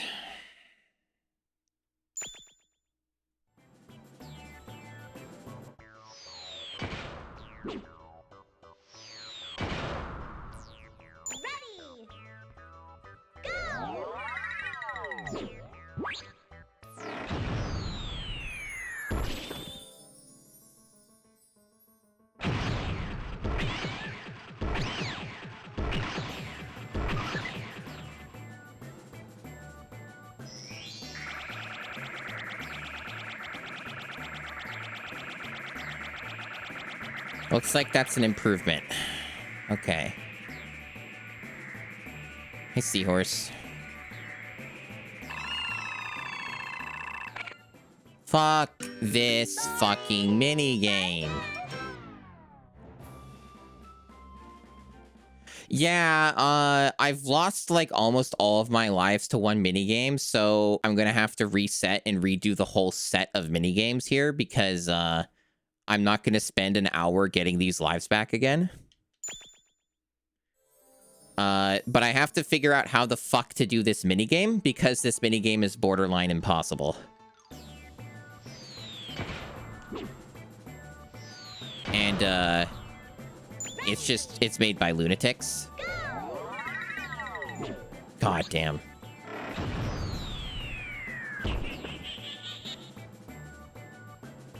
Yeah, that's the one thing we were missing was that part of pressing the button at like when the rock comes up or comes down.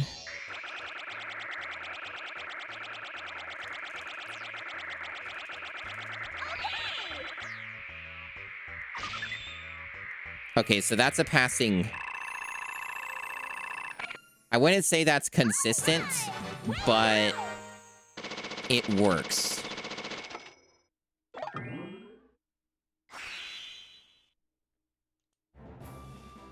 That is made by lunatics. How the fuck do you get 1500? Absurd.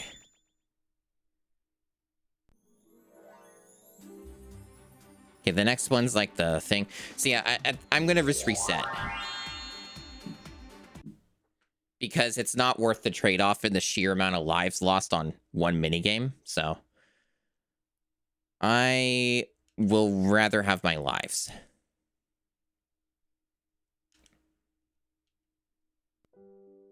That is by far the hardest minigame that I've seen in this so far.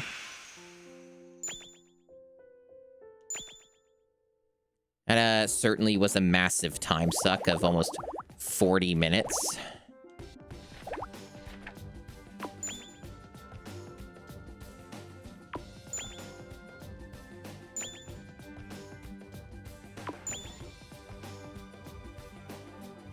Yeah, I still have yet to see any compelling information about stats or monster having any bearing on anything other than the shooting minigame. That was the next one we were going to do before I reset. Because the shooting minigame makes the hitbox smaller if you use a smaller monster.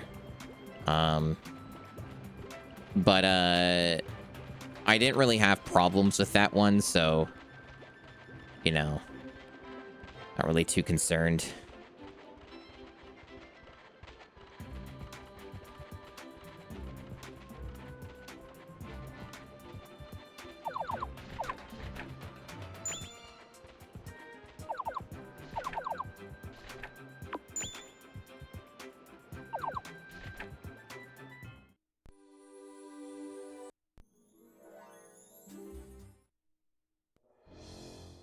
Yeah, so we get to do all of this again. At least these ones are easier. Just takes time is all.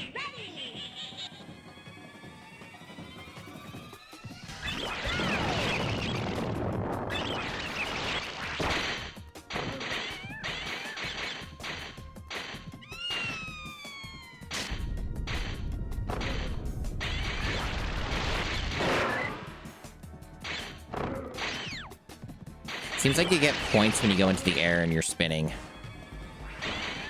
So I guess that's the incentive to get that.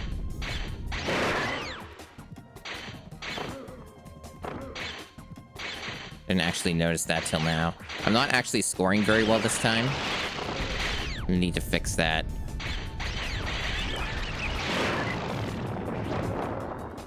I won't qualify if I don't get some points.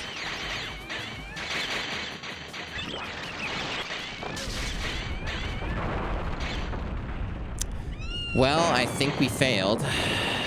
Oh, wow. I got completely fucked by RNG, so that I have to redo this. Hi, screensaver. Yes. I am having a very, very, very bad session of this game. It is seeming to see fit to fuck me over as much as possible today. I might just fucking rage quit this and play something else today. We'll see. This has been a very, very bad start today. I'm just getting completely fucked over by everything in this game. Not exactly, too thrilled.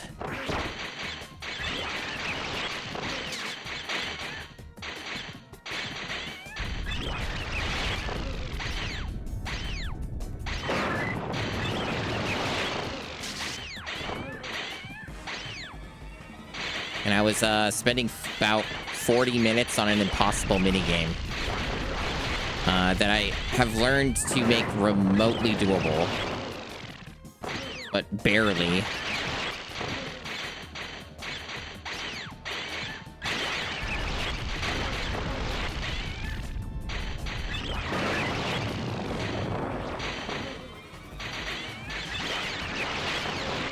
I must have gotten really lucky on the first attempt of this today. At least I've qualified now. At least I've qualified. So I got through this one. Yeah, I had to restart. Like, I already did all this at the start of the stream. I had to restart because I lost a shitload of lives to one impossible minigame that's later in this set.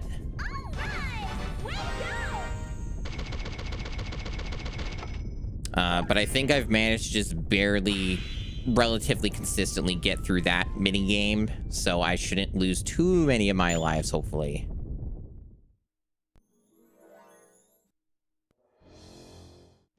This one also kind of sucks. This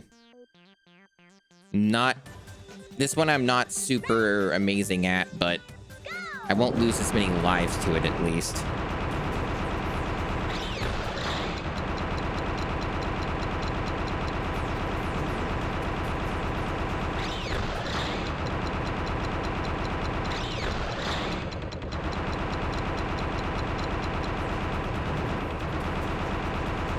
Dubious.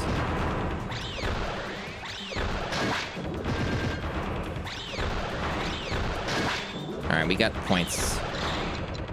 We got more than enough.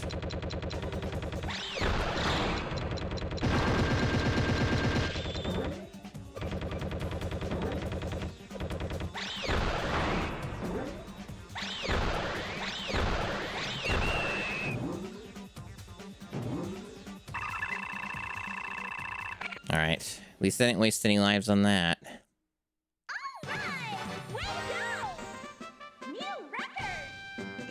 It has a multiplayer mode, which I assume is just a collection of the games. Without the campaign.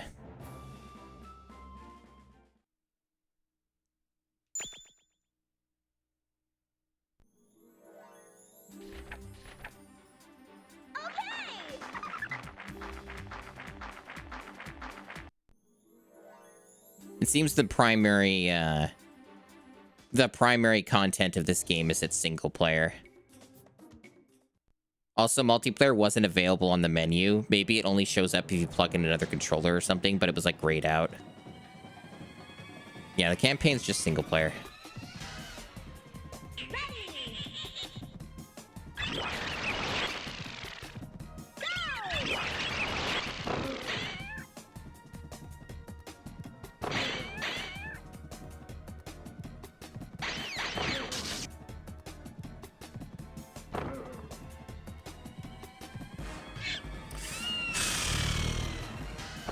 This part's the worst.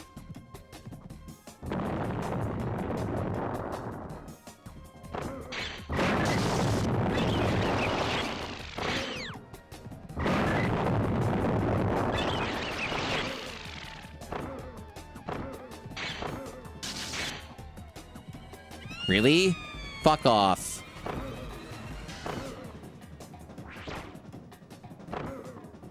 There. At least that one's a little bit lenient, unlike the other one coming up. That one's a lot more lenient.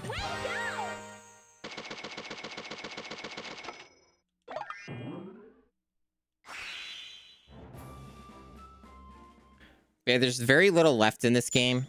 We're like 70% through the events. More so if we can get past this course. So there's not a lot of game left, but evidently they saw fit to try and make the last 30% fucking ridiculous, so we'll see. We'll see how the struggle goes.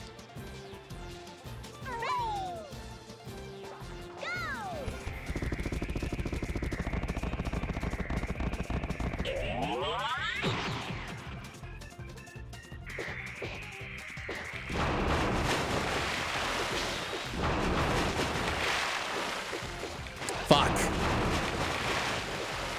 Man.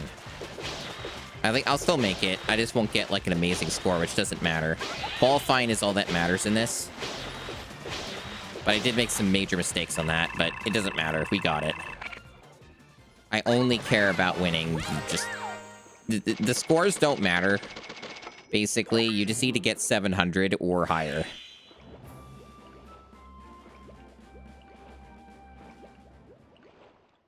Does it? Interesting.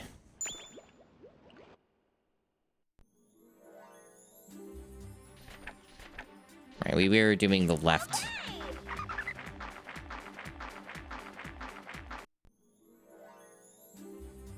Yes, this is the one we were stuck on for like 40 minutes. And I lost like almost all of my lives too. So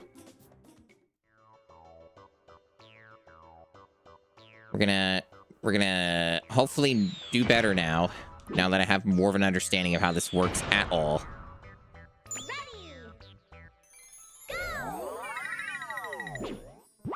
Not the best power.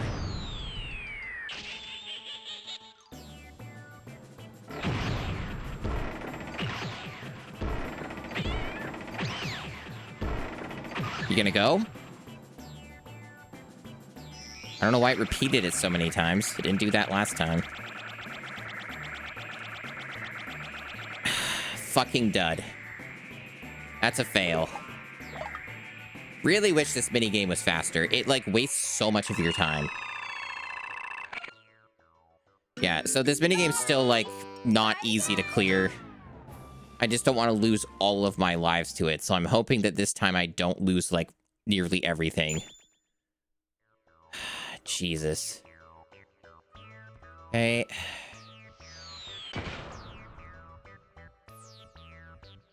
Mash A after hitting the stratosphere. So what, mashing A before then doesn't help you? I don't understand, like, exactly, like, when you're in the stratosphere. Like, I don't know what the visual indicator of that is. It all just kind of looks the same to me. Oh, I did the normal rock, so this is probably a wash. I didn't mean to do the normal rock.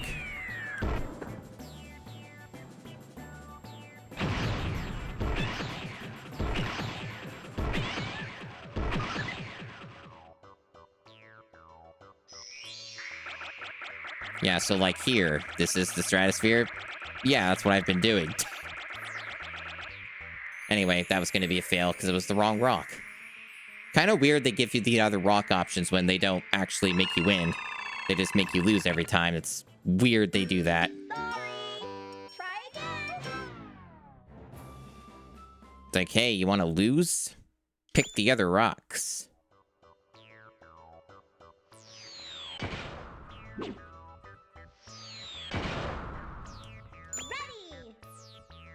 Go.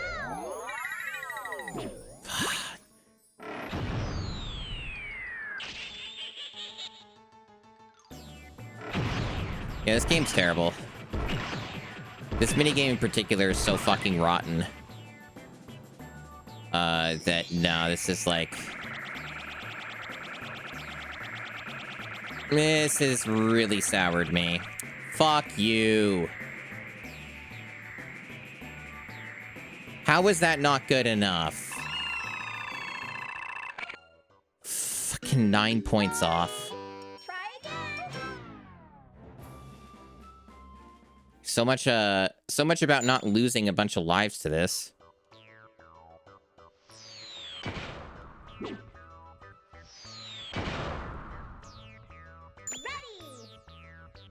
Go.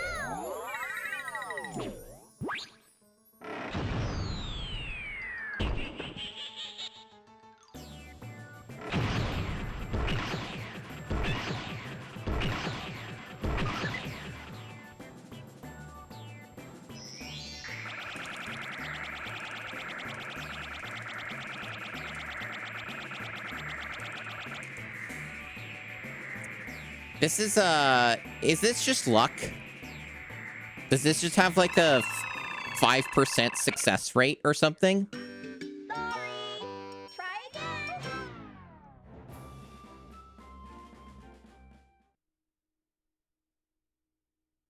It really feels like nothing you do in this actually matters.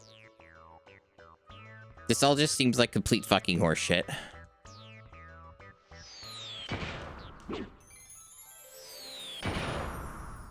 Ready. Go.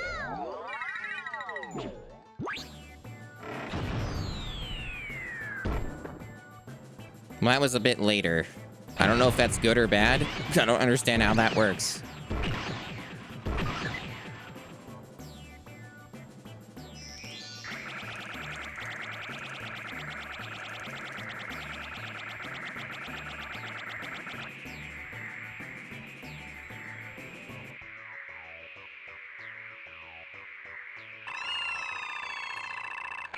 So I guess the way that this is gonna work is I just have to get lucky.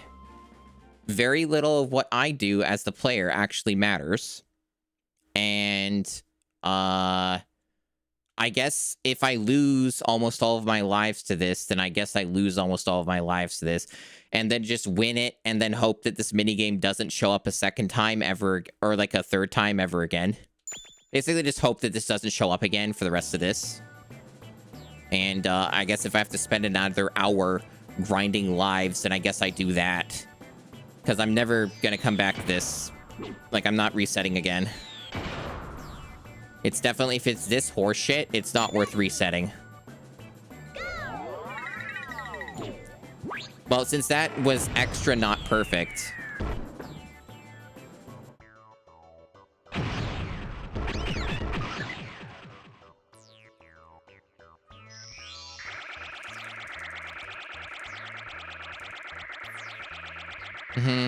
It's cool. Doesn't seem like I'm missing any mechanic, yeah. I mean, I know what you mean, because it does have that vibe to it, right? But... Sorry. Try again. maybe what I should try is not when the rock touches it. Maybe I need to wait until the rock is further down and then push the button, and maybe that gets a better result. Maybe. We could try that. Of course, though, I have to get the other parts damn near perfectly before then, so... you know.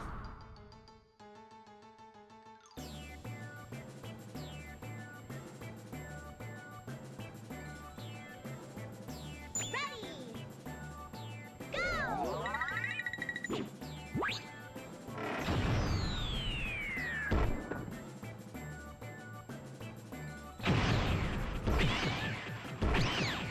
Like, I could try not mashing it and see if that does anything. But I don't... it's hard to tell what does anything in this.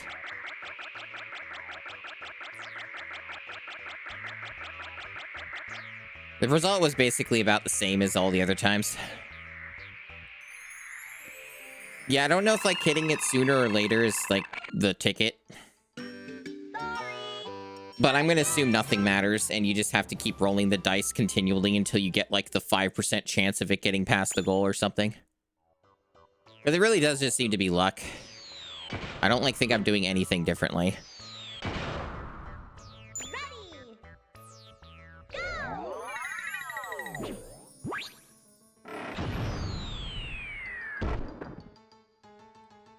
It's funny because I pushed the button, like, really quickly, and it still said 6 instead of the other, like, ones before, like, 0 or 1.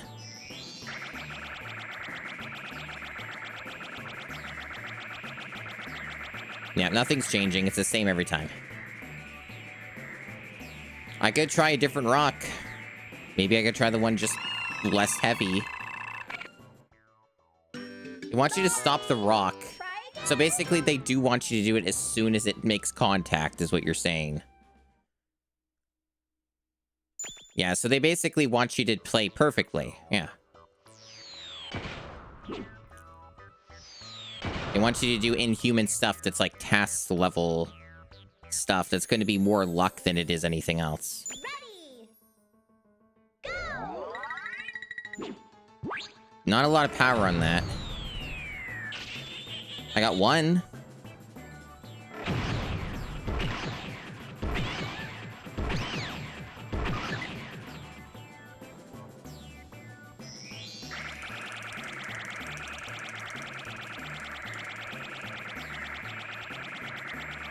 Can't even see the goal.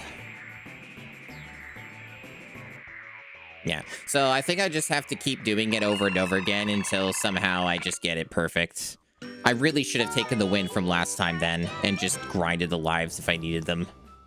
This is a lesson to be learned, is I shouldn't have reset. Because I thought that knowing a little bit more about how the minigame worked would have helped me, and apparently it doesn't.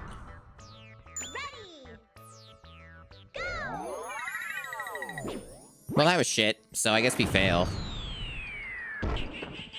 I pushed it really quickly. I don't know what they thought. Anyways, failure. I'm not even going to try and mash because I know it's not going to work. So, I'll just sit here and watch my failure. Like, I know.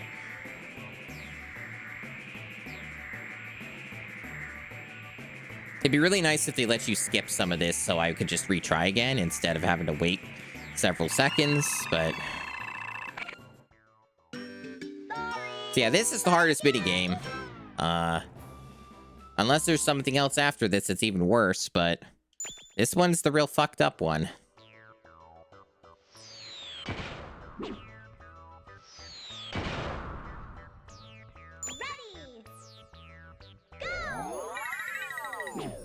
Wow, that was shit. Yeah, this is another fail.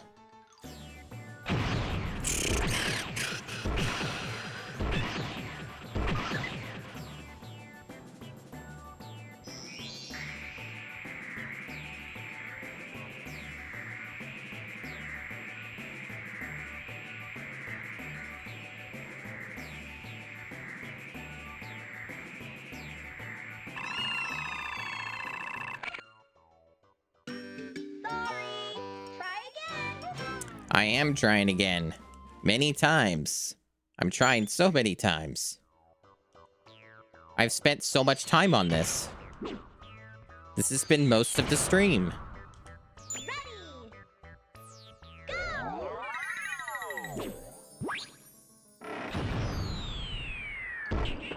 I don't understand. I don't understand why that's not better. I was pushing it really quickly. I don't understand them.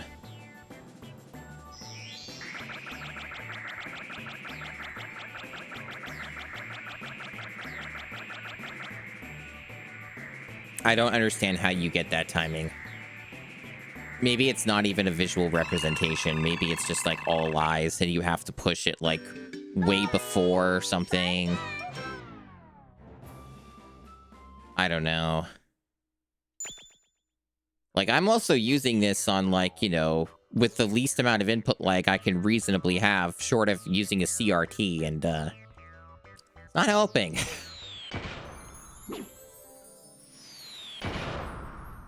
Ready. Go.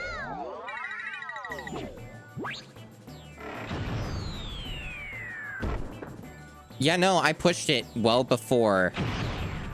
Like, I pushed it pretty much in timing exactly. And they still said it was not good. They still said it sucked. I don't know what the fuck they're on about. Fucking lunatics is what I think. This had, like, no playtesting.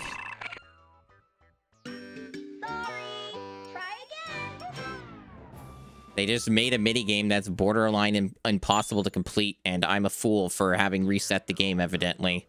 Because I may never get that again. Yeah, this has happened many times, Vixen. I've had one that was 9 points off. Like, that's not even the most insulting. I've had one that was, like, 691. And I've only ever won this minigame a single time. Alright.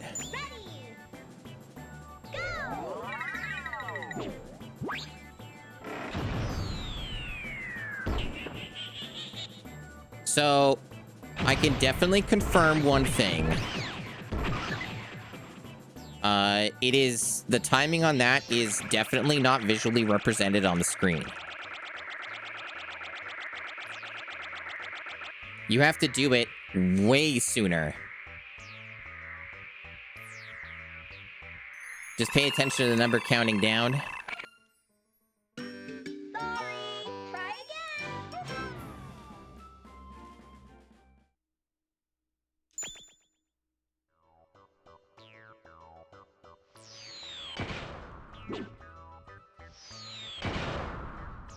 Ready. Go.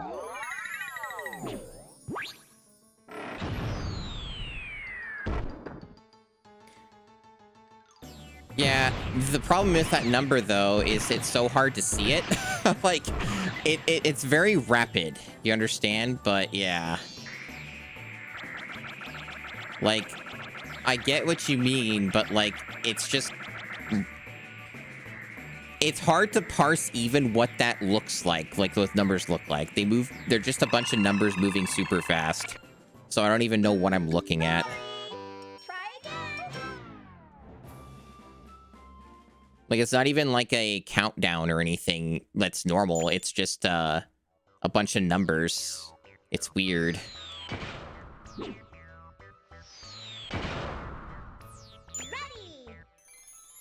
Go.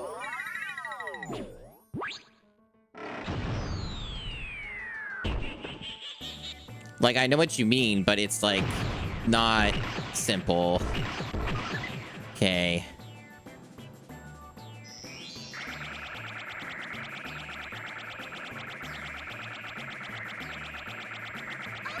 Okay. Let's hope that minigame never shows up again. I will not be resetting. I will take the L and lose all of those lives, because fuck doing that ever again. It'll probably show up again at least one more time, though. Like, I'm sure this is probably not the last we'll see of this, but yeah, 18 lives left. I had 34 originally. There's also still more minigames after this, by the way. Hope I have enough lives for these.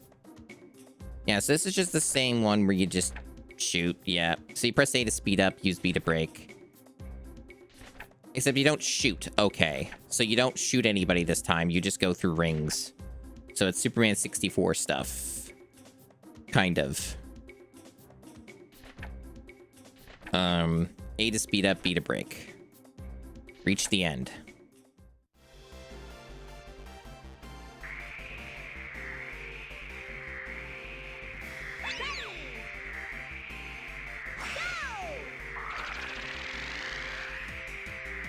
God, this controls like shit.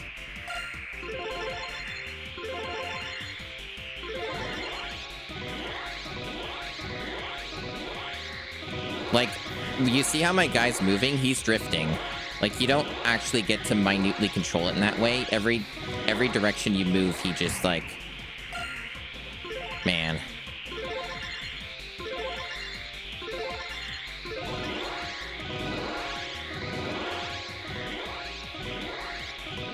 Braking seems to be a fool's errand. You just gotta go fast.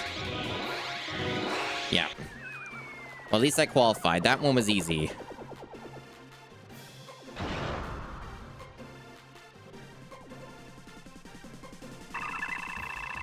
Yeah, that one was nothing. That's good.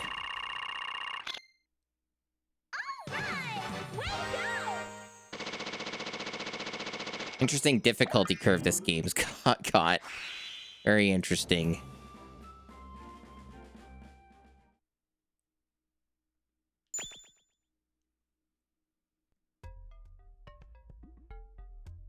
It's orb time.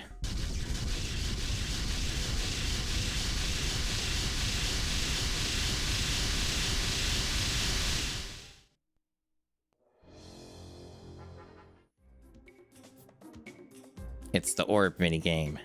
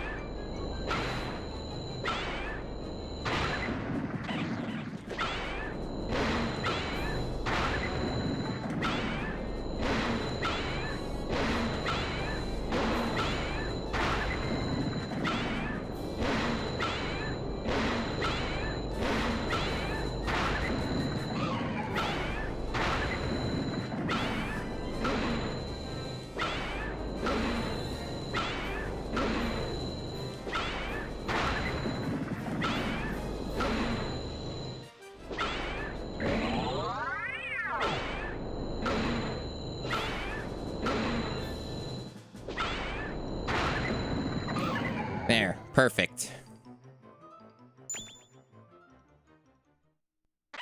Vake Nocta. Pyro Proto Man, welcome on in.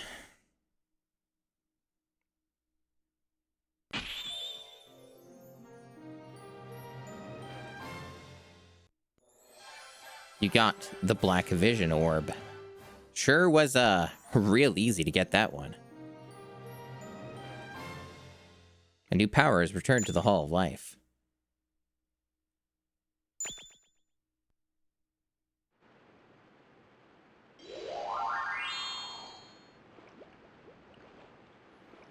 Ugh.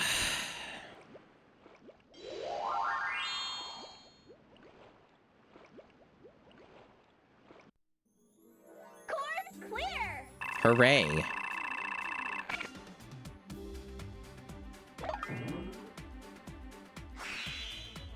Evil beast type.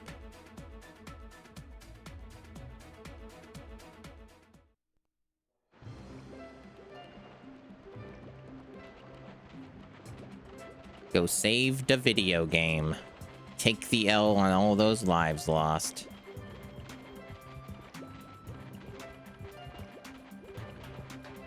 Not quite yet, Dubious. I do still have some of a buffer. I have... Whoa, wait. Did I get a refund? Since when is that a fucking mechanic? What? I mean, I'll take it, but what the fuck? That's, unprecedented. Okay.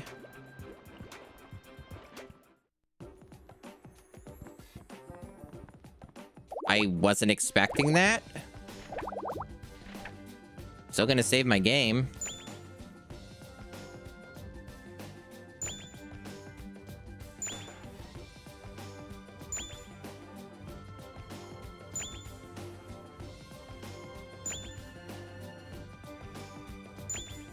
Every extra life is a permanent addition. Interesting. That would have been really good information to know before I had reset it when I won that minigame the first time. That is, yeah, that was a big waste of my time. I know, Power Proto Man, it's just Jesus Christ. That minigame was fucking insane. It was made by fucking lunatics. Right, so now I gotta take the other route. There are multiple routes in this one thing.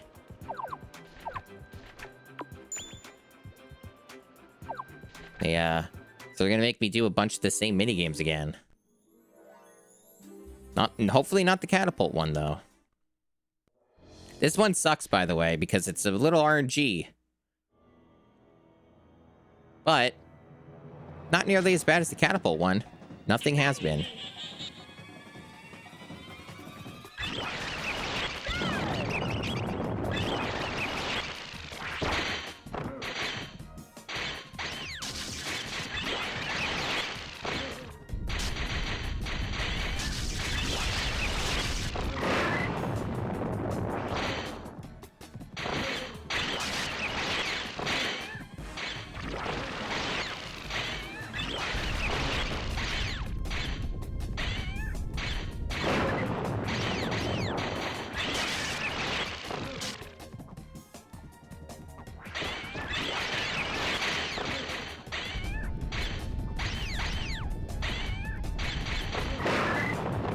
Alright, we qualified.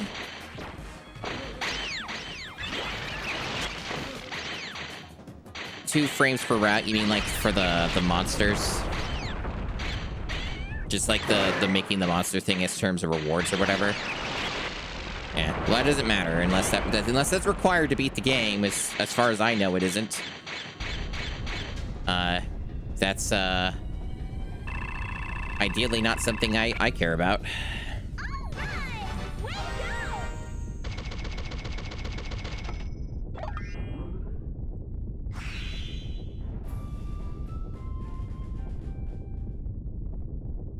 Oh, good, it's not required.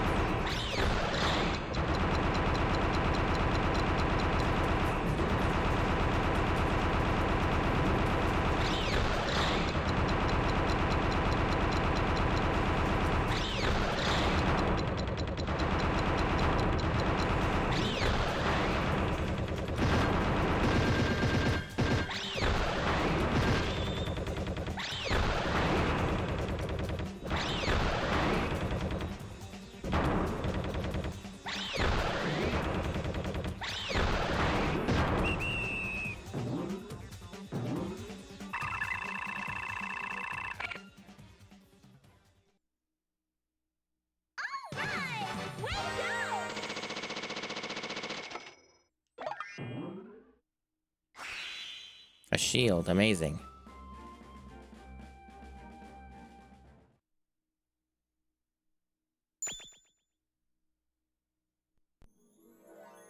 Okay, so we did that. But we didn't do this, so it's like routes within routes. I don't know if there was another one on the left. I guess we'll have to find out, but I know there's one here and then another route after. Which is a little convoluted and hard to remember, but it's a thing.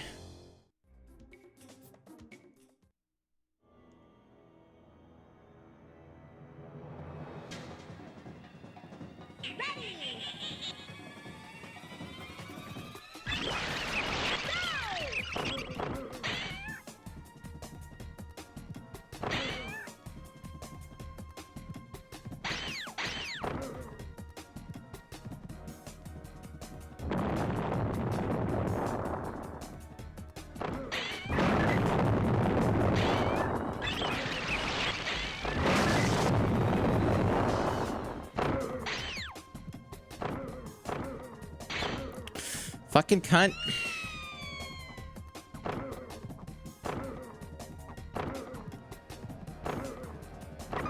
I like how they're not even there that time.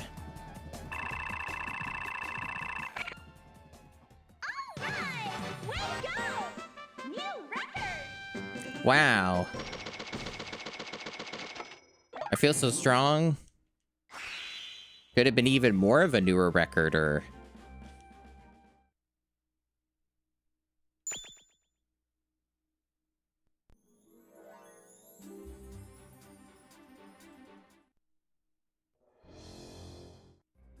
It's interesting the long player said the water skip thing was the hardest thing. That's wild to me. Yeah, it's not the easiest thing in the world, but like... It is comparatively way fucking easier.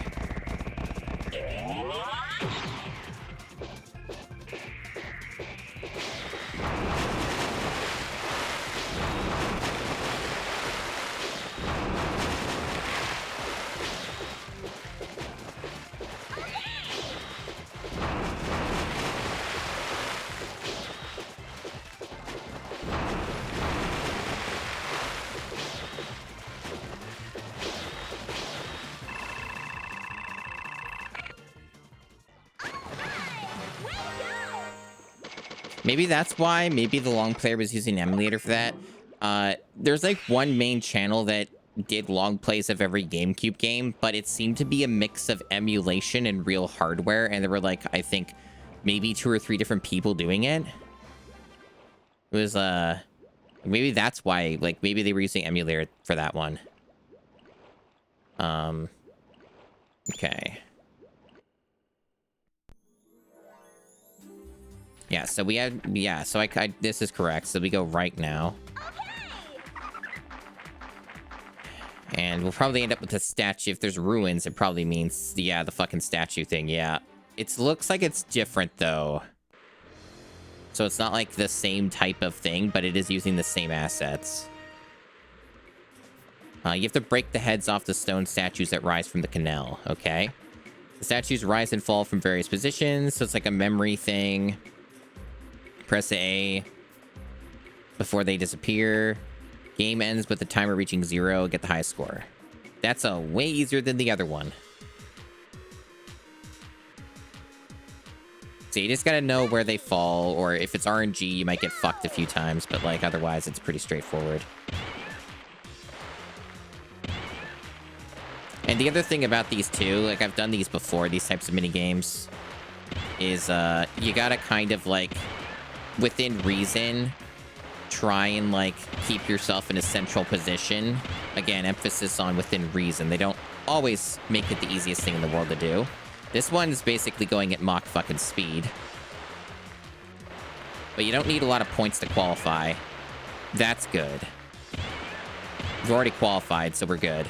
The rest of it's just like extra time.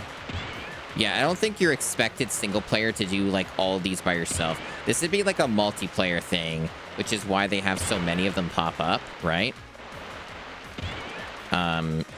Yeah, this is clearly one that's made specifically in mind for groups of people, so there's enough for everyone to get. Because this is literally impossible to get all of them by yourself.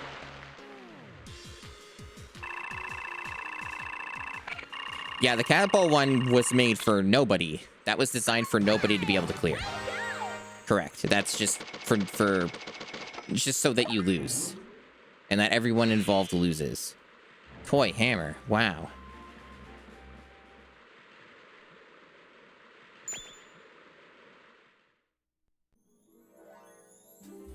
So just a battle thing. Battle ball. Yeah, it's the same as before. Except I guess this time maybe a little different controls. So you hold down. And then no, it's the same. It's the same. It's just that there's a make your opponents drop the ball thing and then carry it to the goal. Okay. May not be the easiest thing to do. What? Did I score?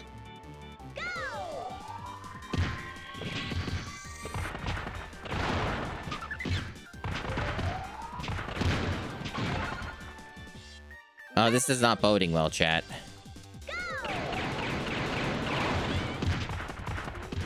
I can't fucking see.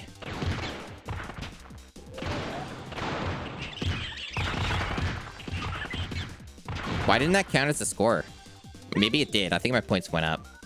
How the fuck do you qualify for this? How do you get 700 points? I guess you get points for attacking. Yeah, okay. I see. Get more for scoring.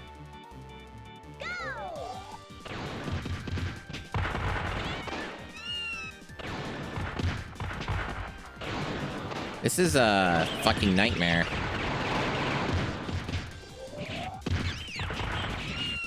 This might be tough. This might also be fucking bullshit, because I'm nowhere near the point requirement and there's no time left.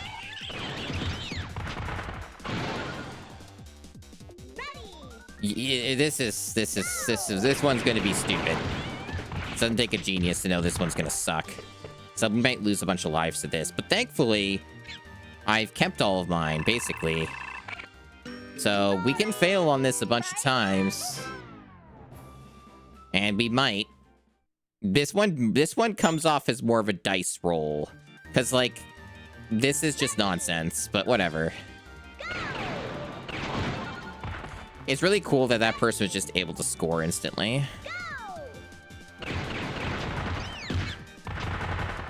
See, the part of the problem is you get stunned all the time. You just get stunned constantly, so like you can't do anything when you're stunned. And it's really another problem too. Is it's very, very hard to keep track of my guy. Like I can't fucking see. Like that's one of my problems too. Is I just don't know where I am sometimes.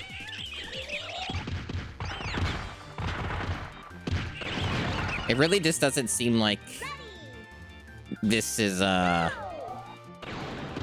any amount of thought put into it. Like even just attacking them with melee doesn't do anything most of the time. Like maybe I should just shoot them. I don't know. I don't know what's the correct move here. I grabbed the ball for 1 second. That was fun. Yeah, all that happens when I get near somebody is I get stunned for way too long and can't do anything. Yeah, you could charge it, but it takes too long.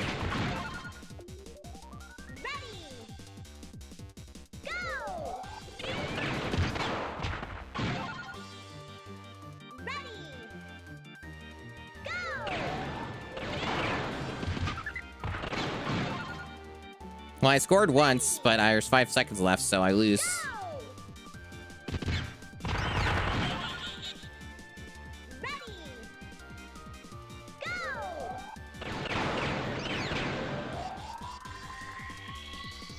Most of your points are obviously going to be from scoring. So we're probably going to hear this a lot during this rest of the stream, it seems. They really saw fit to make sure that these would be borderline impossible. See, I don't know why you got scored, dude. Why did you get there first, huh? Is that fair? God damn it. Again, couldn't see where I fucking was. They really should put a fucking highlight over your character.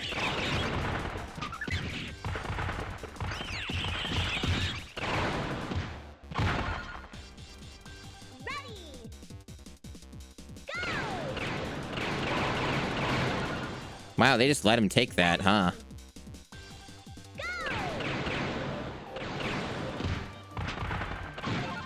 Everybody gets the score except me. That's how it works. That's how it works. Nobody else gets to. It's just me. Or just me gets to lose, yeah. That's how it works.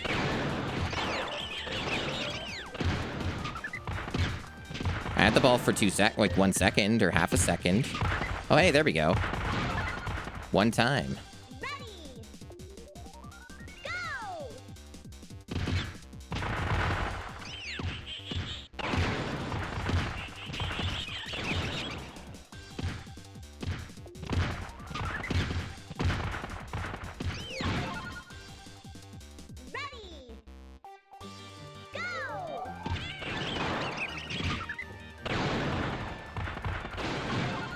Now I can score 3 times, you win. Not enough time, though. But if you score 3 times, it's a guaranteed pass.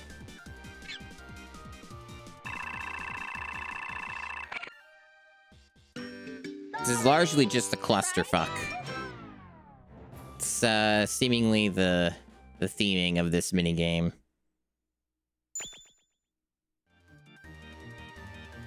Let's see. Let's try that large speed up.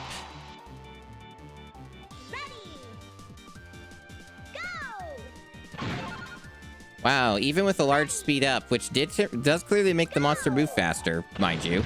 Still not enough to get that. But stats do matter for this one, so there you go. Speed matters. The rest of it, I don't know, but the speed helps.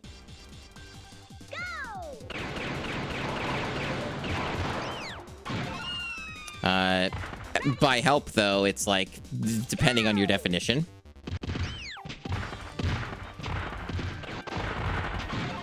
Sure isn't doing a lot for me, I'll tell you that. Like, yes, I'm moving faster, but they're still faster. And I constantly get stunned. So, like, the whole part of me being constantly stunned doesn't really get solved. And even being fast doesn't really help. like allegedly it would, but as you can see, not really.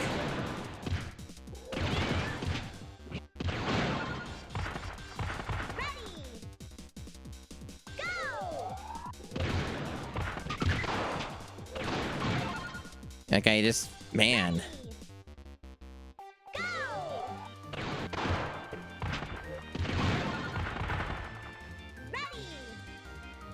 And I think those potions only work for the one attempt.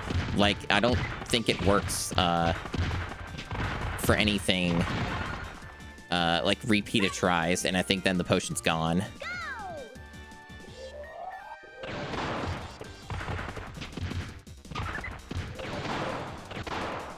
And trying to go around them doesn't work either. Because they'll just shoot you instantly, and then you get stunned forever, and then you can't do anything, and you lose the ball.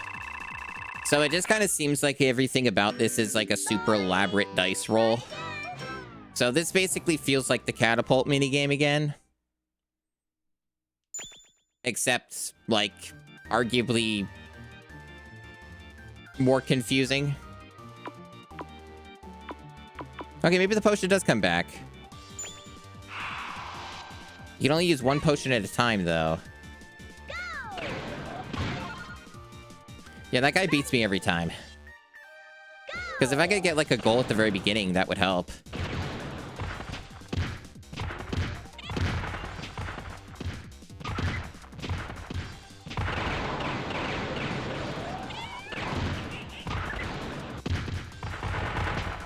Yeah, I don't know, chat. This feels like it's just gonna be like a fucking another one of these where it's like a 5% chance I win sort of situation. How did that not count as a goal?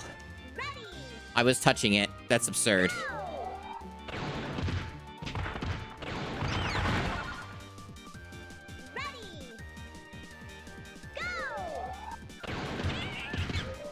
It's rather interesting that I, the second stream of this just straight up went full tilt on the difficulty and everything just became like the most fucking devilish, evil shit that you can concoct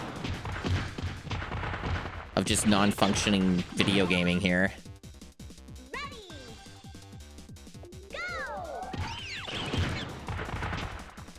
You know, they mentioned you can, like, do the melee charge attack, but can you?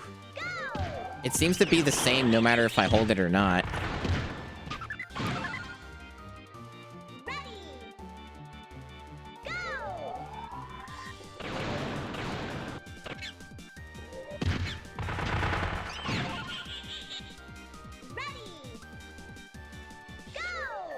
I'm gonna go on the spikes. This is the hard one? I don't know. The catapult one seems to be about the same. It's just a different skin. They just seem to be, like, allegedly a different minigame, but basically the same idea. Of just, yeah, it's just complete fucking horse shit and it's luck. Okay.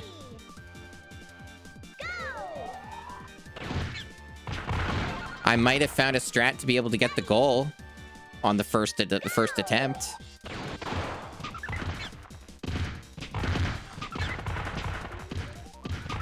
Okay.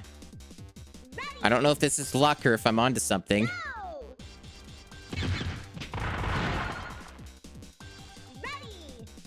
But this is the best start we've ever had.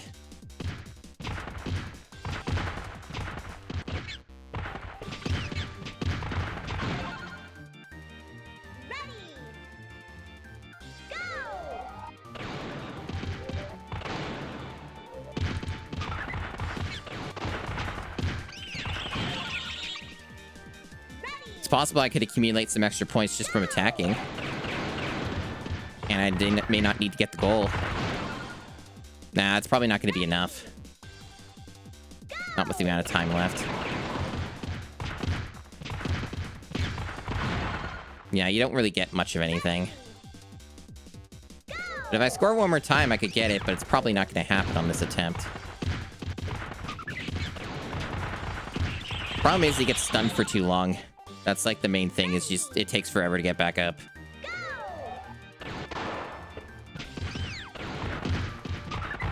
Hey! Wow, it's still not enough. Well, that's a robbery, isn't it, chat? I was so close to winning. And yet, just not good enough.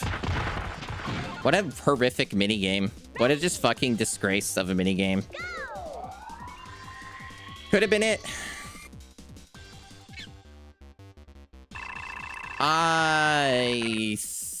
34 times, or 32 times. This one was a preset, though. Like, I just, like, did a preset for this, and then just added a wizard hat on top of it. All the other times I just made a head, and then said it was done, and then just kept doing it that way, because it was the fastest way to get the chance stars.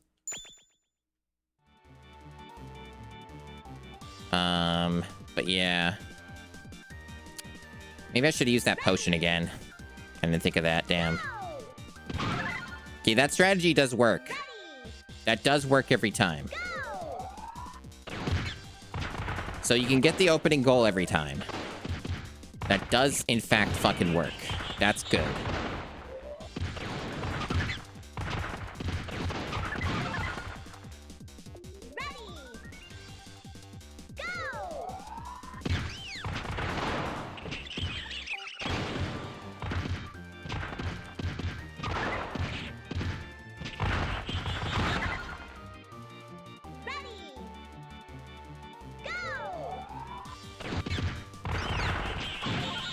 Okay, so I'm figuring out some... I think I might be... This could be luck. But I think I might be figuring something out about how this works. We won anyway. Yeah, I think I figured out how to manipulate the AI.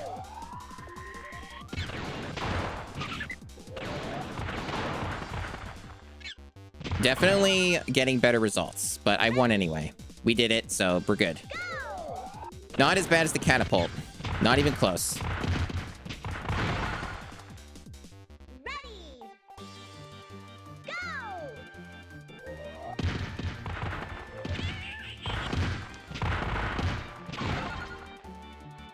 Ready. So yeah, there's definitely more strategy. Catapult is like absolutely fucking heinous. This you can actually manipulate the AI. And you can also guarantee that you always score the first one. So there's actually some hope with this minigame. All right. Way to go.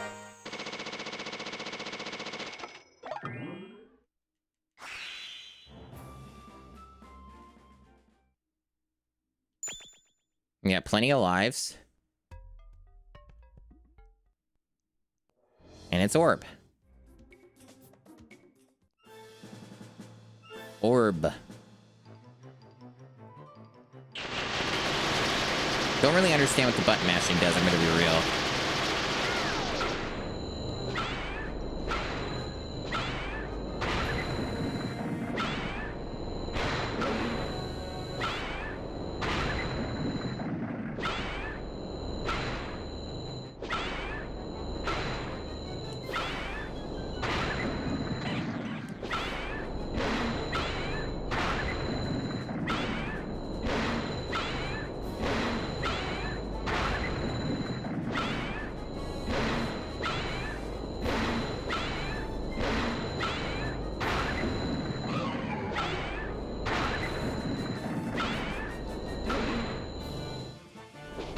Really? Slowest ball ever. Jesus, what? Oh, fuck off. Come on. Yeah, they're trying to fuck me over on the timing here. It's giving me the most slow balls in existence. That's his strategy.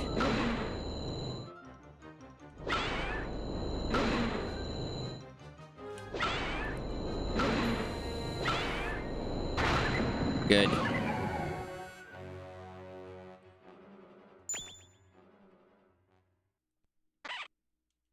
Well, I'm glad that's done.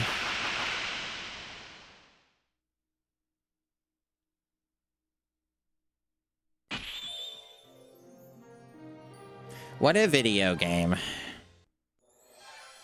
Purple vision orb.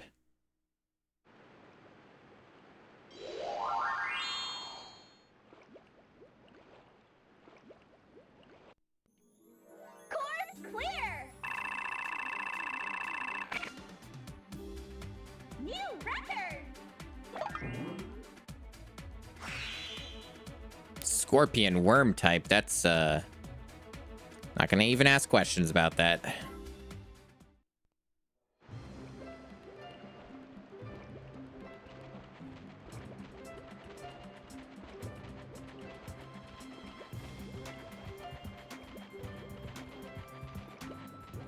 Still funny you could do this. It's really funny that's in the game. Serves no purpose, but hey, you can do it.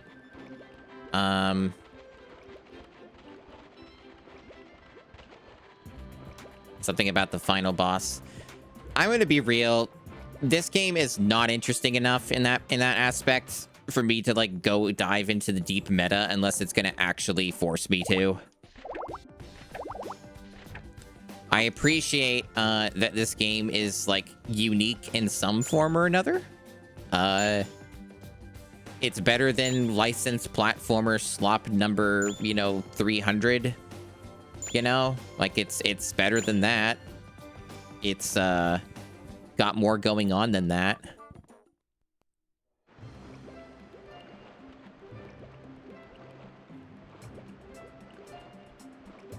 But this game is very much not well made. So yeah, it's got that happening for it, and it's also just not done. Very unfinished video game, but hey, at least it's interesting, like in concept. These last Some of these last few mini games, though, have been, like, really souring me on this game. So I guess there's another route. Like, is there a way for me to check?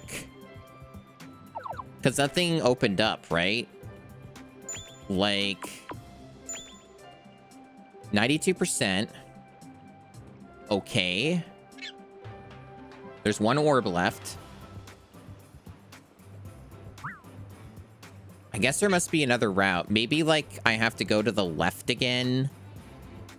And then there's, like, another branching one. That must be what it is. I guess I just forgot about that or something. I really would like to know, but if there's nothing else opened, I guess this has to be it.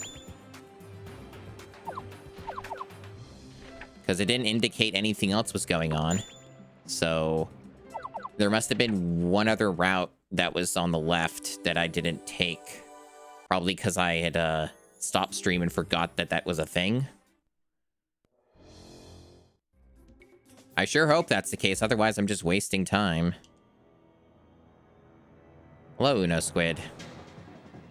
You have certainly missed some stuff. This is, this game got extremely evil on the second session.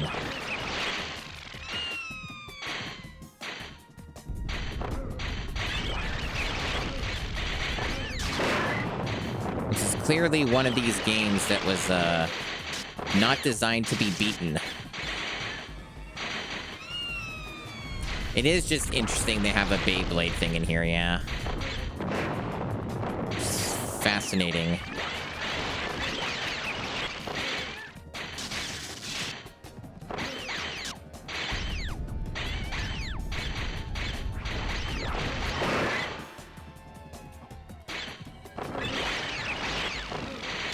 I'm having a hard time getting points for some reason. I'm not really sure why.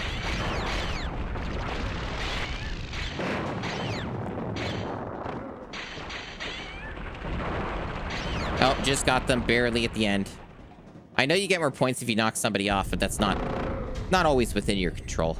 This one's kind of a bit of a crapshoot, but it is more forgiving than some of these other ones.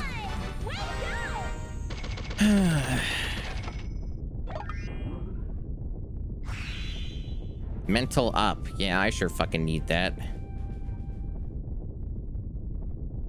I sure do need a mental up. From the fucking mental anguish some of these things have been giving me.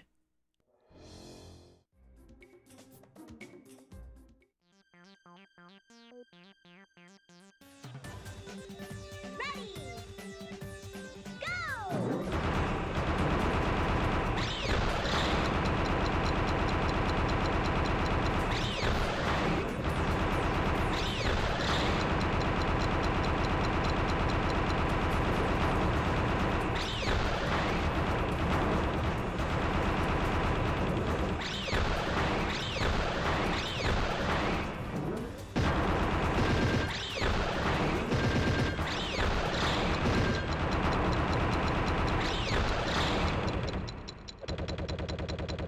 I really like how the time freeze there at the top is, like, not helpful. Just kind of a goofy thing.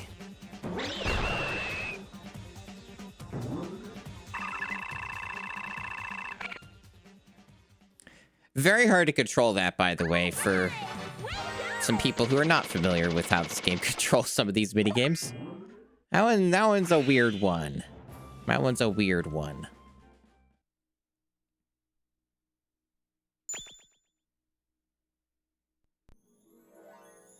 Yeah, so I already did the right stuff. So there must have been one on the left, because I guess maybe it's like there's branching routes for each of these. So there must have been another one this way. The problem is I may not remember. Well, it might be marked, maybe. I don't know if it will, though. This might be convoluted. I might have to actually look at my VOD to know what I did. Otherwise, I end up wasting time and having to redo more mini games. Just do the thing. Start. Go! No, I guess I did a false start there.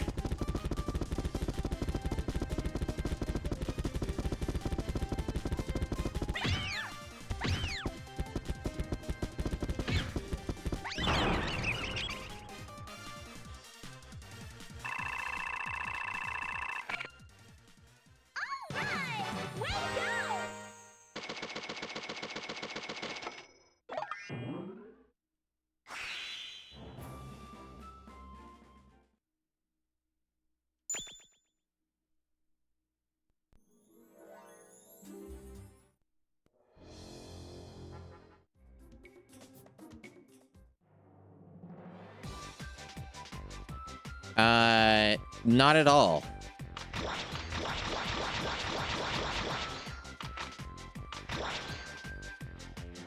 Ready. Go.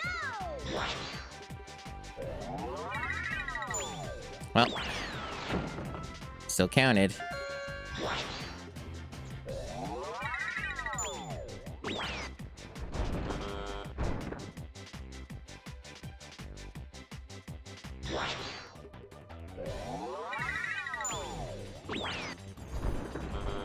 Interesting, that says that's incorrect.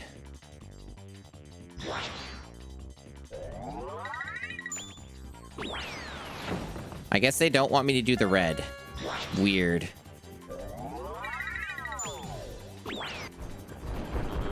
I mean, I am choosing the harder one. I could just do an easier one and probably still qualify.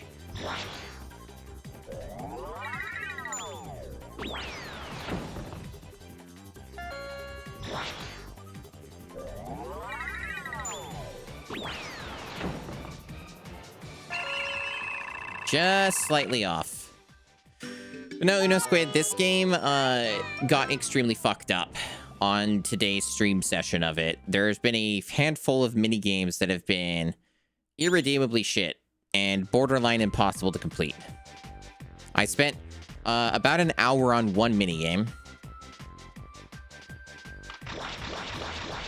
Okay, so we'll go with like 8 tiers.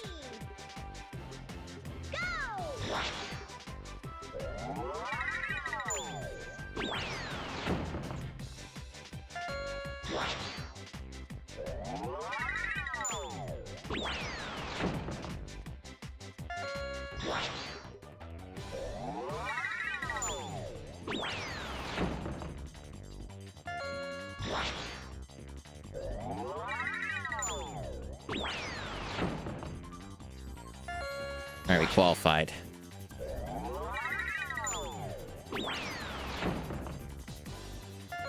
It's almost like I've had a lot of practice on this or something with a different mini game. Still fucked it there, but we got the points. We're fine.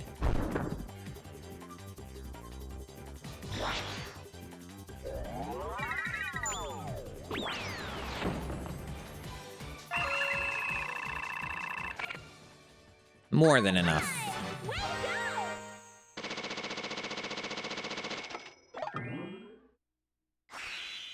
Chain gun. Badass.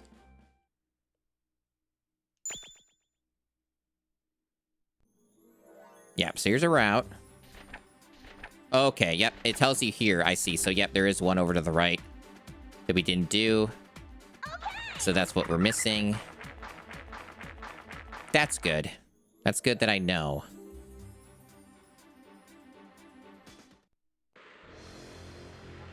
So it's this fucking awful minigame again. Great. Oh my god. Oh, apparently you could change the heads by destroying them. Maybe this is different. Oh, it is different. Kind of. Change the heads of all the... It is different, okay. Change the heads of all the sculptures and make them the same. Okay. This is not the same thing. Gotcha. And you can also pause to look. So the ones that I want to change in this case would be the, just these two.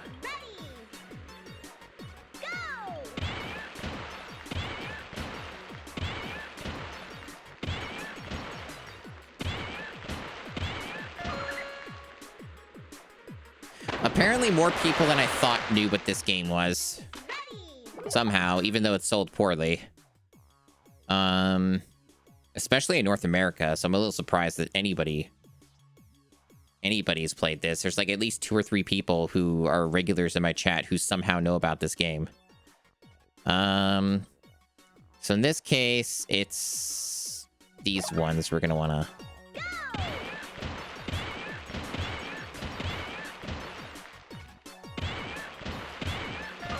Okay.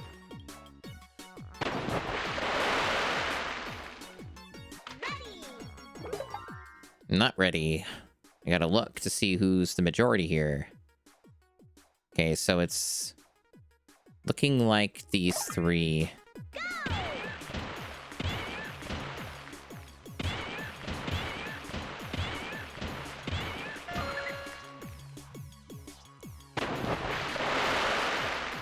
Pokemon meets Mario Party. That certainly is a choice. Okay. So in this case, this one's more fucked up and I might lose. But yeah.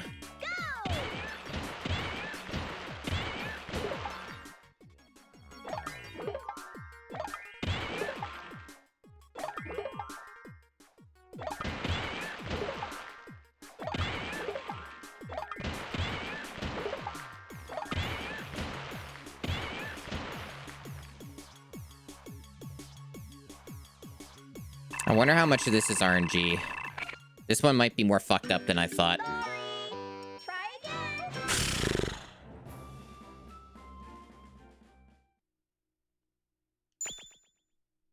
It's a lot... The box art's a lot better in the Japanese. It's completely different. But it's heinous for North America. Ready. Go. Ready.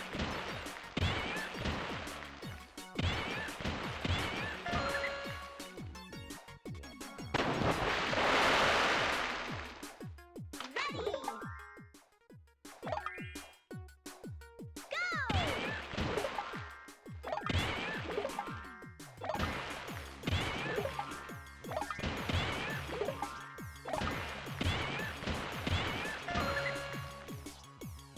It's ridiculous that the only way to win this is by pause buffering. How the fuck does multiplayer work? Yeah, so it's kind of the same deal.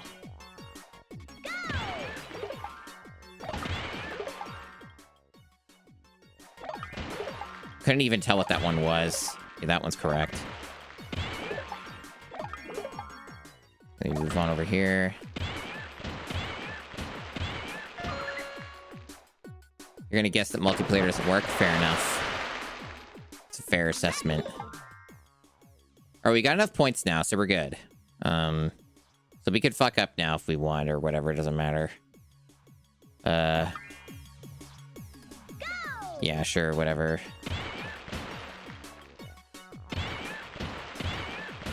Yeah, sure, we'll go with the square dudes. We definitely have enough time to finish this. It's definitely possible. Yeah, we got it. We're good. Only had to pause buffer a bunch of times.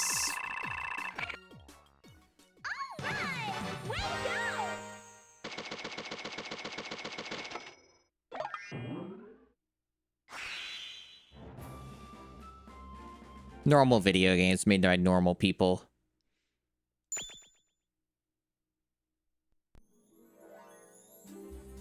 Dual Runner. Oh, this is gonna be like that weird third person, like behind the camera one. Yeah. Except there's a ball. Get the ball and try as many laps as you can. Press the A button, rapidly build speed, and beat a break. Hit the enemy hard to get the ball. This sounds terrible. You have to keep a ball away. So it's not just a race, it's also keep your ball. Oh, this could be bad. And there's like the little stamina system. We could try that potion thing. They do mention stamina. I have a stamina up. Let's try that and see if it does anything. So you got one guy competing with us here.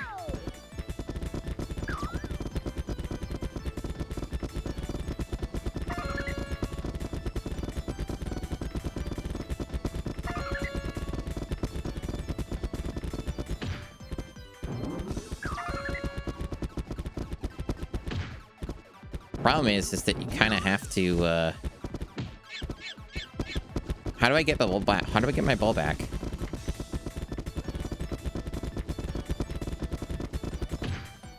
Not easily, evidently.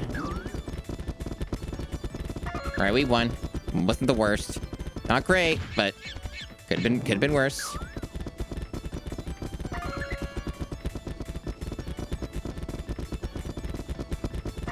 This looks bad. Oh, trust me, control's even worse. You got good points, though. It was like... It's bad to control, but it was easy to rack up the points.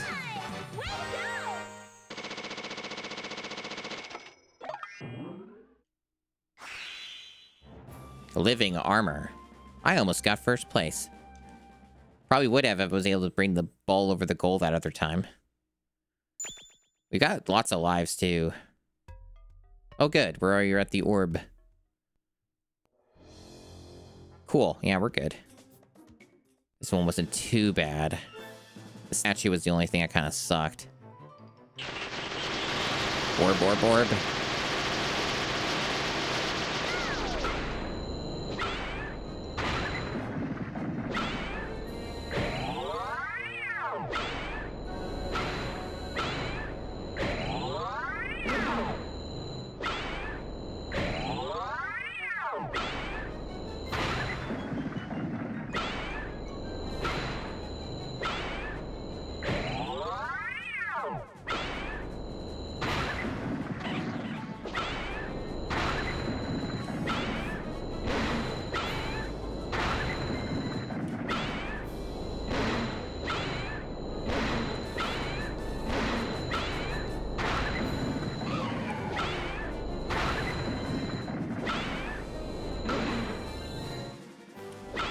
Not gonna trick me with that shit again.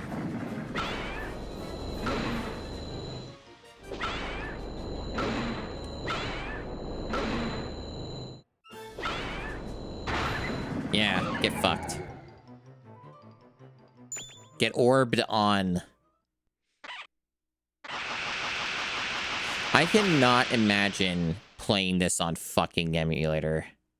This game would be basically impossible.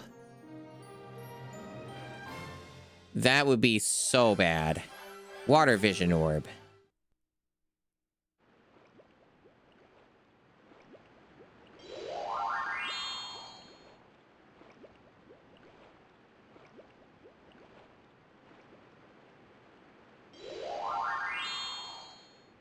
Just a bunch of little guys.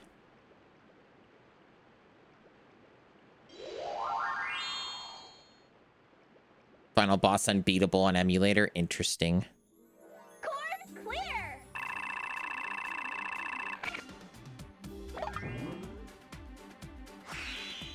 Kid type frame. Well, it's certainly small.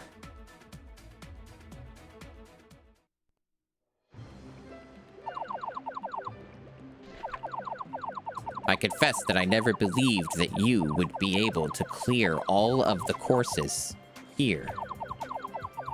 Perhaps, then, you will. Never mind. Pay me no heed.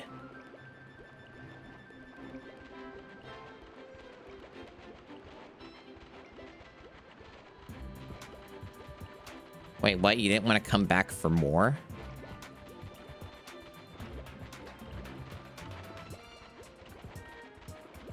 Crazy. You know, credit where it's due. They maintained the lives quota between attempts. Spectacular, you've managed to get all of the vision orbs. Surely those in the human world know of your exploits by now as well.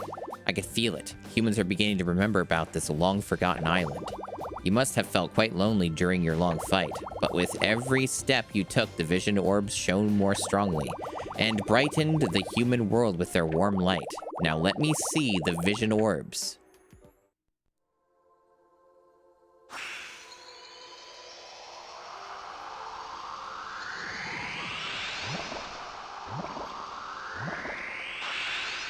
Wow.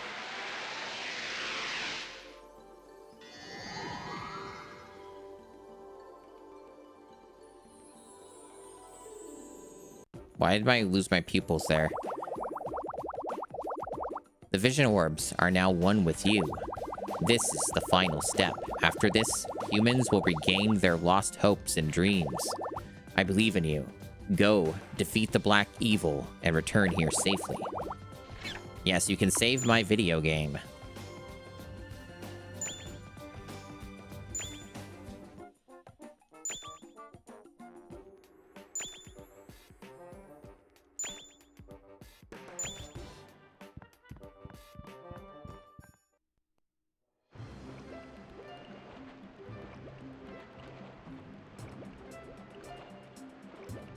Good camera.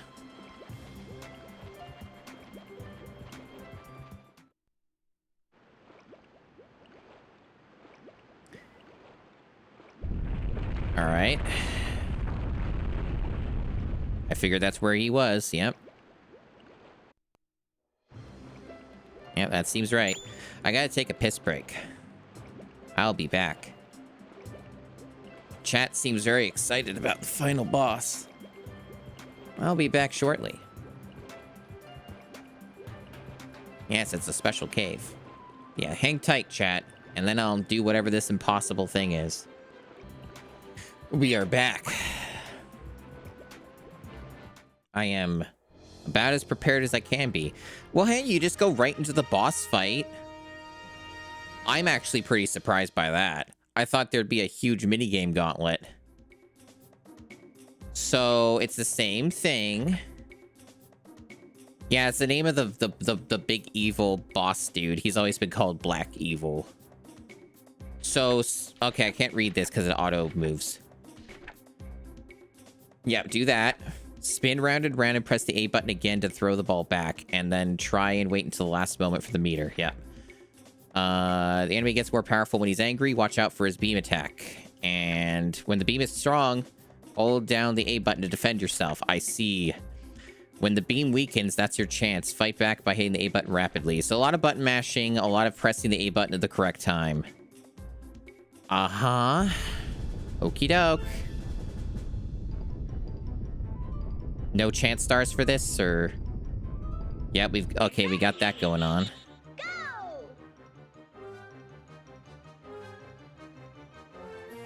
Long wind up for this. Fun, always good.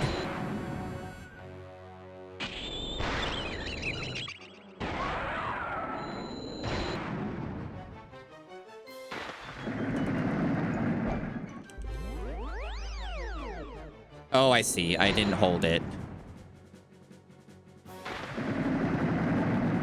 Okay, there's like timing to this. Yeah. Mm-hmm. Okay, I kind of understand. Okay, there are chance stars, at least. Unfortunately, there is this stupid wind-up every time because they made the game wrong, and they do this with all kinds of stuff. Go! So that part sucks, that they have all this, like, waiting. But that's just what some of the other minigames did, so...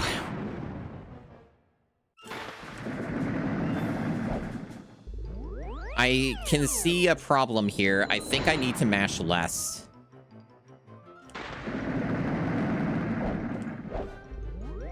How did I get it that first time? Did he just do a different attack? I'm confused. How did it work that one time and then the other times it didn't? I thought I was able to touch it to bring it back immediately. I guess I can't now? Or it just depends on what attack he's doing? Go! That's a bit confusing. It definitely worked that one time.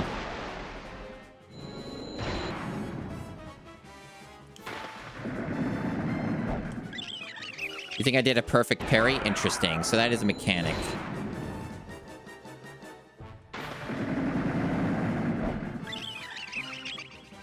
Yeah, the perfect parry did more damage or something.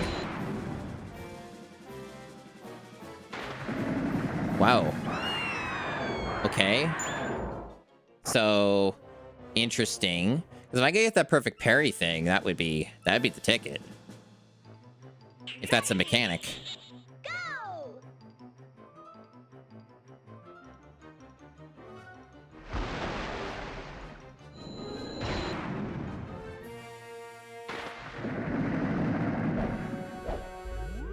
Okay, that meter really doesn't have leniency.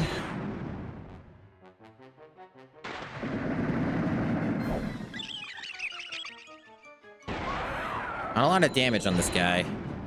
Might be based off of stats a little bit. Confounding. This feels more like a puzzle boss in some ways at the moment than anything else.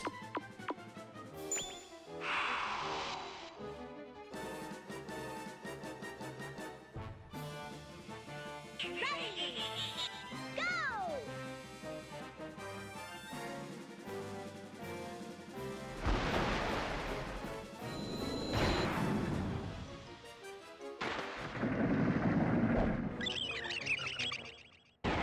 Damage was the same.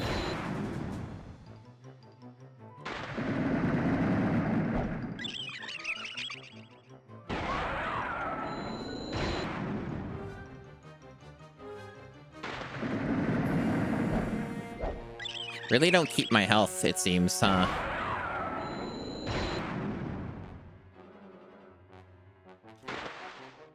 Don't really understand how I can stop myself from just sliding off.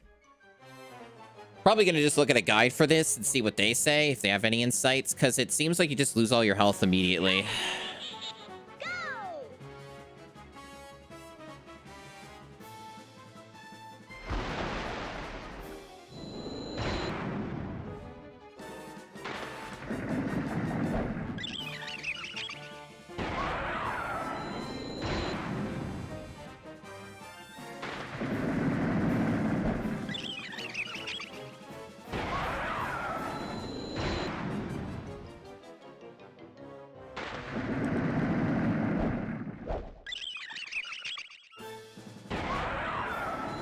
Doesn't really seem to have different damage values. I can see what chat means about this being bullshit, but like, at least there's no minigame gauntlet leading up to it. That is a saving grace here. It's bad, for sure. It's dumb and annoying, but like, the catapult thus far pisses me off a lot more than this does. Like, this is terrible, but the catapult was a lot more annoying.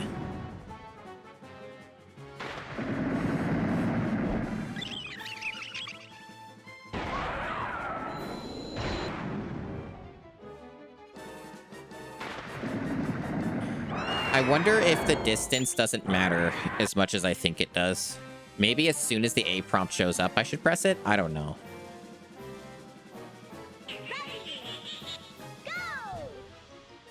But I'm probably just going to look at a guide in like probably after this failed attempt and see what the guide says, if there's any insights.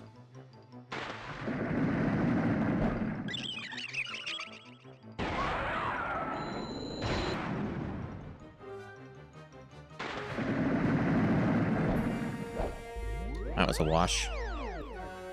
I'm not really dealing damage to him either, which is a problem.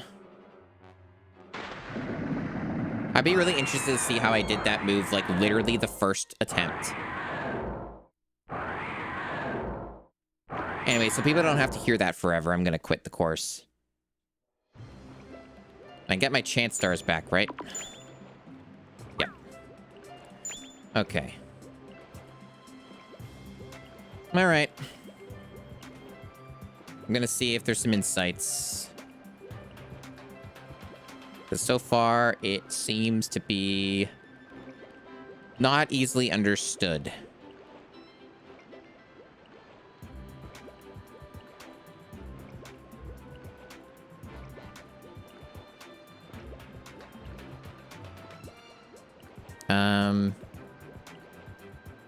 Don't press the A button before the giant ball hits your monster. Otherwise, it will smash into you.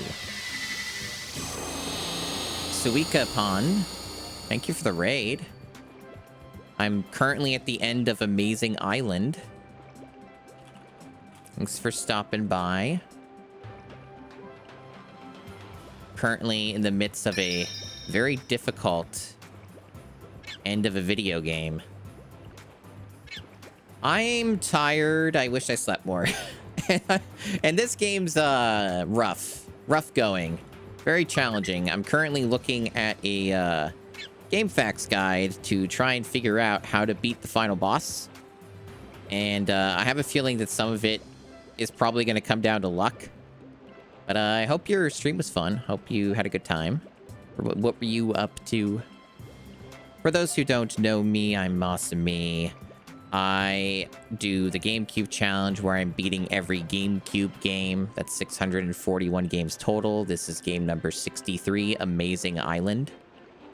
And that's one of the main things I do around here. Otherwise, I do retro achievement stuff, and I play a variety of like other indie games and stuff like that.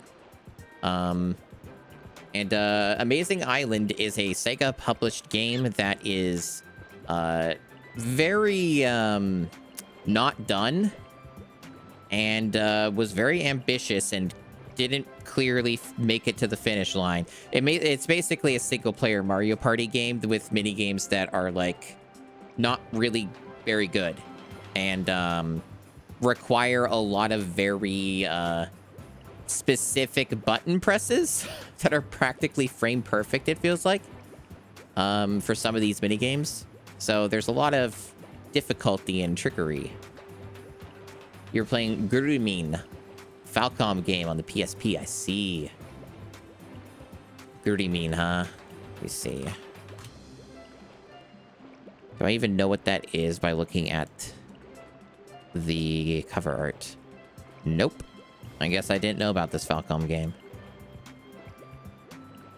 It has some interesting visual style, but it's very rough. This game's very rough to play. You can do worse, though. There are worse video games, and also this isn't like a super long game, all things considered. So like, you know, I've had GameCube games take like over 20 hours. So like, and this one hasn't even hit 8. I think we're like maybe like what, 4 hours into this? I forget. We're not super. Let me see this one.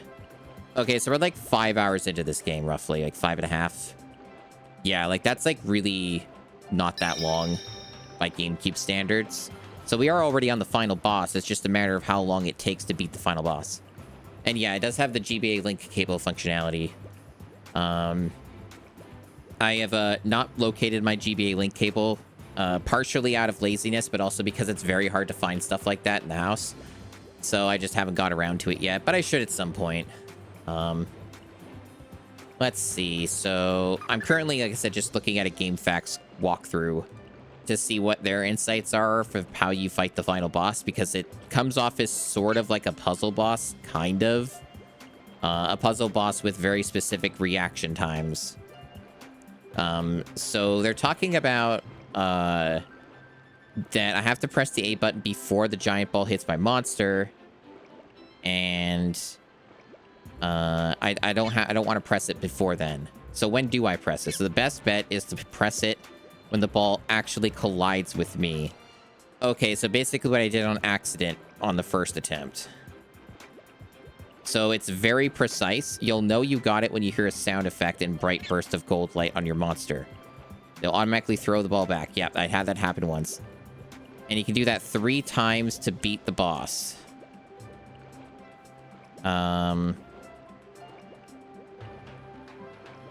Make sure not to let your monster spin right off the edge of the pathway. Okay.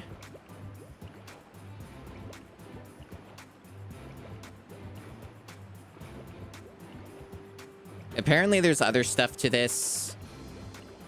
This seems very elaborate. I'm gonna make some more attempts here. So apparently it's just extremely tight timing. I'm not going to be able to look at chat while I'm actually doing an attempt on this boss. So let's see. Oh yeah, no, I'm okay. I'm doing all right. Go! Appreciate the lurk. Thanks everyone for stopping by. And thanks for the follows. All right, got it that time.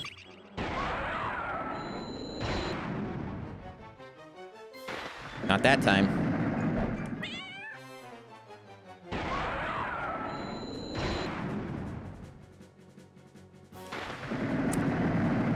It's not easy.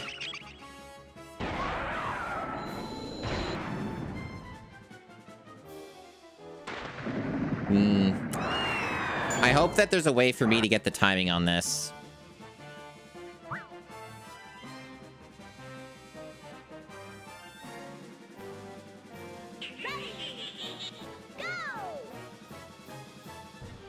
This is on real hardware, by the way.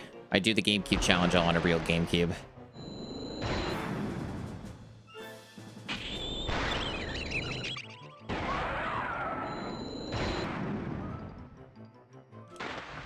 I think it's a little later than when I'm doing it.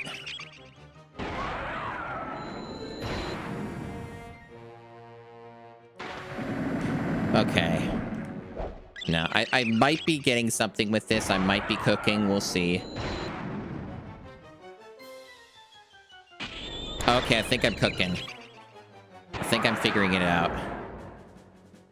Yeah, there's some other phase to this. It's better for me to see it first. The text won't help me until I actually know what I'm looking at.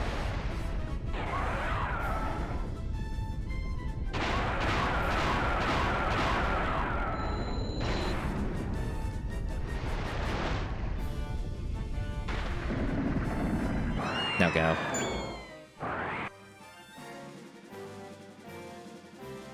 Yeah, so the monster gains ground on the bar thing, yeah. Interesting.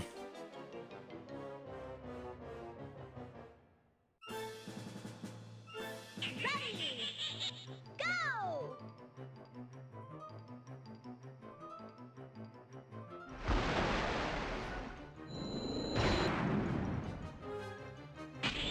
Yeah, I think I'm getting the timing down. That's good. I'm learning, I think. Mm-hmm. Okay. It's still tough, though. But it seems to be an improvement. Wow, that is no damage. Man. Oh, fuck. Yeah, this is still ridiculous.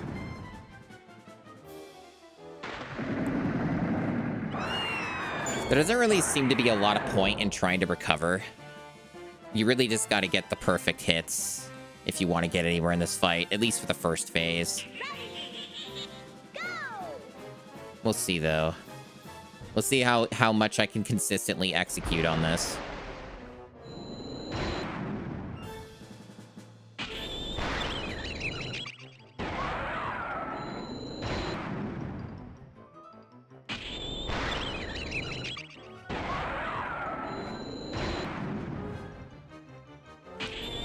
Okay. Yeah, so I have no idea what's going on with this second phase, so... kind of in the dark on it.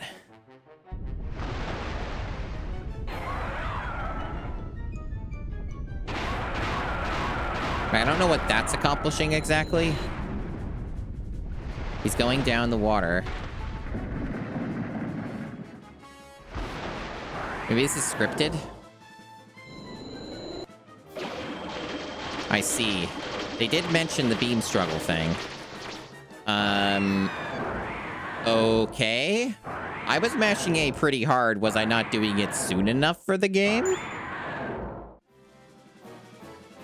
Yeah, this game's made by Satan. There have been other mini games that I've done that are like arguably harder than this. It's debatable. I was stuck on one minigame for like an hour. Like half of this stream was basically me on one minigame. So Ready. Go. you hold, so it's not a mash, you hold down the A button. There's so many controls to remember.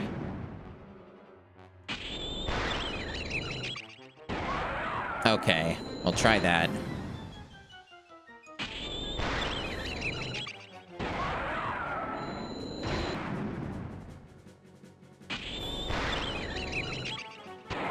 So hold it. And then mash A when it's weakened beam or whatever. Or until it's blue or whatever. Okay. So, yeah, basically I can't perfect parry this, is my understanding.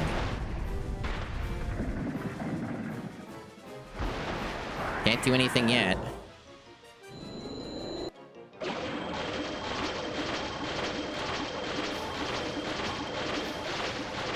I see. I see what we're doing here. I see.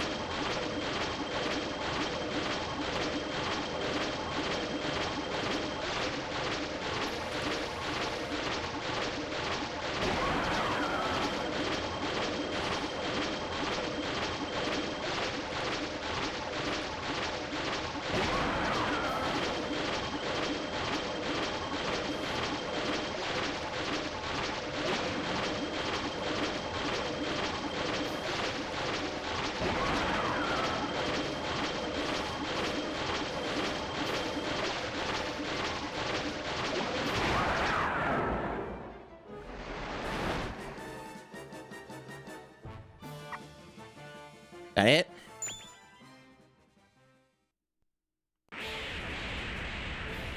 That GG. That wasn't nearly as hard as the catapult minigame. The final boss was not nearly as hard as the catapult.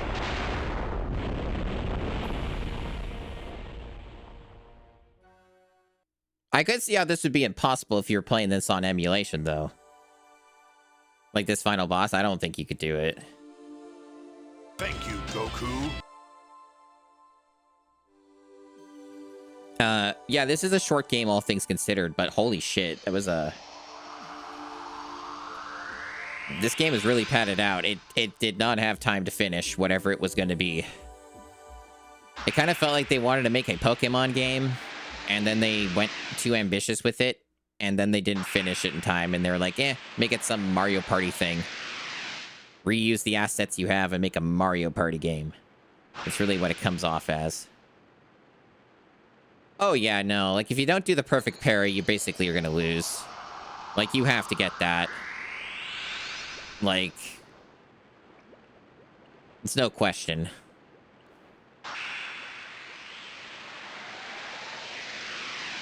Doing that in 5 hours of sleep, not bad if I do say so myself. But yeah, this game has like a very meticulous monster creation system. And it's neat, especially for the time.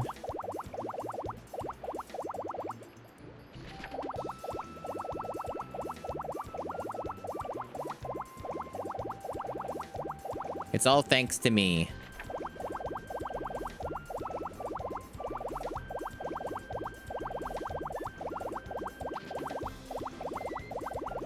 This power of good.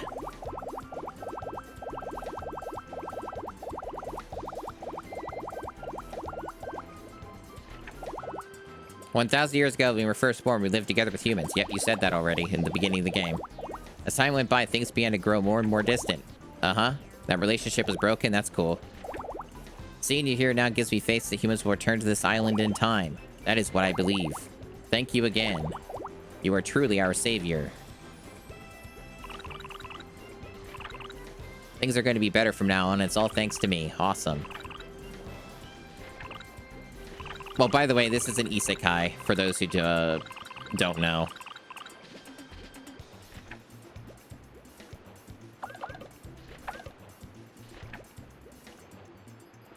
I'm awesome. I'm epic. I'm poggers. I'm amazing.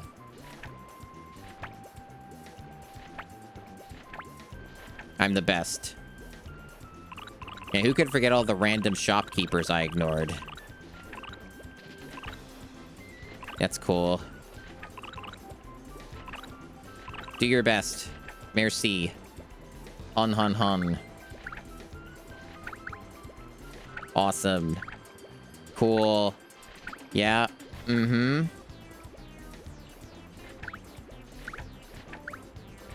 Neat. This is much like the intro of this game. They're trying to make this last sequence last 20 minutes. They're really trying to drag it out. Oh, we get like an FMV again. And so this adventure came to a close. Had it all been nothing more than a dream from the very beginning? Nobody can say for sure. However, if you believe in your dreams, and if you open up your heart, then the Mabu will be at your side always. I don't know if I want them to be. Perhaps tonight, when you go to sleep, you will hear their call. I don't know if I want them to. I don't want to answer their calls.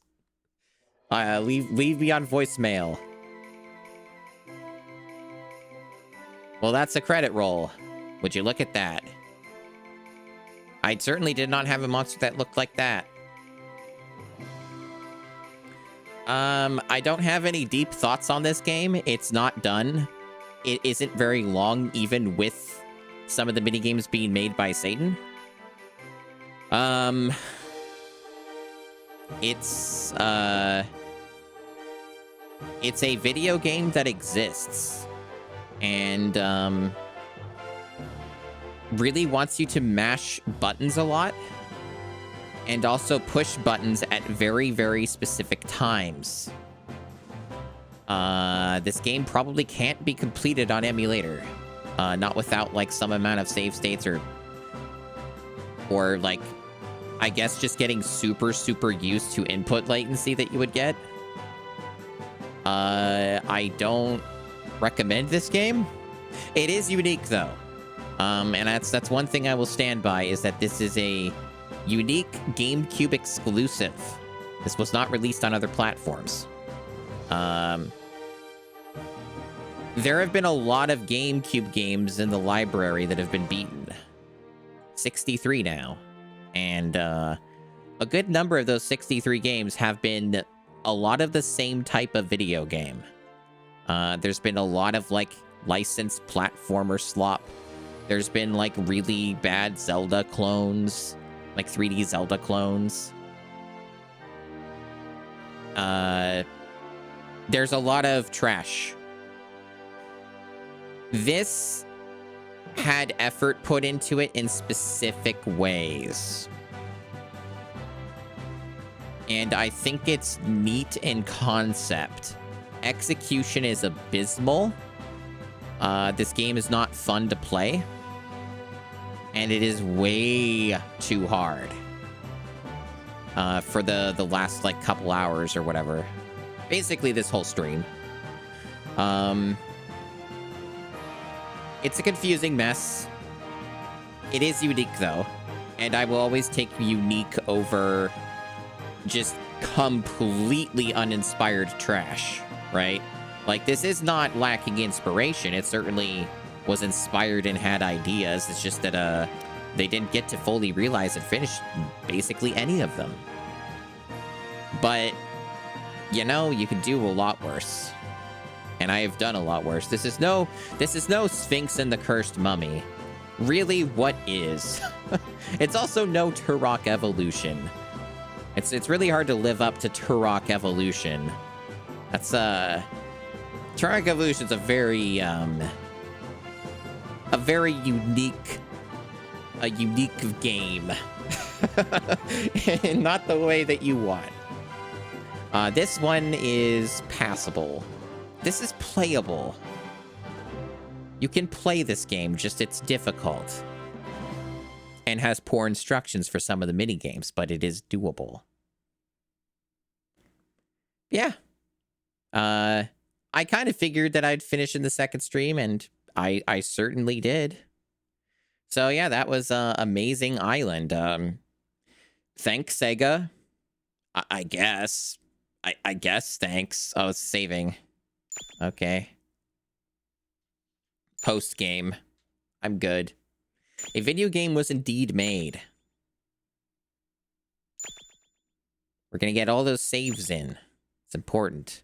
Yes, save everything. All of them. All the saves. Overwrite everything.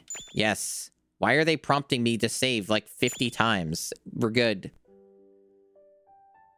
Cool, dude. Amazing Island. No, multiplayer's grayed out. I guess it only shows up if you plug in a controller. That's unusual for multiplayer modes. But hey, anyway, there it is. That's the video game. Well, it's a game. I've said that about many GameCube games, but hey, it's a game you can play. You can do worse. Amazing Island, truly. It is memorable in very specific ways. Thank you, Amazing Island.